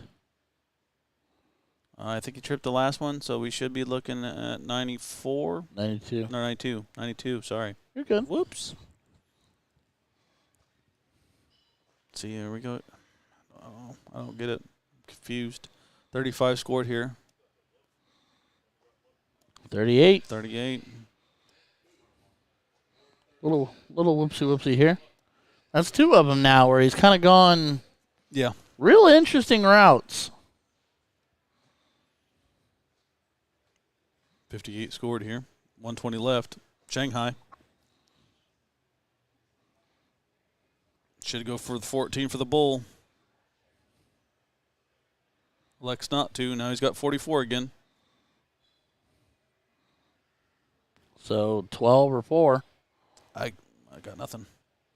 Or 40, 9. 49, 30, 35 left. Which I would think would be the 19-3 wire.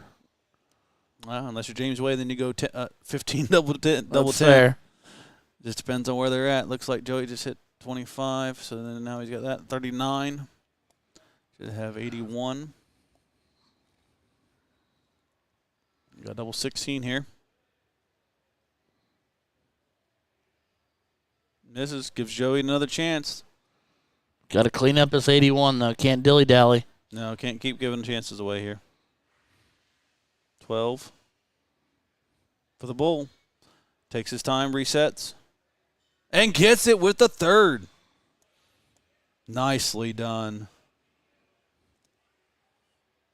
Joey's now up 3-2. No, they have a chalker. Somebody just chalked it. He walked away.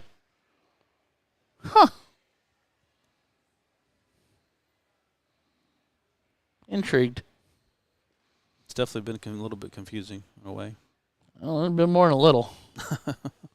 That's okay. They're still playing. We still got live action. That's fair. It's like I think he grabbed that. I think it's 96. Yep.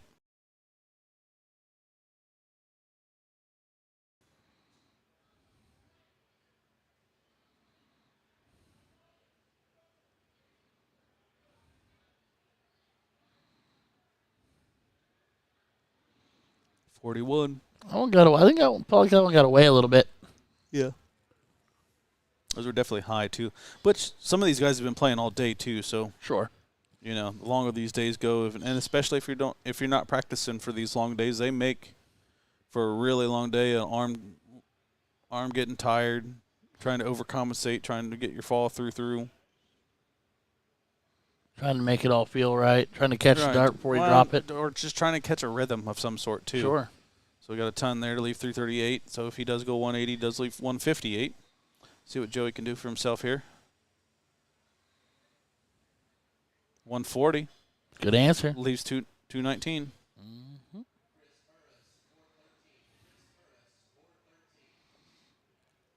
Well, it's not about even needing chalkers, Figgy. It's just chalkers help as long as you got a good chalker or a decent chalker. Let you just throw your darts and rotate off and move on. Well, like having a chalker is like using a soft tip board. I mean, that's doing And it in for a you. way, I mean, other than they don't tell you what to do. Things like, no, I don't math.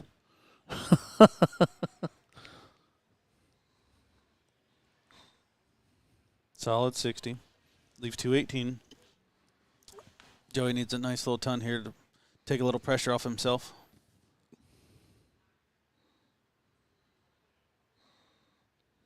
Nice 140 to leave 57. I was intrigued not to see a switch there. I know it wasn't necessary, Yeah. but Well, and he's like I told you before, Joey's like Jules. He's like a lot of the other ones. When your dart sticks up like that, you're an understacker. You're trying to hit a dart that's already in the board. okay, To just that's fair. just let that tip go off your barrel and drop down. So looks like And he took tops. took top out for the match. So Joey Nall takes Jason Temecco down 4-2, and we will keep on keeping on. Mark Lacombe, it's like watching self-torture. Oh, Mark. Oh, it's fantastic. Oh, and Joey with the sling bag and ready to go. He's like, nope, I'm done. We're done. Bye. Peace. The nicest way possible. Oh, man.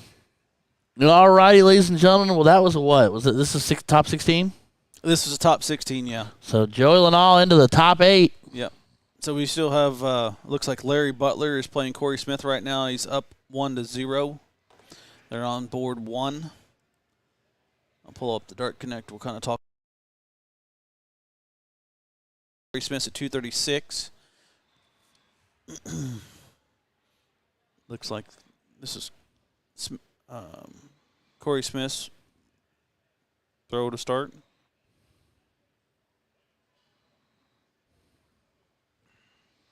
Oh, man, we could technically have Danny Lobby and Jason Brandon again if they gave them to us, but I don't think they're going to. Looks like they're destined for board 3.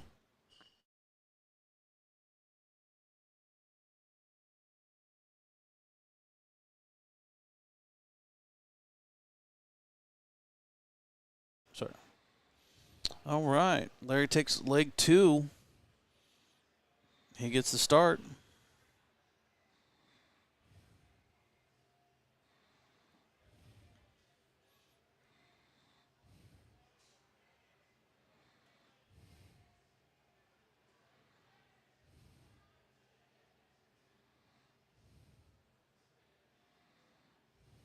Corey starts off with a nice ton.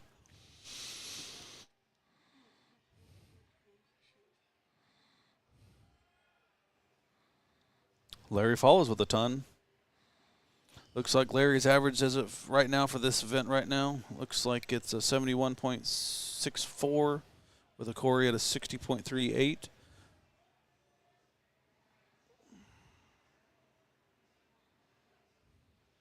Checkout percentage for Larry right now is a 34.28, and Corey is at a 23.52.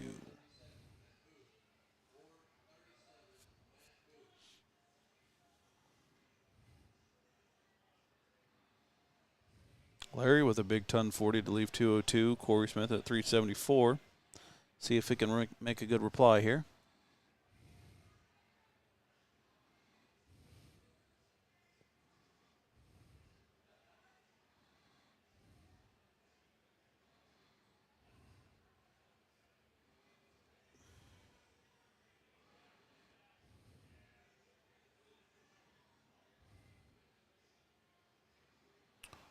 Larry comes with the next round with a 120.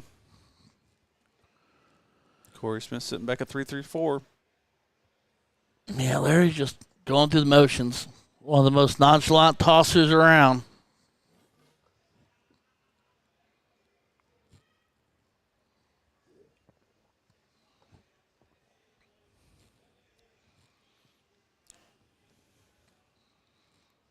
All right. Well, Larry checks out 82. bet he went bowl. Yeah, he did it with 3 darts, so it's hard to say. It doesn't really tell you on that. It just tells you which game. So Larry's up 3-0 on Corey Smith. I believe one of our last top 16 matches for the pro singles. Men's 501. Race to 4 right now. Corey starts off with 62.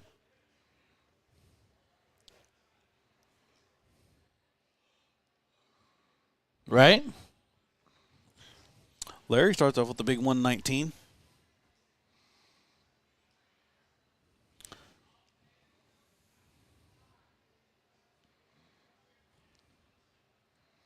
Yeah, we didn't get Lobby in time.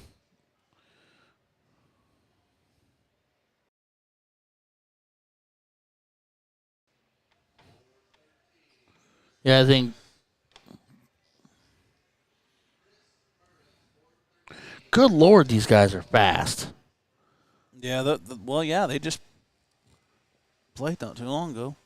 But I mean, they just called the match like right. Well, 2 minutes ago.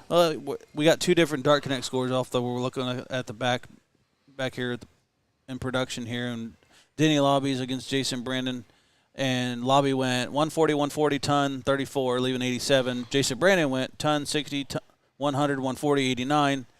Leave 12. To leave 12 after 15 darts. So now Jason Brandon's got a shot. Danny Labby's at 60. Let's see what Jason can do here.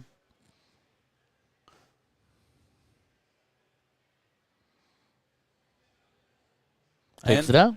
He takes it after 2. Larry and Corey Smith. Larry's at 203. Corey's at 142. Corey just hit a big 140 to set up to 142. See what Larry can do with his. It's 43 to leave 160. Let's see what Corey can do with his.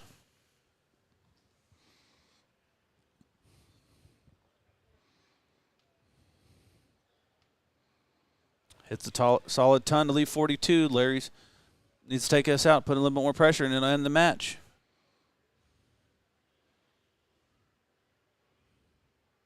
I'd love to see a 160 right now. Oh, yeah, absolutely. And it's just, me. Got an 82. Leaves 78. Corey's got 42. My guess would be a 10-6 wire here to leave 32 or 36. You mean? What? Well, 10-6 wire, 6 will give you 36. 10 gotcha. gives you 32. Picking up what you're saying. Okay. Yeah. I got confused. I might have missed the 32 in the mix of. Yeah, okay. We're good. Larry having 78 with 3 darts.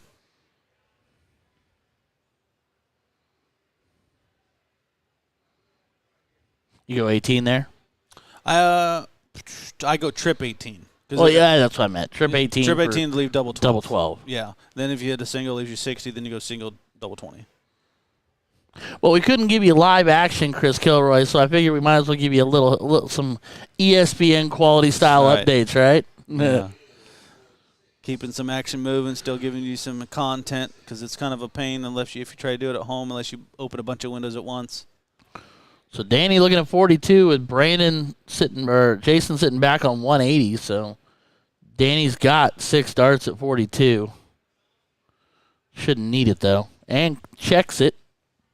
So 1 apiece. And Larry misses 12, gives Corey Smith another shot at 16. Can't really do that. Uh-oh. It's taking a long time to mark that. It's hard to say. I think Larry. Yeah, there it is. He ends up getting on dart 1. Dart 1. All right, Larry gets to start leg 5.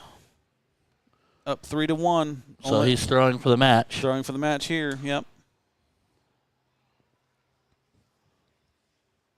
Lobby went ton. Jason went 60, 83 to 140. So Jason throwing now on 301. Just a clean 60. Not a whole lot doing there. So Danny can put some pressure on it against the throw. I'll tell you what, man. He hit about the most 180s, I think, for the day, didn't he? I know Jules had quite a few, but I mean, they were pretty close to neck and neck on. I mean, Jules had the most for the day. Mark was saying statistically, I think it was 11. I think is what I. Yeah, is that what I heard? Yeah, but Danny had quite a few. Oh, yeah. So won't take anything away from him. I think he said Jules had a few more. No, not at all. But Well, I mean, I think in the semifinals when he played Jason Brandon, I think he had 5. Yeah, hit 5 in that one match. 5 in the semifinals. I mean, that's incredible. I mean, yeah, they went the distance. They went. I might hit 5 180s in a year. So, well, like I said, these guys put in a lot of work, a lot of time on the board. That's why they hit a lot more 60s too. It's no different. Those 60s add up a lot better than 41s and 26s. Well, and Danny's been throwing really, really well over in the is it Mobius? Yeah. Is that how you say it? Mobius series? OMDS. OMD. Modus series? Yeah, I think so. He's been putting in some definite work over there. He's won himself some series and things like that. So it's nice to see Danny finding his game. They both had 13, breaking the old record of 10. There's There we go. Mark Lacombe, ladies and gentlemen, Man. CDC statistician and all-around good egg, who is getting a Christmas card from the George family. Really appreciate your help, Mark. I will. Truly. Now I know that you, since you're doing that. Okay, so he had 8 in the finals. 8 in the finals. That's incredible. So, I mean, yeah, that's cool. That's amazing. Is what that really is. Yeah. I was too busy talking about the match. I actually started marking dashes for Danny and Jules and just completely forgot about it. So we got Larry Butler over here in Game 5 with 86 left. Corey Smith with 188. Jason Brandon up 2-1 over Danny. Both it's game of 301 right now. Danny's on throw. Larry leaves 40. So he's got 3 clear darts at least for this next round here.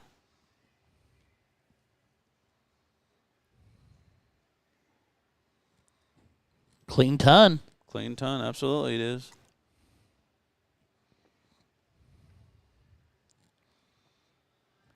Danny with a ton, then Jason with a ton 40. So Danny's got to answer back here.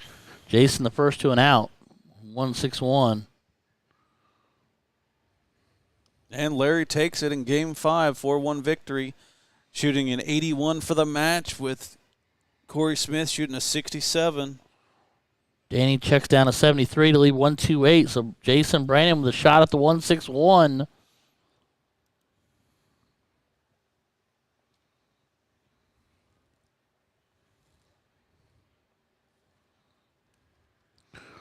Jason Brandon with a 137 to leave double 12. Danny's got to have to check this 128, and he does in 3. Does he? Yeah. To make it 2 apiece. I can see him doing that 1 of 2 ways. He probably shot the 18 first. If he had a single, he's going trip 20 double bull, or if he hits a trip 18, he's going trip 18, trip 18, double 10. I'm not sure which way he did it, but we know he took it out in 3. All right, so we got some more singles actions. We got, another tough match here. We got Joey Lenall against Jules Van Dungen. I'm going to click on that one. We're going to talk about that as we go.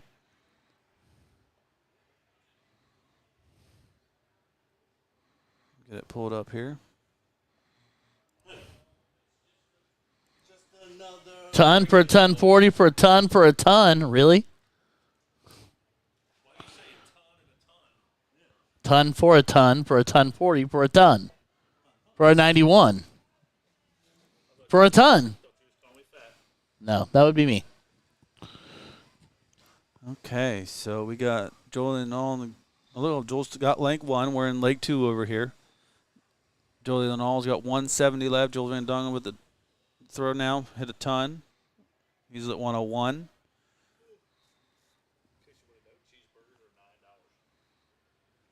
In case you want to know, Waffle House is across the street. We should go after this. I'm down. Also, we have to figure out the parking thing, Steve. You have to explain that to us whenever we get an opportunity. Sorry. I didn't mean to do that in the mic. You're good. Jason Brandon, 3-2 lead. Yeah, we're working on a match. We're trying to figure something out here. They aren't giving us control. Well, relinquish control. Let go. Let us do what we do best. All right. Jules Van Dongen's got 17, so he's got to figure out what he wants to do here. If there's options, you can go 1. He took it out in 3, so didn't make it go away. So he's up 2-0 on Joey with Jules is starting game 3. Danny back to the wall here. Needs to pull off some scoring here.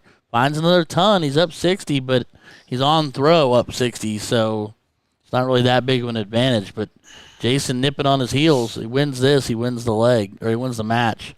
He answers the ton, so he's the first one to an out. Yeah. Alex is going to have a tough match. Either one. Whoever wins the Danny Lobby, Jason Brandon match, there's no doubt about that. 177 to leave the double 12. That's sexy. That's crazy. Jason's going to have to check this 161. Oh, he's definitely got to he's got to take it out. What's games? Danny's not, it'll be 3-3 if Danny takes ton 37 to leave double 12. There we go. Well, Danny hits double 12 and it's 3-3. Okay. So they're going to a last leg. Going to a decider. Oh, it looks like we got Widmeyer coming up on the stream board here. Let's see who his opponent is. Is it Larry? Larry Butler is. Oh, that means I get to make people mad. Lair Bear coming to the stream. Oh, shoot.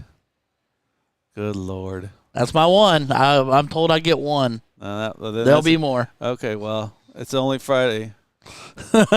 Well, you done blew it. it's one per day. Well, okay. Or one per event. Oh. One per event. Oh, is that what it is? I hope. Now how you're coming up with that now? Well, sounded good. Oh, shoot. I'll tell you what, Jason Brandon and Danny Lobby, their first match they played, they're throwing haymakers. They're throwing haymakers again. Yeah. Going ton 140, ton 85. Yeah. I mean, ton 80. Look at Jason Brandon. Hit him up with a 180. After 9 darts sitting on 96, Danny back on 301 with a clean 60 to only leave 241. So Jason Brandon with darts in hand. Jules Van Dungen's up 3-0 on Joe Linall. Both start off with a 140.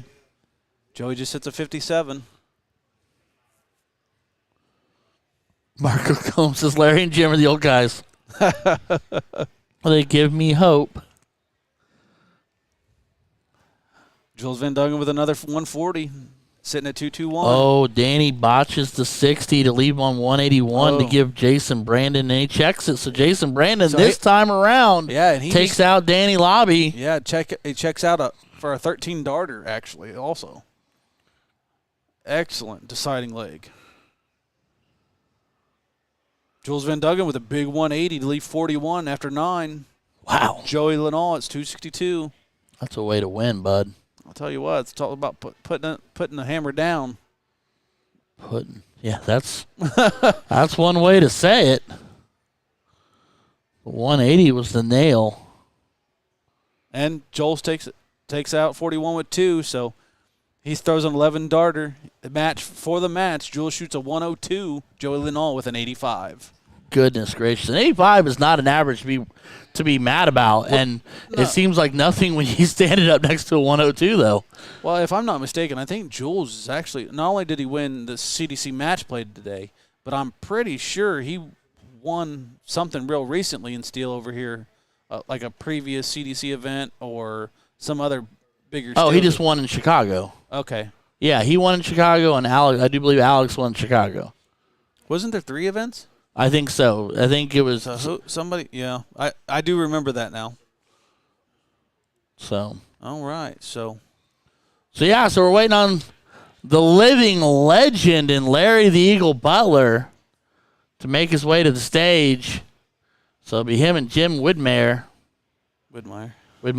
Apologies. I only know that one because I've heard it so many over the years. Fair. He is from New York, I believe. And I want to say, I could. Okay, Danny Lobby won event 6 is what Mark says. There was event 4 in Chicago. So, all right.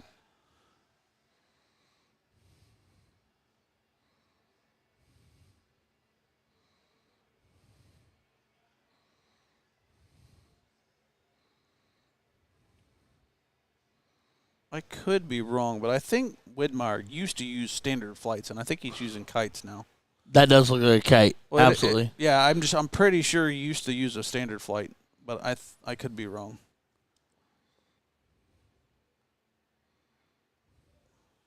We all change different flights, lengths of shafts over the years, all depending on how our stroke either changes or something that we've done is different, and we got to change it to correct. So that's what we'll have to do. Is I'm going to have somebody like you look at mine and diagnose me. I think I like my setup, and I wonder if it's how I hold or where I hold. Well, and that could be too. And that's where I was telling you how just by where you hold your dart in your hand can determine if you're going to be an understacked darter or you're going to be a stacked darter based on how it lands on the board. And all that comes into effect, the shape of the flight, the length of the shaft. Is your dart front loaded? Is it equally balanced? All those things go into account. but it also has to be consistent with your release. So your release has to be consistent in order for you to change any of those other items. Especially, you'll see your imperfections in steel more so than you will in soft. Soft, your darts are always going to land straight. If they don't, and if they're out of the board, then they're not going into the board straight. So therefore, something is undercompensating or overcompensating That's fair. your flight through the dart. That's through fair. The dartboard.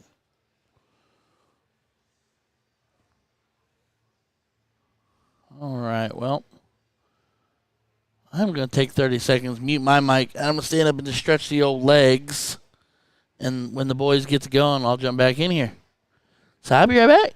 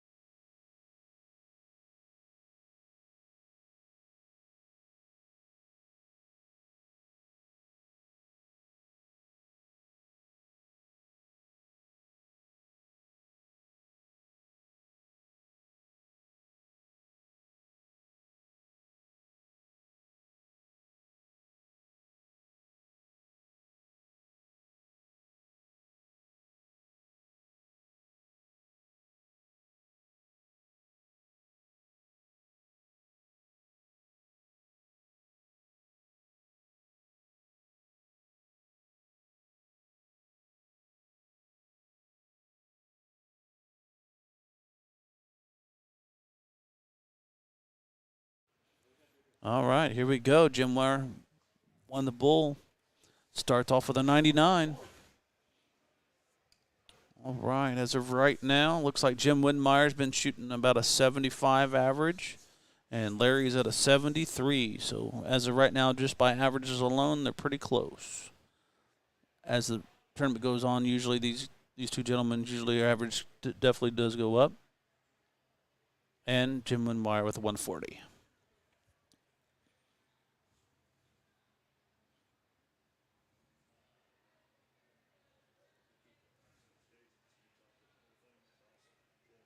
Larry with a 77.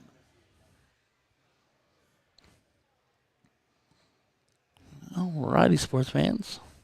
I was walking back by. Jim throws hard. Yeah, he does. He does. Throws pretty dang hard. He's always thrown the same power like that. Like I said, it's just a matter of if that's why he chose to go to flights or the kites. The kites instead of the standards. Maybe he has a little less in the arm, so he wants the dart to speed up a little bit. Well, when he used the standard, I'm pretty sure his dart was up a little bit more of a tilt, and maybe he was trying to eliminate a little bit of it by doing it that way, but I could be wrong.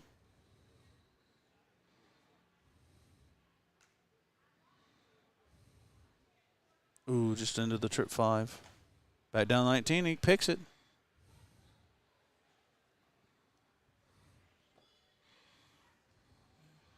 Jim Woodmeyer with an outshot of a 160. Let's see what he can do. Ooh. 2. 5. It's either 2 or it's 3. 3. Oh. It's either 3 or 5. That was one of the 2. I could see Larry going 19 here. Yeah.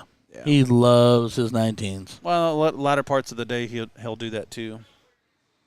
So he's got 76 right now. So he's got 71 left. Trip 13 leaves 58.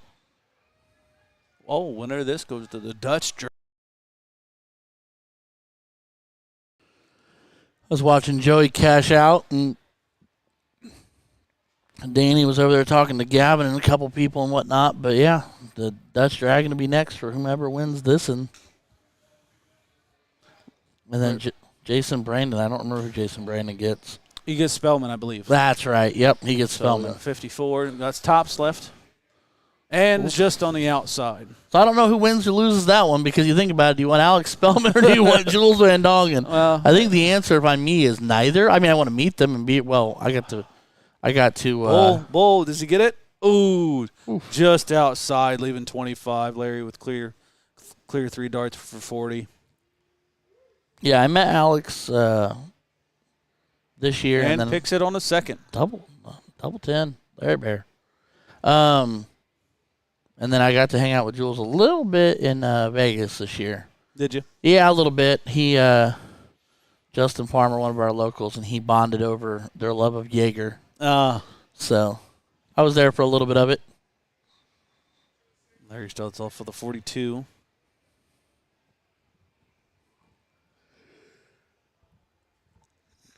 Jim gets a little bit better with a 55. See how they recoup from that.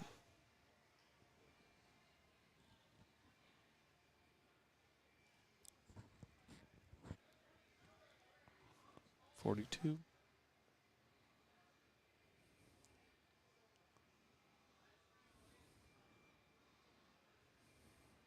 His dart seems to lead away a little bit once it gets close to the board like that. Well, that's what you have happen sometimes when you have the smaller flights. You'll see some of those smaller imperfections in your follow through that'll start do a wayward Exaggerate. thing. Depending on how you're following through with your dart. Sometimes it's your thumb placement. Sometimes it's how you're following through. Do you know what his nickname is, Woodmeyer? Captain America? Okay, just making sure. Yep.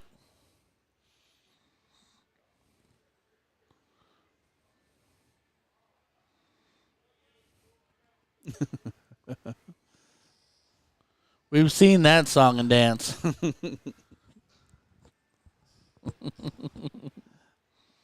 Jim with 329. And hits big 140. Puts himself right back in it. Larry still has a first shot to get the outshot. Depends on what he gets here. I'd say he's there. Yeah, that's 2 of them. And with a 177. The Eagle. Leaving 44. Let's see what Jim can do with his. Uh-oh. That's trouble. That's trouble. Uh-oh. That's trouble. That's only 13. He's got 6 for 44 now. Yep. See which way he goes. He goes to the double 16. Just on the outside. And just on the inside. Inside edge. Jim Woodmeyer, 176 coming in.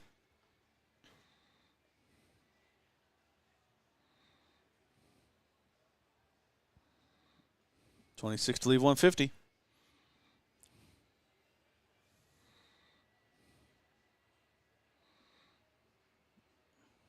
I was going to say, that looks in to me. I should have. He has a chalker. Chalker can tell him if it's in or not. Oh, a duck. There should be a motion of something to make sure they know.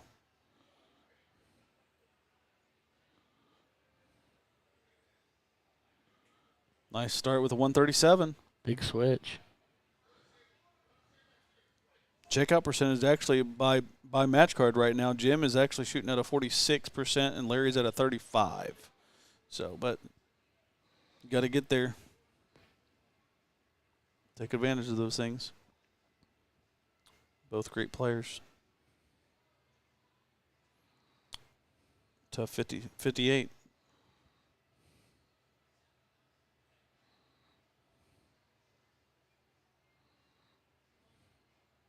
Unlucky 95 there. Those look good. Those are good darts there.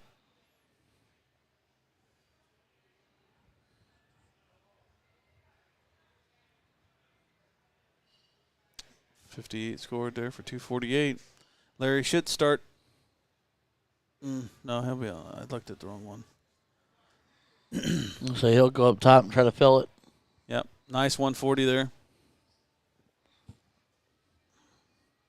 Unfortunately, though, it leaves 180. Yeah, but he's got a more manageable shot to get to the outshot with this. But looks like Jim's going to hit a ton here. Yep, and he does with the 148 left.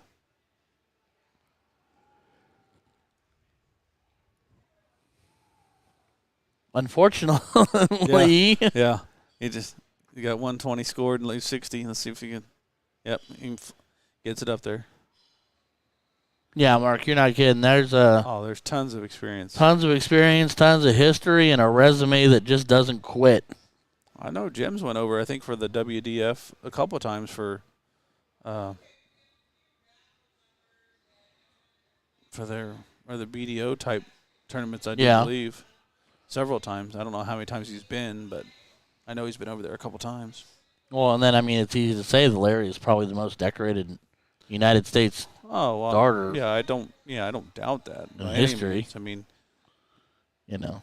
He is the only North American to ever actually win a tournament overseas.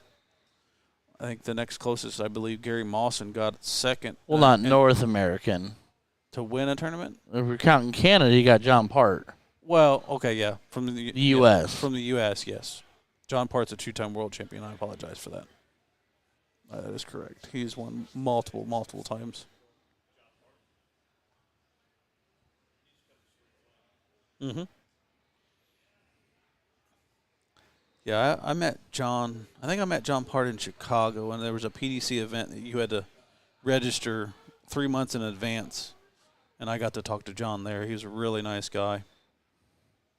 Yes, in 1994, I do remember that. Yeah, I knew he won that one, but he was the only U.S. I was corrected. He wasn't the only North American, like Ryan said, but that was in 1994. He played Dennis Priestley in the final and wins 16-12.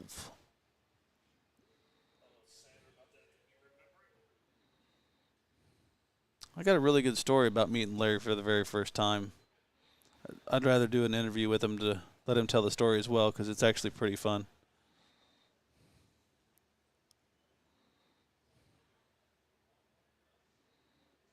'96. And he's a 3-time world champion. Is it 3? John's 3. Okay. 3. Because he beat Kirk Shepard once. Was his last one, I think he did. And then I think he might have, I want to say he beat Phil one of them. And then one of them he wasn't against the finals against Phil. Gotcha. Now that we talked about it, I think we played Kurt Shepard in his most recent one, I believe. I think that was 2011. That sounds about right. Because Kurt Shepard had a really great run there. He beat some incredible players. I can't remember who all he beat, but he definitely made a great run.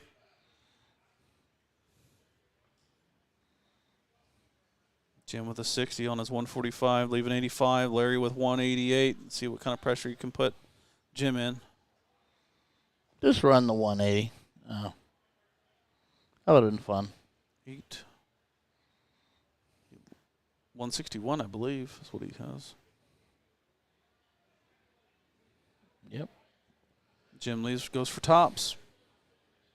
Double 10. Just outside. Larry does have the 161. He does have an opportunity here.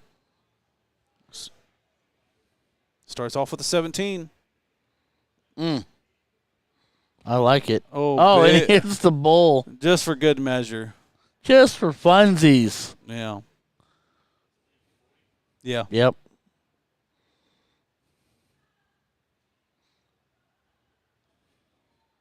Good marker. Oh, he's inside. He's inside, yep. Leaves 5. Larry's got 3 clear darts at 40. Make it 3-1.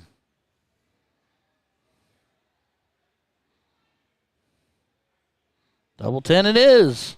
Mark Lacombe. That's an incredible amount of points. As I said, 3 games of cricket. Had 3 legs of cricket. 4,800 points. That's incredible. In 3 legs of cricket with Larry Butler and Frank Wolf against Mark Lacombe and Gordon Perkins. Okay, Easy Money Open. That was in Kentucky, 1994. Okay, I got you. Frank Wolf? Yeah, that's exactly what it says. It was Frank Wolf and Larry. Larry Butler. We're partners. Mark Lacombe and Gordon Perkins. Why haven't I seen Gordon on this chat tonight? What the heck's going on with that? He's busy. He's a busy guy. Can't all be ESPN analysts. I don't know what you're talking about. I just hadn't seen Gordon. Gordon hadn't popped in. Probably one of the few weekends he might have a weekend off and he's resting for a change. Yeah, that could be too. Yeah.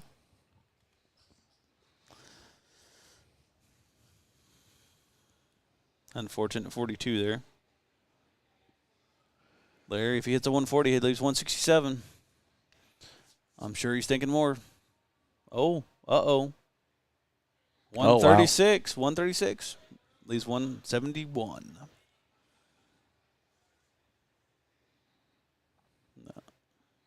No. That's not. It's not ideal.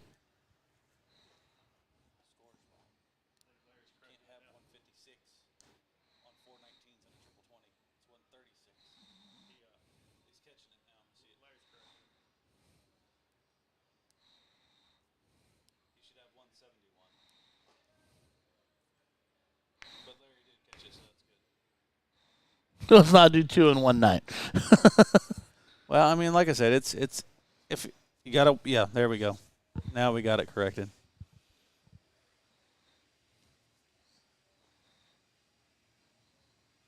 The honorable thing. Absolutely, and as long as they caught it, that's what matters.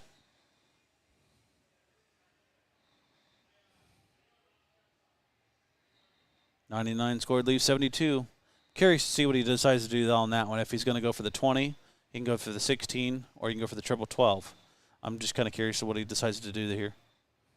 Big shot by Jim Whitmire with a 140.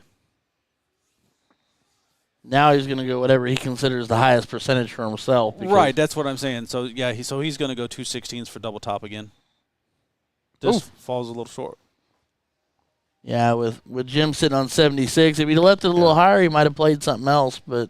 Yeah, Mark, they got it corrected. It took a second, but Larry did catch it. He walks up there and goes, wait a minute, I'm not on an out? Yeah, 15, so he got 61. I don't mind the 11, leaves the bull. I don't mind shooting the bull to leave 36 either. But you got to hit the bull if you're going to do it on 61 with 2 darts in your hand. Larry inside on the 10. And hits it with the second dart. And that is the match. Larry Butler shoots an 81.92 to beat Jim Whitmire at a 74.19.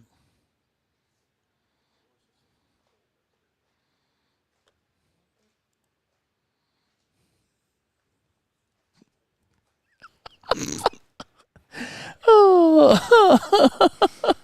right, let's look at the bracket here for the pro singles here. And got to be we're almost to the semis, aren't we? Well, we're working on, I believe, the top 8. So, we actually got one top 16 match still going. Looks like Pete Lee against Billy Beals, and then looks like David Lowe beat Kevin Luke earlier, so he's still waiting on the top 16 match. All right, and then Jason Brandon and Alex Spellman are on board 10, which I will go click on that one. That's the top 8 match here. Spellman running it, or is Jason staying hot? That's the question. Well, that's what I'm getting ready to try to catch it real quick. So it looks like it's 2-2. So we're going to pull the Dart Connect scores up right now. So it's 2-2. Brandon shoots 41 with his first 3 darts on game 5. Game card right now for Jason Brandon is shooting a 91.38 average. Alex Spellman is shooting a 78.85. That's interesting. 180. And Jason Brandon answers with a 140.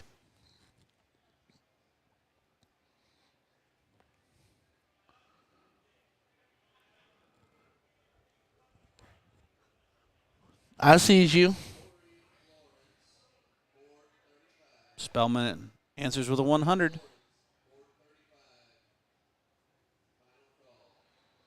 We are getting final calls in the hall, ladies and gentlemen. Jason Brandon follows up 140 with another 140 to leave 180 after 9.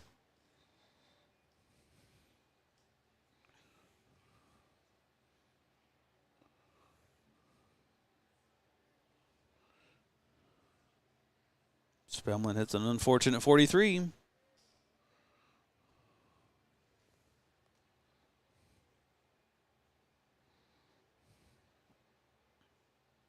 Jason hits a solid 60 to leave 120. Jason Watt. Ladies and gentlemen, the 13th wonder of the world, the 7'7" bearded giant himself.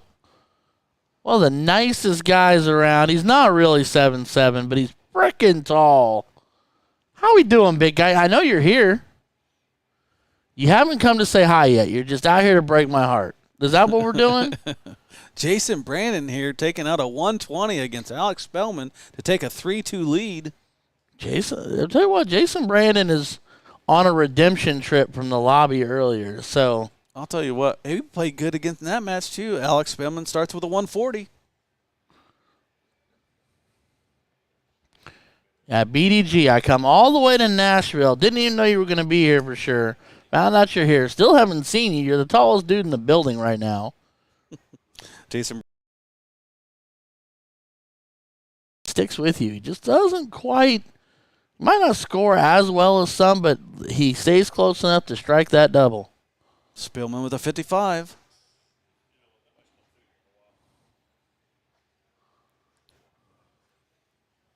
Well, Jason, we're in the back behind the stage. Yeah, I'm hidden. They hide me away. They got to get me. They got to get me far away from the board. You know how loud I talk. It's just the way it goes. Jason Brandon with a 54. Spellman with a 99.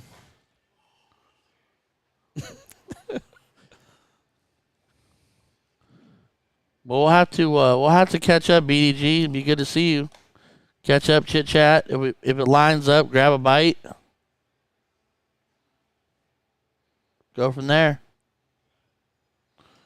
Because Ashton was in the chat earlier.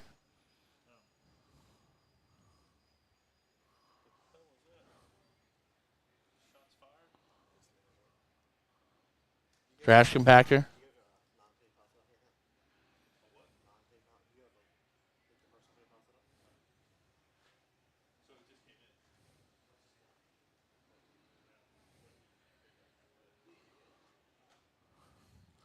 But yeah, we'll have to catch up, my guy. Throw a couple legs, let you beat up on me real bad. Did you put a dinosaur in the middle of that? Huh? Don't forget to like, follow, and subscribe.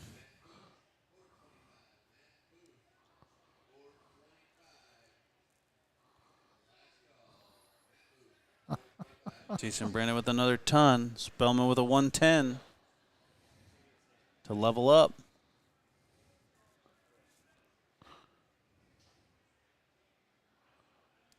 Yeah, Jay Watt, I've seen Trish, I've seen Danny, saw Gavin.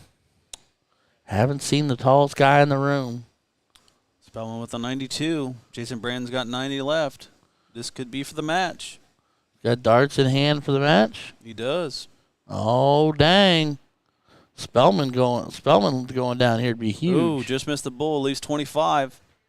Spellman with 18 with 3 darts in hand to 11 to let up. You split that or do you go right at it? He goes right at it. He went right at it. I split it. I've had this discussion with several, But I particularly will do the 10-6 wire to either leave 12 Yep. or double 4. Okay. That's just personal preference. I don't like shooting the odd doubles with 3 darts in my hand because if I go inside on my second dart, it does me no good. I got to set up again for my next round, hoping that my opponent misses, unless I'm far enough ahead.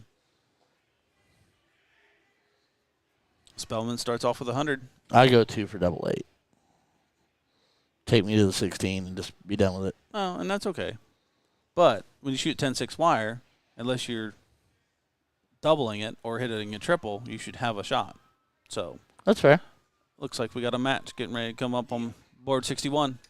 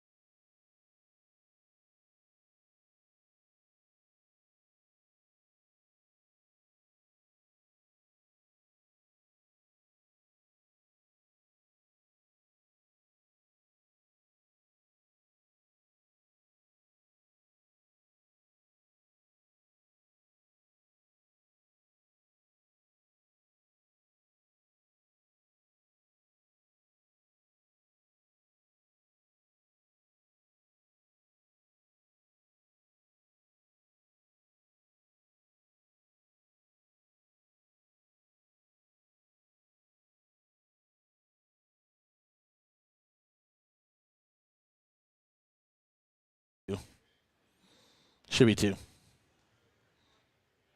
got to actually hit the green button. That takes you to it. Yep.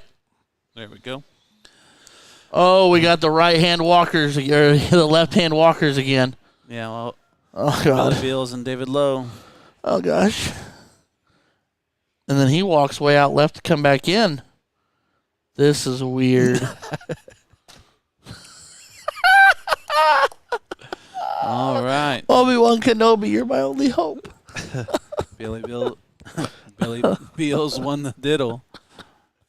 Jason Brandon takes out Alex Spellman in the 7th leg, 4-3. Wow. Takes out 16. Spellman was sitting on 68. Wow.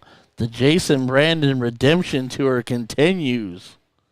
Oh, they both go to the left. Oh, this is... Find your inner calm. Right.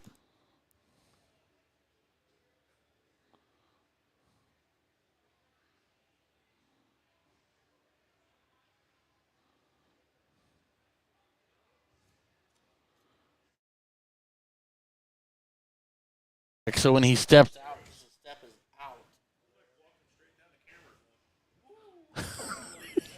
out. They're both going that way. Put a sign into the board. Turn right.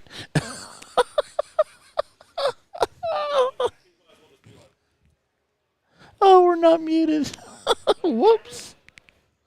That's okay. That's all right. Okay, so it looks like I could be wrong, but this particular dart looks very similar to Scotty Burnett's. It's reversed. It's where instead of it being a front loaded, it's back loaded. So I don't know what if this is Scott's dart for sure or not. Scotty Burnett.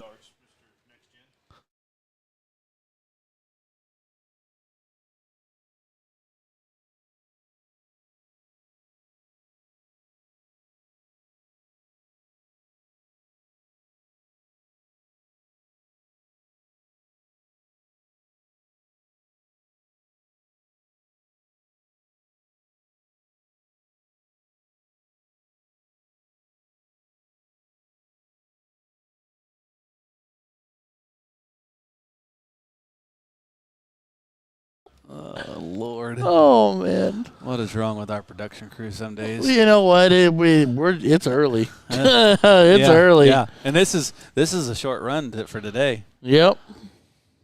That's all right. Let's see what Billy Beals comes up with his 316.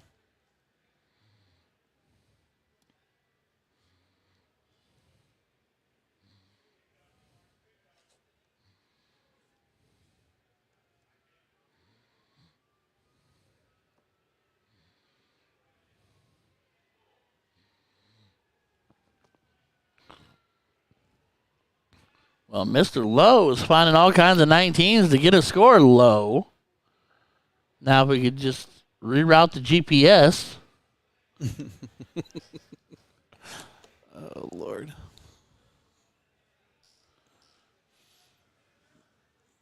.42 scored, I think. All right, David Lowe with the 140.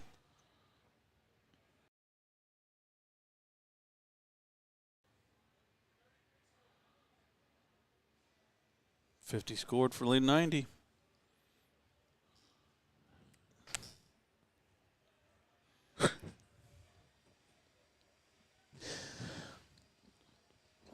Well, while we are fighting the battle of 2023 that is with the autofocus, everybody take this opportunity to like, share, subscribe, tell your friends, tell your family. We're going to be doing this all weekend long. We've got a whole slate of events in front of us, ranging from the pro single setup tonight. We had the ladies double-double earlier. Tomorrow, mixed trips, first thing in the morning. 30. 2 o'clock, women's singles. 4 o'clock, men's singles. 5:30 p.m. tomorrow night. Women's doubles, 7 p.m. mixed doubles. And then Sunday, 8 a.m. is the youth adult doubles events. 10 a.m. women's singles cricket. 11 a.m. men's doubles cricket. 1 p.m. women's doubles cricket.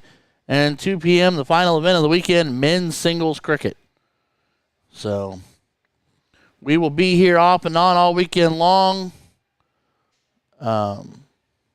Having as much fun with the steel tip in the great city of Nashville as we possibly can.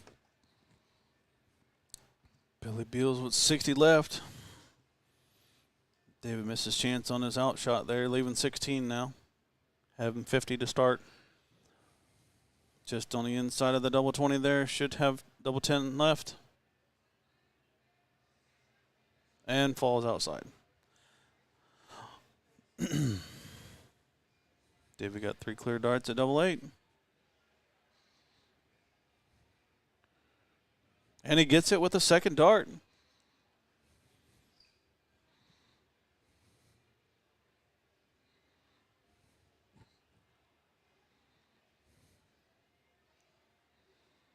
So David stole the leg, and we're starting this leg. Here we go. Break a throw right out the gate. Absolutely. Those are pivotal on this, especially. I mean, this is a longer format, but yet it still is crucial when those breaks a throw. Puts that much more pressure on your next one to try to hold. Mr. Beals apparently is very much an avid 19s guy. There's quite a few guys over the years that's a lot of what they shot.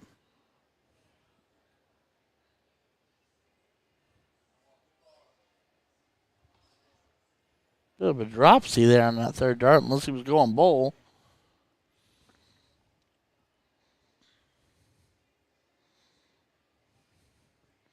I mean, I guess at this point you got to just figure it's whatever gets you down to an out the fastest, right? And it's whatever's a consistent score. So it looks like he just got hit a 195. I thought it was a 133, but it was a 95. Solid. Anytime you can hit 5 of a number like that on a cricket number and an 0-1, it's solid. I mean, you're getting down the board. Sure.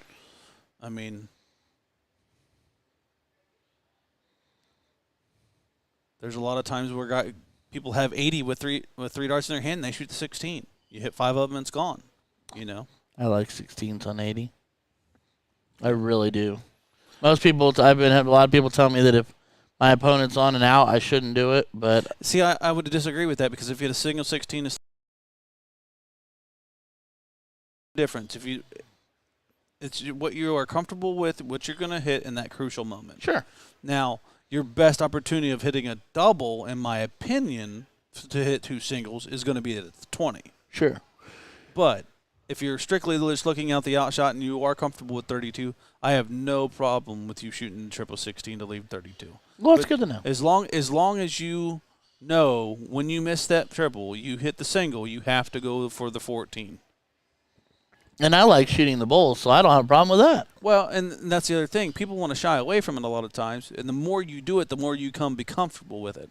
It's like the one thing I'm actually genuinely comfortable with on the board from being a soft tip player Sure. first is throwing at the middle of the board. Well, I mean, if you think about it, even if you didn't want to shoot an actual cricket number, if you could throw 3 bowls every time, you have 75 points. I mean, if you pick a double, now you're at 100. That's Yep. 33 points per dart. Yep. So, I mean, I've been beaten in singles by someone just shooting the bullseye.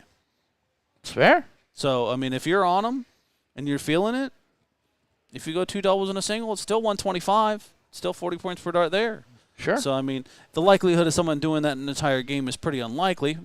I'm going to have to try that sometime to mess with somebody and see what happens. I'm going to be honest with you. When they did it to me, it did mess with me. Well, yeah, it's like playing cricket backwards. Almost, yeah. Yeah, it's like, wait a minute. To a certain extent, you're like, oh, well, you think you can just shoot the bullseyes and you can beat me? And then it happens, and it's like, well, yeah, that was fair play. I mean, it got in my head, and it was my own fault, but you were hitting the darts.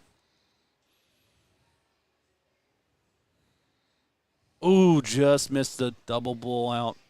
Leaves 25. Love that he knew the shot. He did. He walked it well, too. Yes, he did. Double top, 3 darts in hand.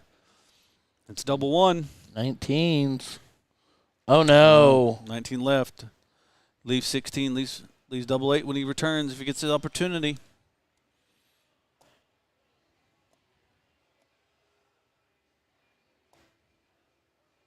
I like that. I don't mind 17 double 4 at all. I don't mind that at all. I couldn't tell you how many times I've done that over the years. Ooh, bus. Except when it's a double 18. Well, when you eat your Wheaties in the morning, you go to the higher double, that's what ends up happening. He does pull it with his first dart. 2-0, David Lowe over Billy Beals. Billy to throw first.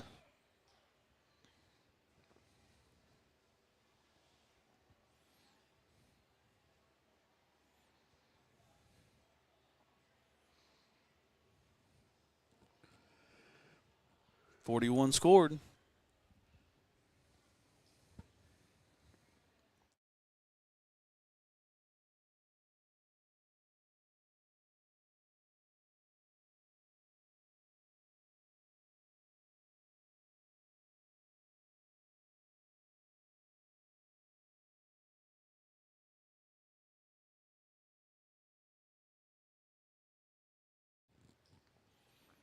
All right. Let's see what Billy can come up with here. I'm shooting on his 19s again. He's living there. That's his Graceland. Oh, no. Unfortunate. That's 2 on the floor for him this match. I feel like I would really struggle with a backloaded dart like that, but I've never tried to throw one, so I really don't know. Wait, it's backloaded? Yeah, it's fatter in the back than it is in the front. I'm intrigued. So it's one of those like needle. I call them needle point darts. Like in a way, but it's fatter in the back than it is in the front. So therefore, the more your weight is in the back. Interesting. But when if you can throw them, sure, you can get them stacked in a tighter group. Well, yeah, because it's taking up less surface area. Exactly. Yeah.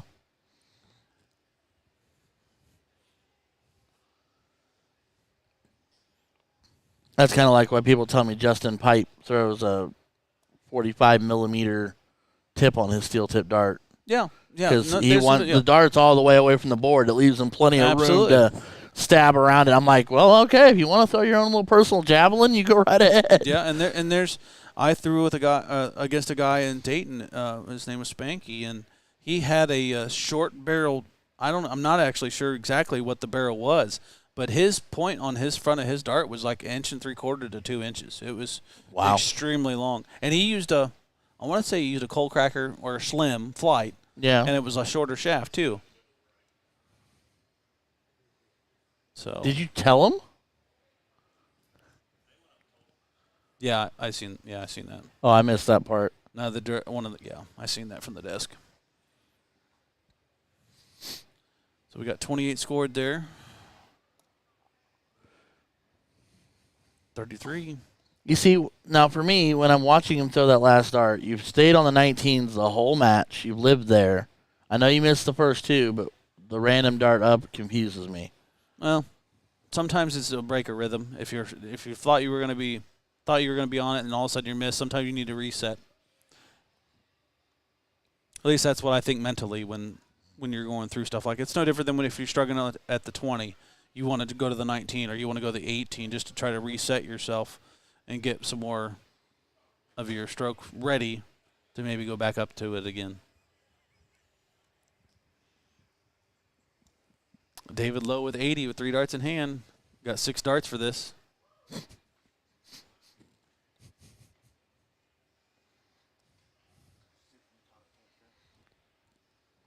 Come on, William Beal. So I'm assuming that's Billy.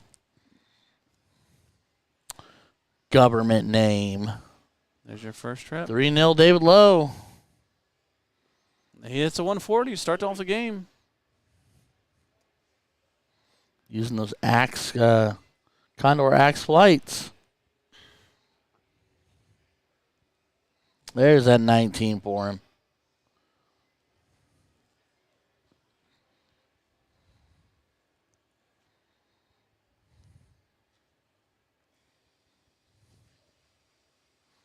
I think David Lowe has found a gear. Ton. Okay, yeah. Okay, I see that now.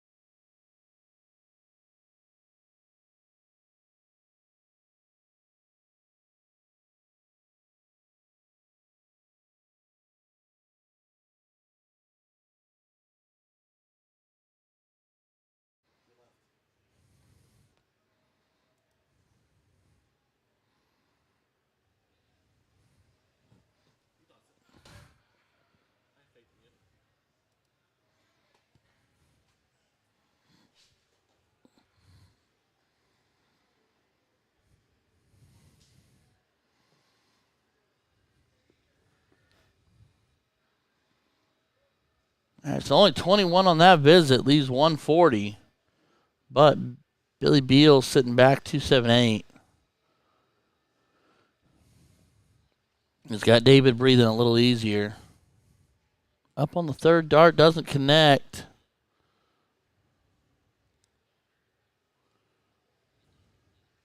Jason Watt, thanks for the correction on the John Park titles. Appreciate that. 1 BDO, 2 BDC. So 3 total. Yeah.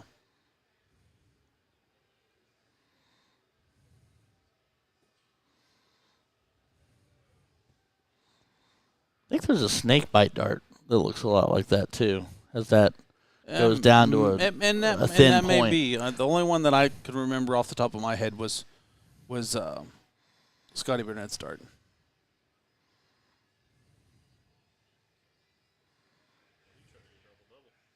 He did.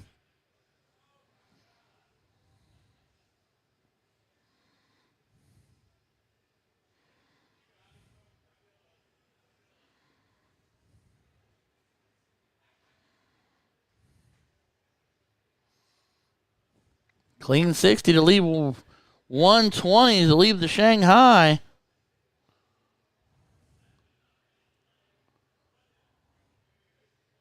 Okay. Well, yeah. Okay. I didn't know that. Then that very well be what he's throwing then. That was the one that they created that meme for. He switched into it in the middle of the match.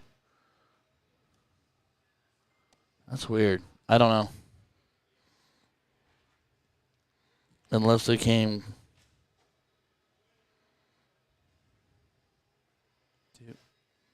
Billy with 120 had the Shanghai.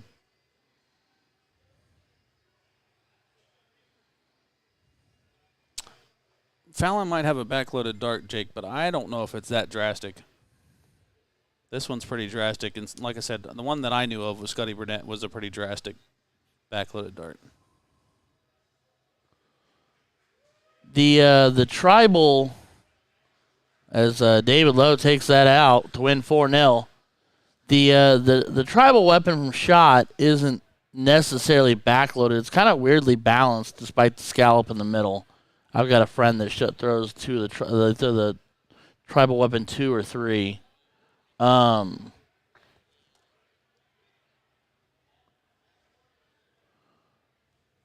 and Fallon Sherrock's dart, I'm not going to say it's not backloaded, but it's definitely not significant. No, well, it's not.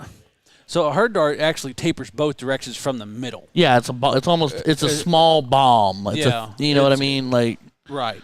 That's what and like I said, I'm not entirely sure of what that gentleman uses, but that's the first thing that came to my mind with Scotty Burnett start. That's fair. No, I just thought of the kick test.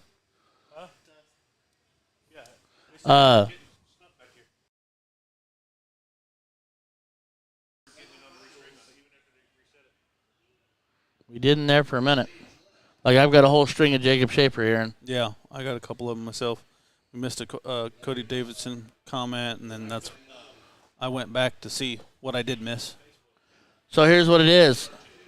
Mom and Dad, it says 4 out of 5 on the bottom. It's Facebook isn't coming through. YouTube and Kick are. Facebook is not. Because I just commented on Facebook and it didn't come in.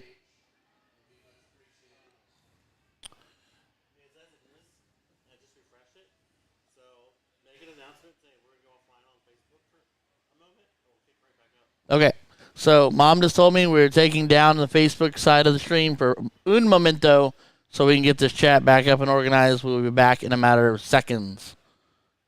Okie dokie? Okay.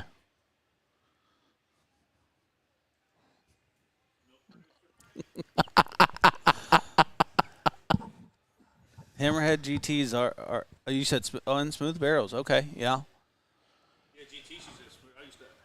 Well, they have the different ones. You have the smooth, you have the GT2s, and you have the GT3s. Not in steel tip. In steel tip, they only had smooth barrels. Waldo uses a G3. Waldo uses a G3 Hammerhead. Back in the 90s, they didn't have. Oh, well, I'm just, yeah. Okay, yeah, I agree with that. Yeah, I agree with that, yeah. Yeah, he said he had a 20-gram Hammerhead GTs, is what this gentleman said. I had 28s and I think 24s. We're good. Ooh, since we're good, now I can do this. Do we need to reshare? I mean, theoretically, yes. We didn't go down on YouTube, so Mark still got us. Kick still has us. Twitch still has us, but Facebook would need to be re-upped. Okay.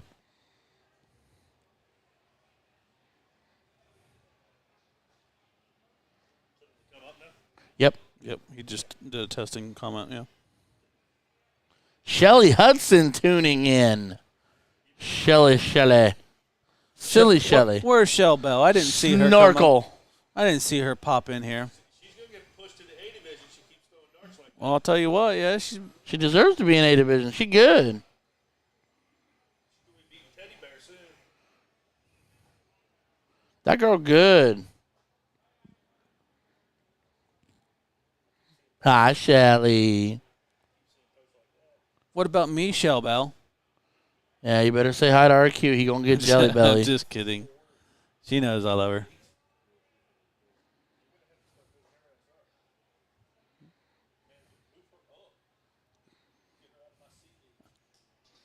Wow.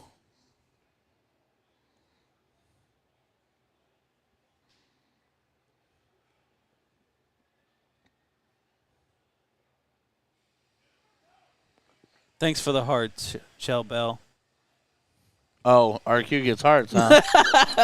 Cool. Oh, here we go. Christy Lewis in the building. Hi, Bob. I need apple pie.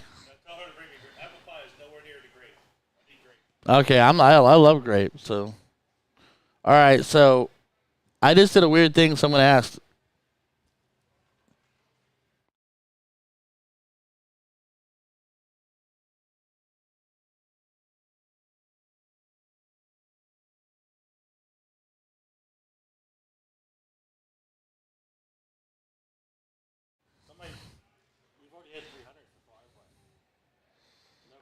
And do we know anything on the subscription thing yet either? Yeah, they don't have. There's no subscription fees or anything. All they do is get subscribed with the Kick, is all they get. Or, I didn't know that. Yeah. I got you. Like, I'm signed up. I subscribe to BDG, to his thing for, it's like $3, $3.99 a month. I got you. It's cool. Michelle Jost. Rapid fire machine gun Michelle. Oh, they're doing the warmy hitboard one. Jules Van Dongen, the Dutch Dragon. Shelly, this is the Music City Classic where you and Teddy should be this weekend. In Nashville, Tennessee, inside of a refrigerated igloo that Ryan is so unbelievably comfortable in. It's not even funny. Steve could cut glass right now if he really wanted to, and Juan is huddled up like a homeless person. No capes.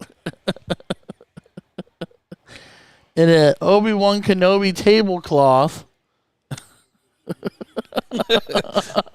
Servicing as a blanket.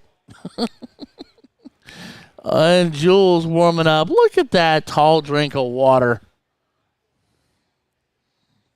With his Loxley barrels and his Dutch Dragon flights.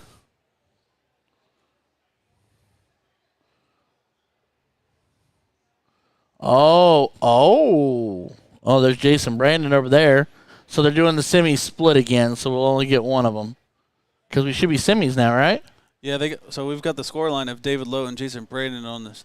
But he just switched the boards again, so switch the board one again. One, yep. So that's going to be... So we're going to have Larry and Jules on our board 60, which is one of our semifinal match. Is that what we're saying? I believe so. I got to look at the bracket. I was trying to reshare this. David Collette, what is up, my friend? How's things doing? Yeah, Shelly, you should be here. You can still come. Get in the car tomorrow with Teddy. Come on down. Just come see me. Steve says bring grape goodness. Or apple pie. Or dreamsicle. Or black cherry. Or blue raspberry. Chilling in Indy. Well, I am in Nash Vegas. Having myself a good old time. Are we going down to Beale Street tonight, gentlemen? No, I don't know. Huh? I thought, okay, what's the one in Nashville called then? Broadway. Yeah. Oh, Broadway. Okay, my bad. Shelly says your SOL, they ran out at Mata. Steve's just shaking his head. Could be the one thing that could warm his soul right now. All right. Trying to find if That's right, Kenny. Beale Street is Memphis. I'm sorry. I'm walking in Memphis. I like Memphis too, though. Anywho. Memphis, Rendezvous Barbecue. Tasty. Shout out to my boy J. Ray. Driving around town in a bread box truck. Country Music Row is what it's called now. Doesn't everybody have a bar down there now? Blake Shelton, Jason Aldean, Alan Jackson, all the boys. I didn't think about that. I don't know if I'm young enough for that. I've never been to the Blake Shelton restaurant. Maybe I should need to hit that thing up. That'd be nice. You can buy. I'll go. We're not gonna have time to go over there. We can find time for that. We'll let Dad talk for a few minutes and we'll go eat. Good night, Shell Bell. Night, Shellbell. Snorkel one to sleep for me.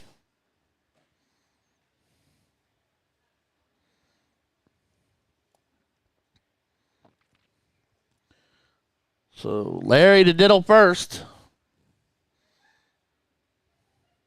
Double bull. Hattie B's. How far away from the venue? That's the Nashville hot chicken place everybody talks about. Yeah, I was just told about that, Hattie B's. Somebody said there's another one here that's just as good, and I don't remember the name of it right off the top of my head. I'm going to have to try to look it up. I don't do DoorDash, but if somebody wanted to do that for me, I'd pay some money for it, that's for sure. They're probably closed now.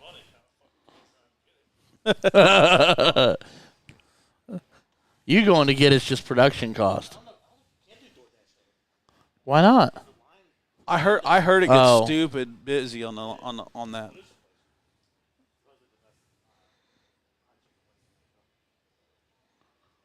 Joel starts off with a nice ton.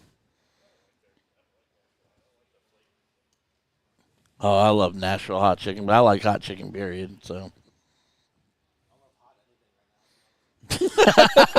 Nice 99 for Larry. Kenny Windsor says, always a long line. DoorDash is your best bet. DoorDash looking up now.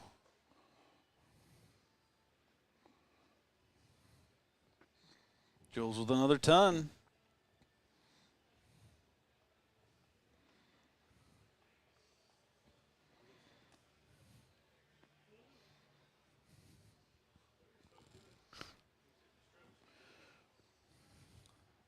I don't know. I think I'm not taking anything away from Larry, but Jules is kind of just in a rhythm right now. Well, Jules right now for this particular event looks like he's shooting an 86.78, and Larry's at a 75.31. Just by that alone. Checkout average 40% for Jules, 36.6 for Larry. Samantha Hubbard, let me check in with the upper management of the production team. Are we NATO bound this year? Yeah, why? Is she going to be my trips partner again? Not if she's mine first. She likes me and Deanna a heck of a lot more than she likes you. Well, I don't blame you there. I'd like you guys more than I'd like me too. Well, the chicken must be pretty good then, Kenny. It's world famous. I know we will be at data. That sounds like a plan. Sounds like I need some dates because I don't know anything about any of that. October 7th through the 7th, 8th, 9th, 10th, something like that. Oh, Lord. It's a Friday, somewhere around the 7th. Friday. It's the weekend after my birthday. So yeah. My brother's birthday's over. It's the weekend before my birthday. What are you guys doing? That's why I call him Mom. Teresa Bradley's in the chat.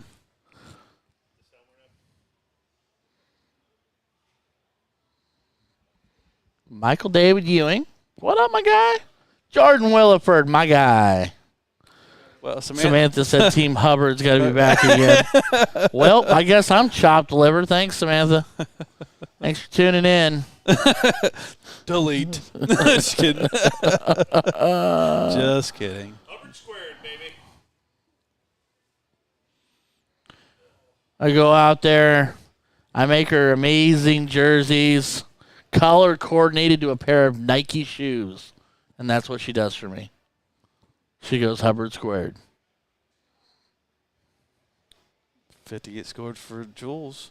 Jules got the first leg. I missed the double.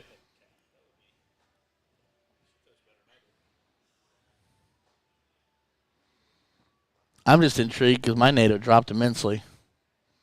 I might be appealing to somebody. I'm not even in the NATO database anymore. Yeah. I'm more worried about my PPD action now. TOC, baby. Huh? The money they dish out. Yeah. So Mike Maloney, you going to meet him? You never know. Actually, no. It's not happening. 77 scored for Larry.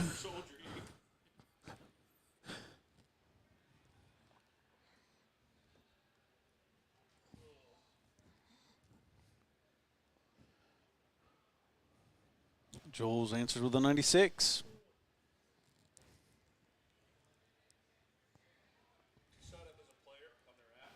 What?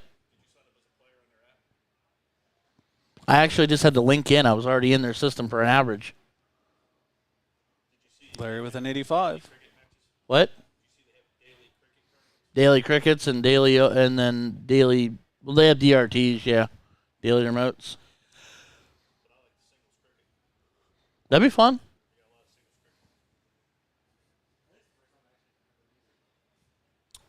$84 scored for Jules.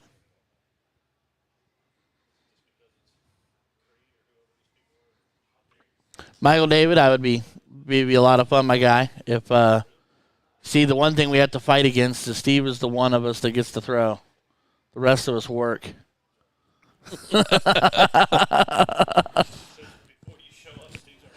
Well, that's true. Usually, well, in this case, hey, I help most of the time. This time, I was behind you, but I had to. It's going to be in trouble. Leaves to Shanghai. I love you guys, but I can't lose. Can't lose my job for this one. Larry with a 95. Leaving 116.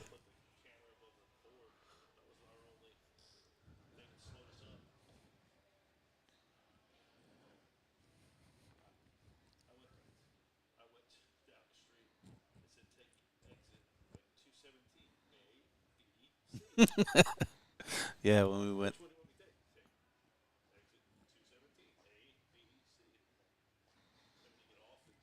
Larry with another start with the trip 19. No, tops. And he gets it. Larry breaking a leg, breaking it back. Makes it one apiece. And we'll step back up and say, all right, we're back on throw now.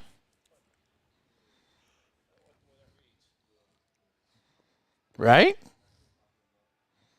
Larry looking to fill it up. No, he switches it up. Nice 139. Shows you what I know.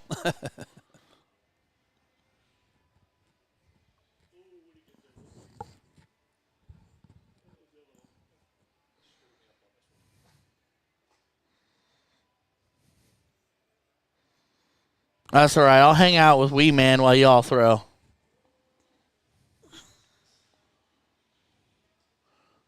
Mark Lacombe. Jules defeated Larry this past Sunday at CDC event number 6 in the top 16. 6-2. Jules carried a 97. Well, he is currently carrying a 78.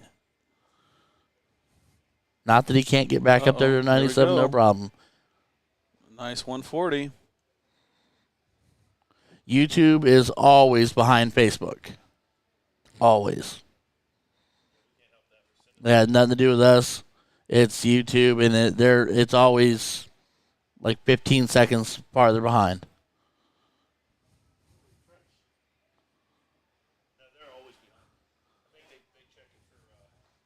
Content? Probably. Jules starts with a trip. And another one. Do it.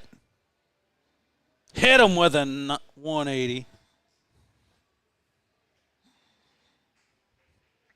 Just when you thought he was out, they pulled him back in. 19s? No, not on 127. Okay. You'll shoot 20 or 17 are your two options. Your two best options. Now, if that's a triple, he's got double 8. Must have been because he almost bagged it. All right. Jules needs to catch this to try to break back again.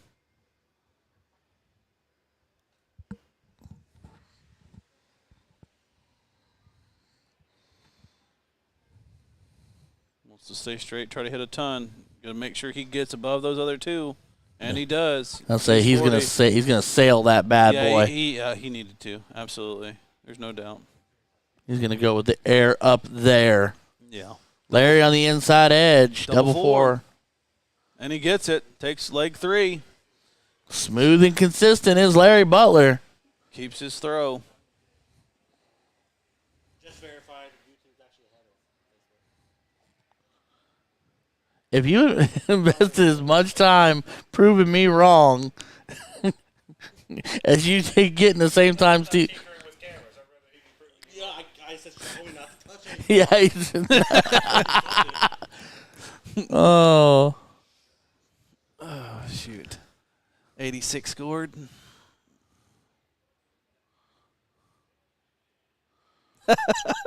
man. Now I got Missy on me, too. Oh, Brown. Shoot. Oh. All right, it's going to be the RQ show the rest of the weekend, ladies and gentlemen. I'm just going to sit over here in the corner and hide. Call me when Soft Tip comes back. I appreciate the compliments, Missy. Absolutely. I'm glad you're enjoying the stream. I hope everybody else is. Don't forget to like, share, and subscribe. I even brought the Steve Brown out chart, and that's how I get treated. Man. Nice 94 by Jules. Joel Shilkey. What's up, Shilkey Light? Jesse Buck's here? Where's Jesse Buck? He hasn't said hi. I'm upset. Oh, shoot. That's in a 133. Are we sure? Yeah, I am. Well, I just meant the way they were hesitating. I know I was.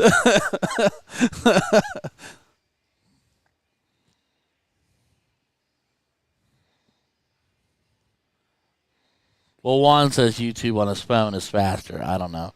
JD, OG Shilky. What's up, my guy?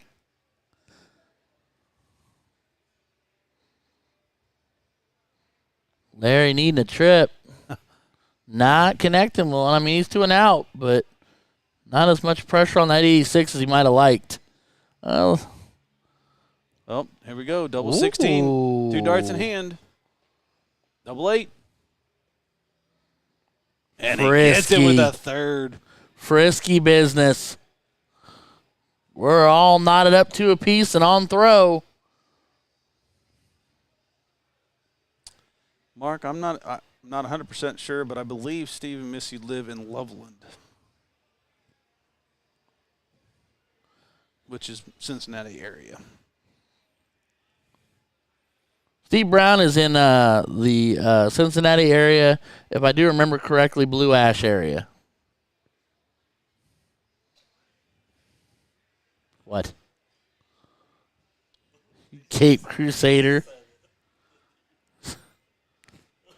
Shut up, Juan. Go away. Oh, man. Jules with a nice 121. JD or Joel, your father is definitely most definitely not garbage. He's the OG Shilky. Nice 140 by Larry. Larry's tucking him in there. Larry's going to go 19s next round. I'm almost positive. Unless he decides to make me a. No, I would agree with you. I would actually genuinely agree with you. I would hope so. There's the handshake. He's looking down. Single. Single. Triple. 95. Leaves the 170. Leaves a big fish. Let's see what Jules could do with his. You don't answer the phone that fast when I call. Thank you, Missy, for the confirmation. Appreciate it.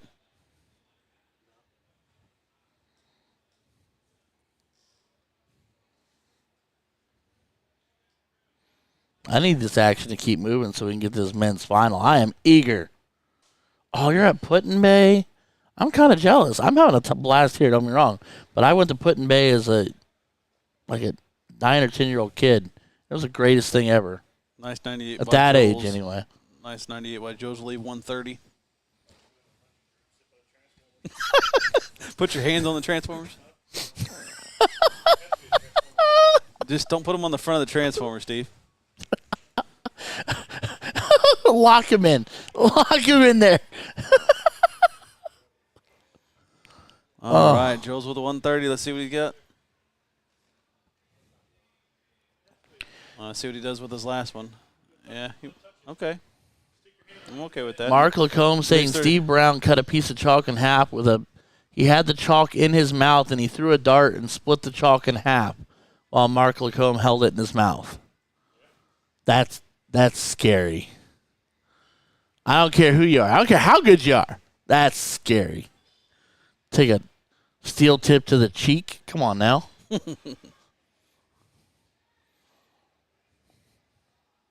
Okay, I missed to see who hit the double. I missed it. I was looking at the comments.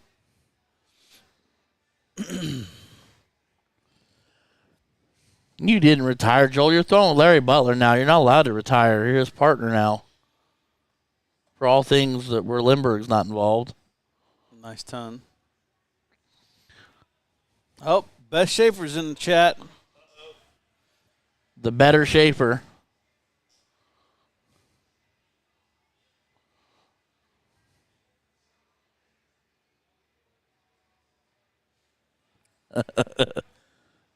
It's a little column A, it's a little column B.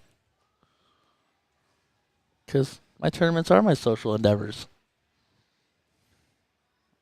Solid 58. She's better at everything, bud. Don't get it twisted. Uh-oh, 2 trips. Jules. 140. Hello, Best. Sitting 245. Larry Bear 343.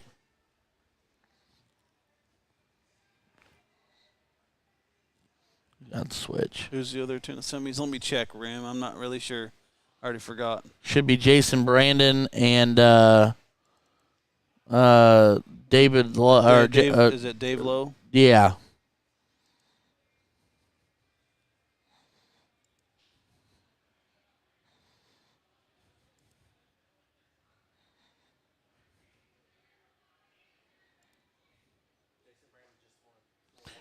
Jason. Wow. Jason's in the finals? He is on a redemption tour.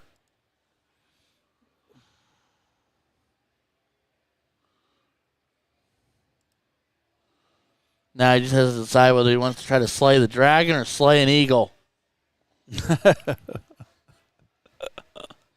To be determined. Oh, shoot.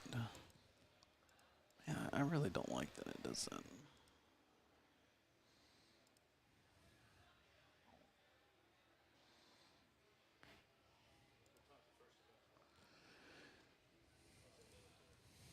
Okay, so the other semifinals, Lowe and Brandon, and the averages, Jason Brandon had an 82.34 and Lowe had a 71.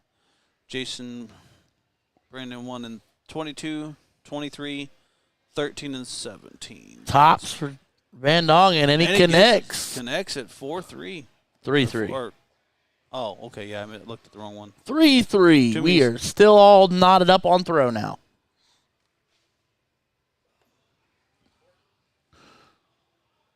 No. No. It should be just alternate. This should be the decider. This should be it. Larry starts off with a 58.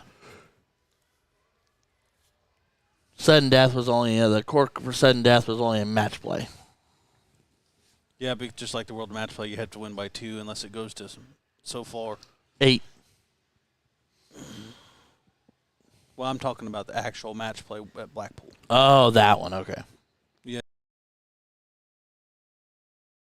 I think it was 6, and then it progressed, and I think now they're up to 16. You got to win up to get 16 wins to advance or win by 2, and then after that, I'm not sure if it goes to 17 or what it goes to after that. I know when Larry won his, it was 16-12 in '94, but I'm not sure. Oh wow! He beat Dennis Priestley, the world #1 at the time. Jules was an unfortunate third there, found the 1. Larry not faring a whole lot better, though, with only finding 40. So, slight advantage to Larry, but it's his leg to start and finish. But here comes Jules. So he's going down. Yep, 99, leaves 301. Nothing wrong there. 322, a lot of people start with the 18s here, but we'll see what Larry decides to do. Started with triple. 98, 224 left.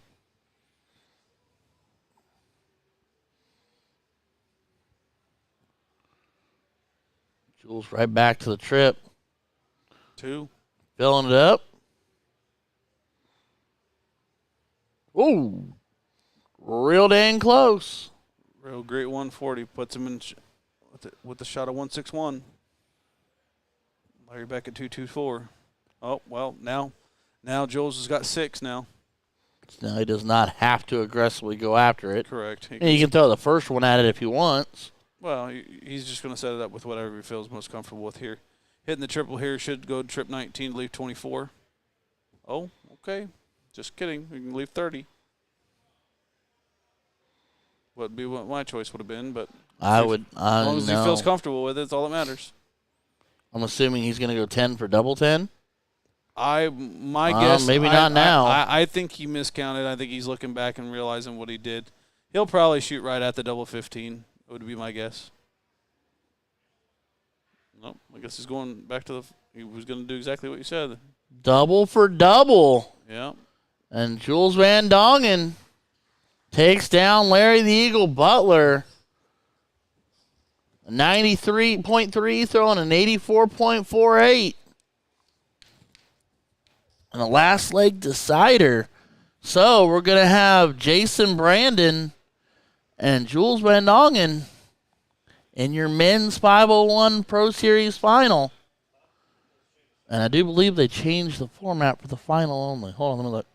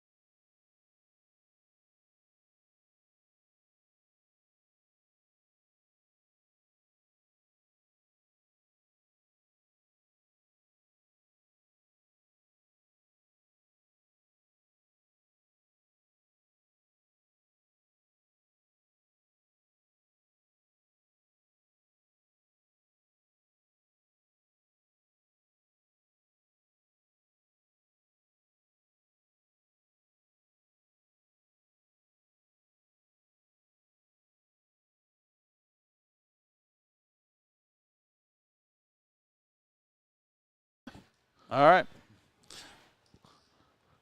Got Jason Brandon and Jules Van Dungen warming up.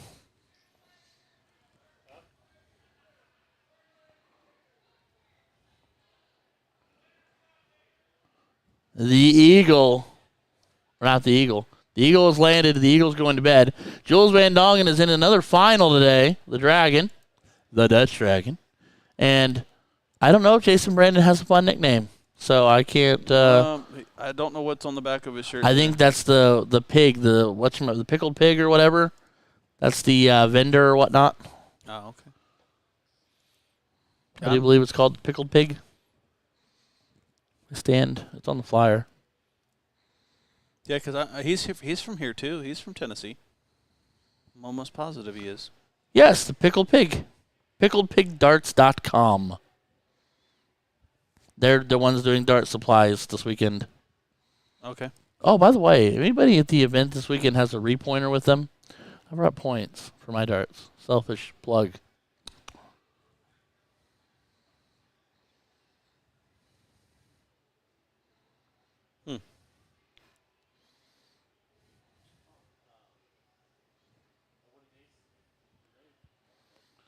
All right.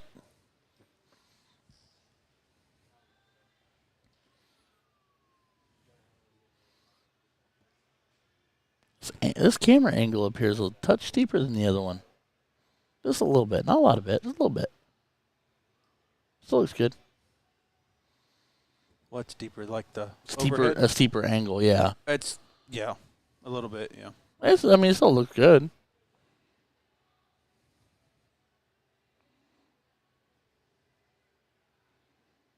Is Jules wearing headphones today? I seen him doing it when he was practicing earlier, but I don't think he's doing it now. The finals is still first to 4. Yes, the whole event is best of 7. Big start by Jules with a 1.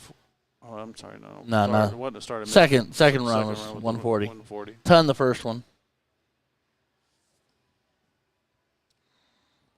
Yeah, Missy, we're staying race to 4 all the way through. The men's singles, I do believe they're having tomorrow, not the pro singles event, this one, but the men's singles tomorrow. As they get farther along into like the top 16, top 8, and top 4, whatnot final, are going to be different, but that's tomorrow. All right, Jules looking at 90. 89. 80. 60 left. It's a long walk for us to leave 60. Hopefully. See what Brandon does here. Did exactly what he should. Now go trip 20. Yep, 90. Reason why you do that, if you hit the single, the 105 leaves you 167. Gotcha. Good to know.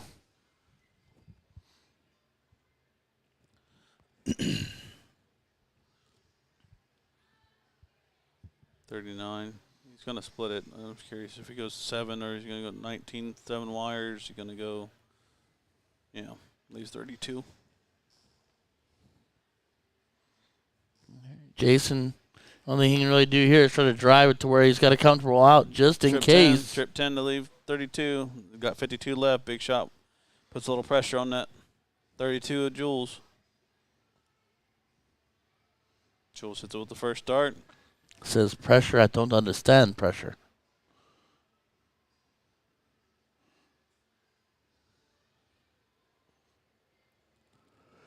Nice ton from Brandon.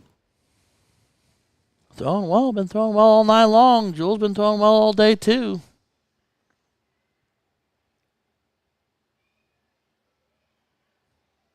Jason's just got to make sure he dials in the scoring. He's been cleaning up doubles like crazy. He's got to keep the scoring power up.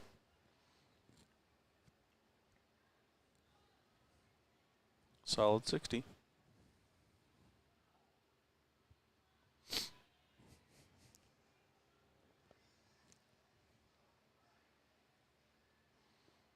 It's 2 darts now. Jules has bled into that 7. 47 scored there.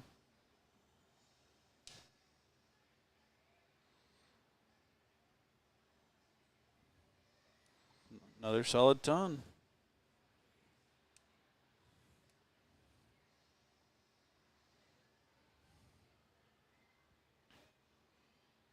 Good switch. 96.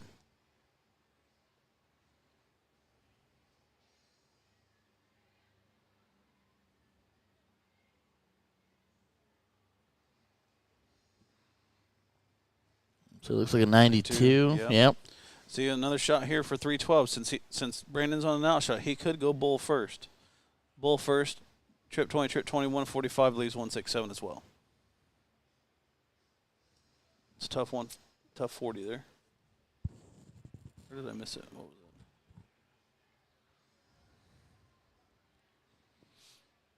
it? Got 80. 97 for Brandon.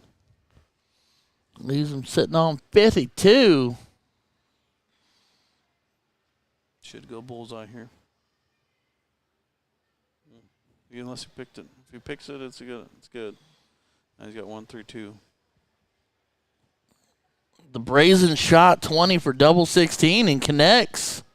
Holds throw. He dials up those doubles, man. I love double 16, but on 52, I'm still going 12 for tops because I'm petrified I'd trip that 20.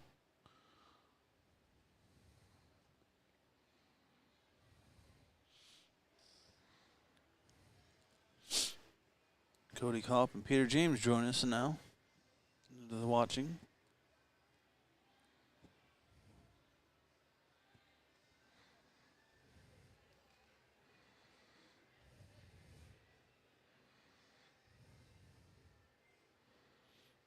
Good start with triple. 2. You get a third. Nice 140.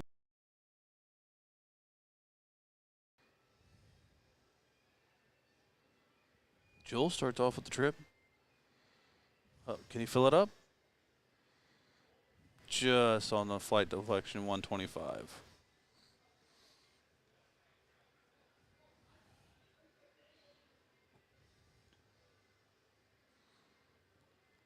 Only a 45 on that trip around the sun.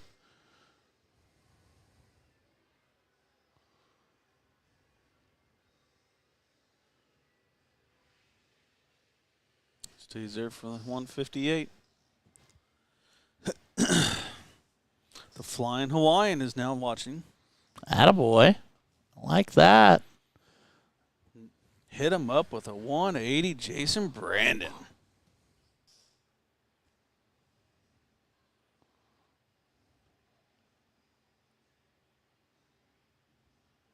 Jules with a solid 6 to leave 98.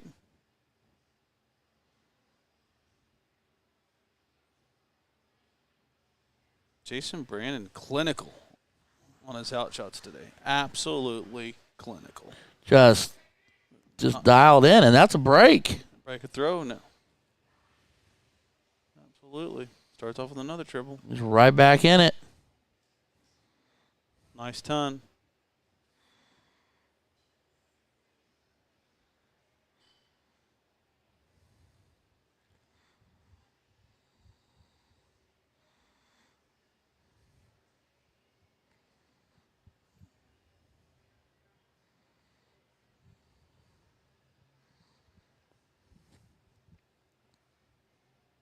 Nice 96.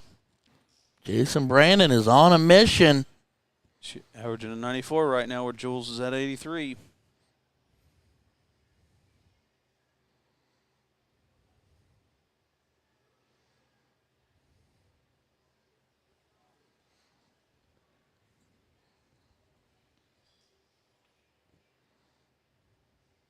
Jason Brandon with a 58.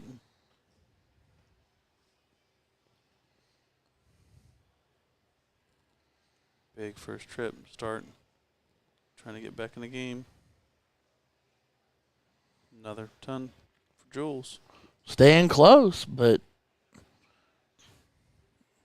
definitely the right dart there. Ooh. Unfortunate. 95. I'm impressed he didn't switch off on that and he kept it. Well, like I said, he's more of a stacker, so, I mean, he's not afraid to go right next to another dart. Nice 140 from Jules. He's 145. Brandon with a 152. There's his first trip. The second one. His favorite double. Oh, just outside on the double 16. Thought for sure with the way he's been on that double 16. He had a little bit of a hesitation to ask the chalker about it, but that could be the only thing that really threw him. Oh, look at Jules for tops. And gets it with the 145. Wow. That's a break and a half. Incredible timing. Almost a 152, and then the 145 goes. Jules starting right back off with a 140 to start game 5. Insane. Jason right behind him. 2 triples. Hit him up with a 9.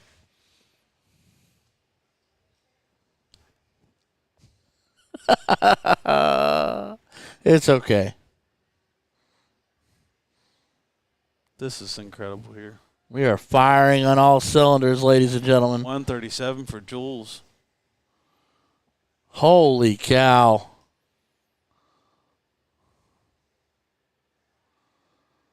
Absolutely right, Troy. He's absolutely filling up that lipstick on that trip 20. That's absolutely correct. Switch off that. Let's go. Watch what he's doing. Oh, well, he picks the trip. So he's all over it. 96 leaves 128. Yeah, that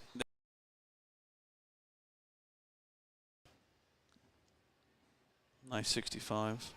Leave 116. Let's see. Jules hits the first trip. Can he get the second? Ooh. Oh, my misses. word. 116's got to go. Just outside 38 scored there.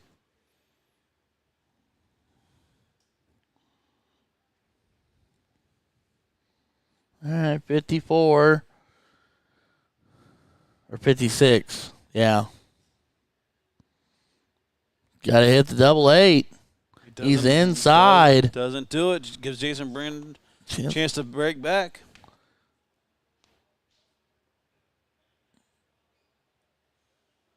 Double 10. And he gets it with a third dart. This is incredible. So Jules is like, I stole the 145, and then he swipe or no swipey the 60. Jason's pulling with his momentum, hitting him with the first triple. Ends up only with the 76.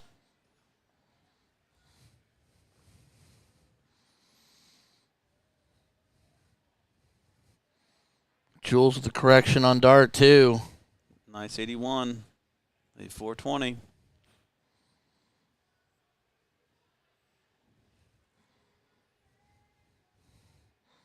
Jason's just not letting up. No, that nice solid 10 there.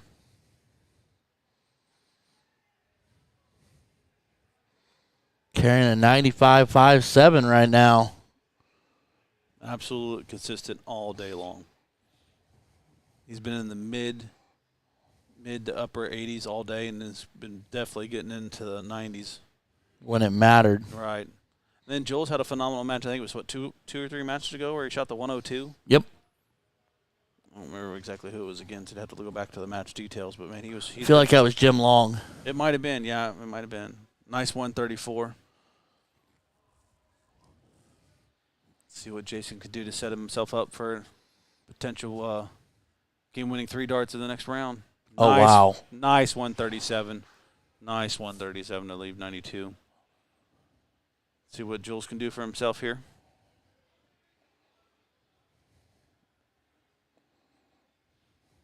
$95, 91. See how Jason decides to do this. Yep, 17. Leave the bull. Oh, it's Joey Lanal. Mark Lacombe again. There it is. What an incredible shot of 92. Wow. Way to end the tournament with a pro singles with a Jason 92 double bull out. throwing a 96.33 for the match. What an incredible. Jason Brandon on a redemption tour takes the final down, takes Jules out, and very much informed Jules Van Dongen. Man alive. What a match. Absolutely. Wow. Crazy. Just incredible talent today. Just showing up super duper. Great finishing. Solid averages. And an epic final. Agreed. I couldn't, yeah. It's just been clean, man. Clean darts.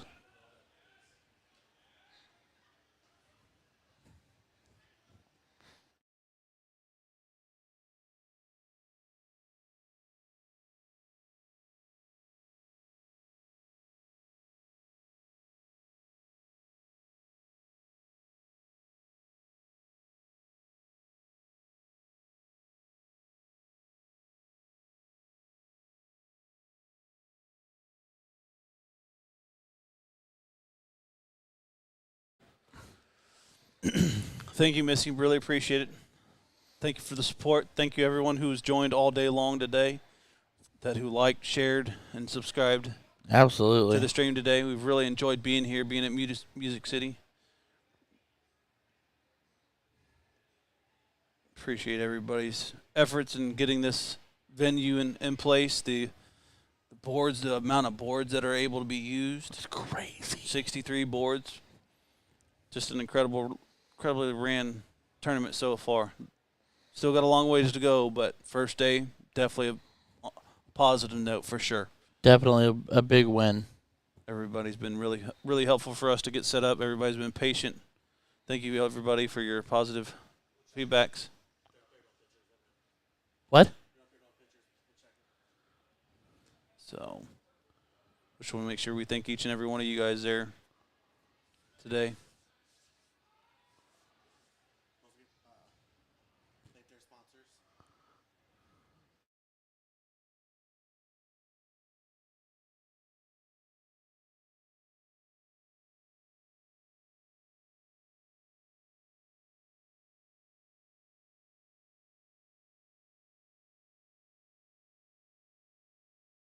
Okay.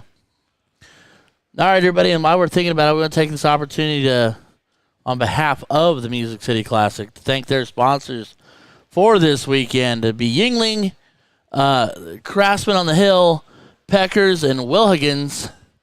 Thank you so much for your support to this event. This event could not happen without all of you for the Greater Nashville Darters Association. Crescent on the Hill and Hogan's are two local steel tip bars.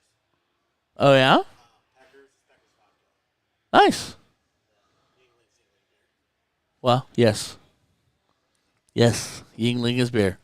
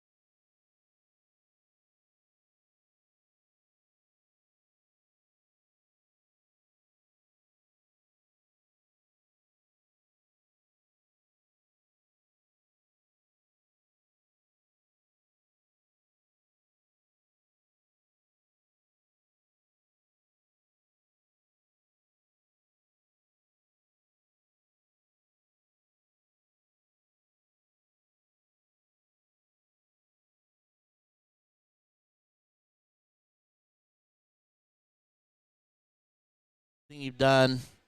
We do appreciate you as we get one more outlook at the crowd here as the hall continues to thin. And we're waiting on a verdict back from Mr. Steve Hubbard.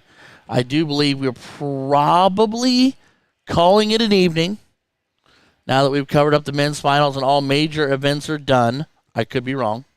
Well, and don't forget, I think we're starting at what tomorrow? 10 a.m. 10 a.m. So make sure if you're up. Mark Lacombe. Shout out to him for the donation. Oh, yeah, Oh. Mark Lacombe. Look at that. Mark Lacombe, you are you're on the Christmas list for life. I will get your address from Peter Cetera later on today or this weekend, and I'll make sure you get a George family Christmas card. It's a goofy picture of my kids usually, so, you know. But thank you so much for that. That's fantastic. Thanks for all your help today with. Oh, dude, your with stat drop knowledge. We Yeah. should be PayPaling you with all the stats you dropped in, my guy. Definitely appreciate you. Definitely helps us give some more conversation to the great things that you guys are doing at the CDC. They are pretty freaking cool. Absolutely. Definitely is taking North American darts to a different level than it used to be, giving them more exposure to people, giving an opportunity to play people of higher standards outside their local areas. Working to get more Americans, North Americans, and United States players overseas to play the big boys in the PDC, and getting that youth program started so that we can, get darts into the hands of kids younger and younger. So, hey, Mark, you can spout stats to me all day long, my bud. Hey, Yeah. I'm all about stats. I'm all about winnings. I'm all about percentages. So That's why I love the game of steel. There's always so many ways to win these games and being comfortable in what you can do with your ability. Giving yourself an opportunity to win is key. Can give you opportunities you didn't think you could have against better darters by just playing smart. Yep, absolutely. Knowing the game will definitely improve your win percentage by knowing what to do when you miss. Yep. So, as always, don't forget to like, follow, and subscribe to all platforms. We do have 5 platforms: Kick, Twitch, Facebook, YouTube. I think am I missing one? Just 4. 4? Okay. Yep. Just 4. But we really appreciate each and every platform, each and every view. Thank you for your time, patience with us getting it set up with the cameras, patient with getting the matches on the stream boards. Yep. So that's why we're doing the Dark Connect matches that we have on different brackets to try to keep content on the stream for you all when we don't actually have a match on the actual stage. But yeah, so I think Juan went out there to wander to find Steve because I think we might have lost Steve, which happens. He's kind of a stray puppy like that. But I'm not sure what the next chapter holds. If nothing else, if we keep going tonight, we keep going tonight. But if not, we will be back just before 10 o'clock, I'm assuming, tomorrow. All right, well, then make an executive decision. All right, ladies and gentlemen, that is the call has come down from on high. We are going to call it an evening. It is just after midnight, so we did bring in a little over 6 hours to streaming this evening. Be sure to tune in. We will be back all weekend long. We'll be back. I'm approximating 10 a.m. tomorrow. Might be a few minutes before, might be a few minutes after. You know how we're famous for a few minutes after. If y'all need anything else from us, reach out to us any of the social media platforms. There's King Steve wandering across the stage as we speak. Anyway, I am Ryan George, the voice of Cincy Event, streaming alongside RQ, the steel tip wonder on my left, the lefty who knows most all. Y'all take care this evening. We'll see everybody. But tomorrow night or tomorrow morning, look at me go.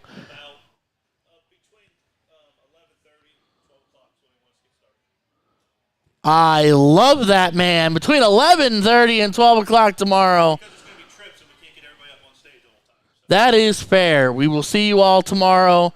Take care. God bless. See you then. Sleep well.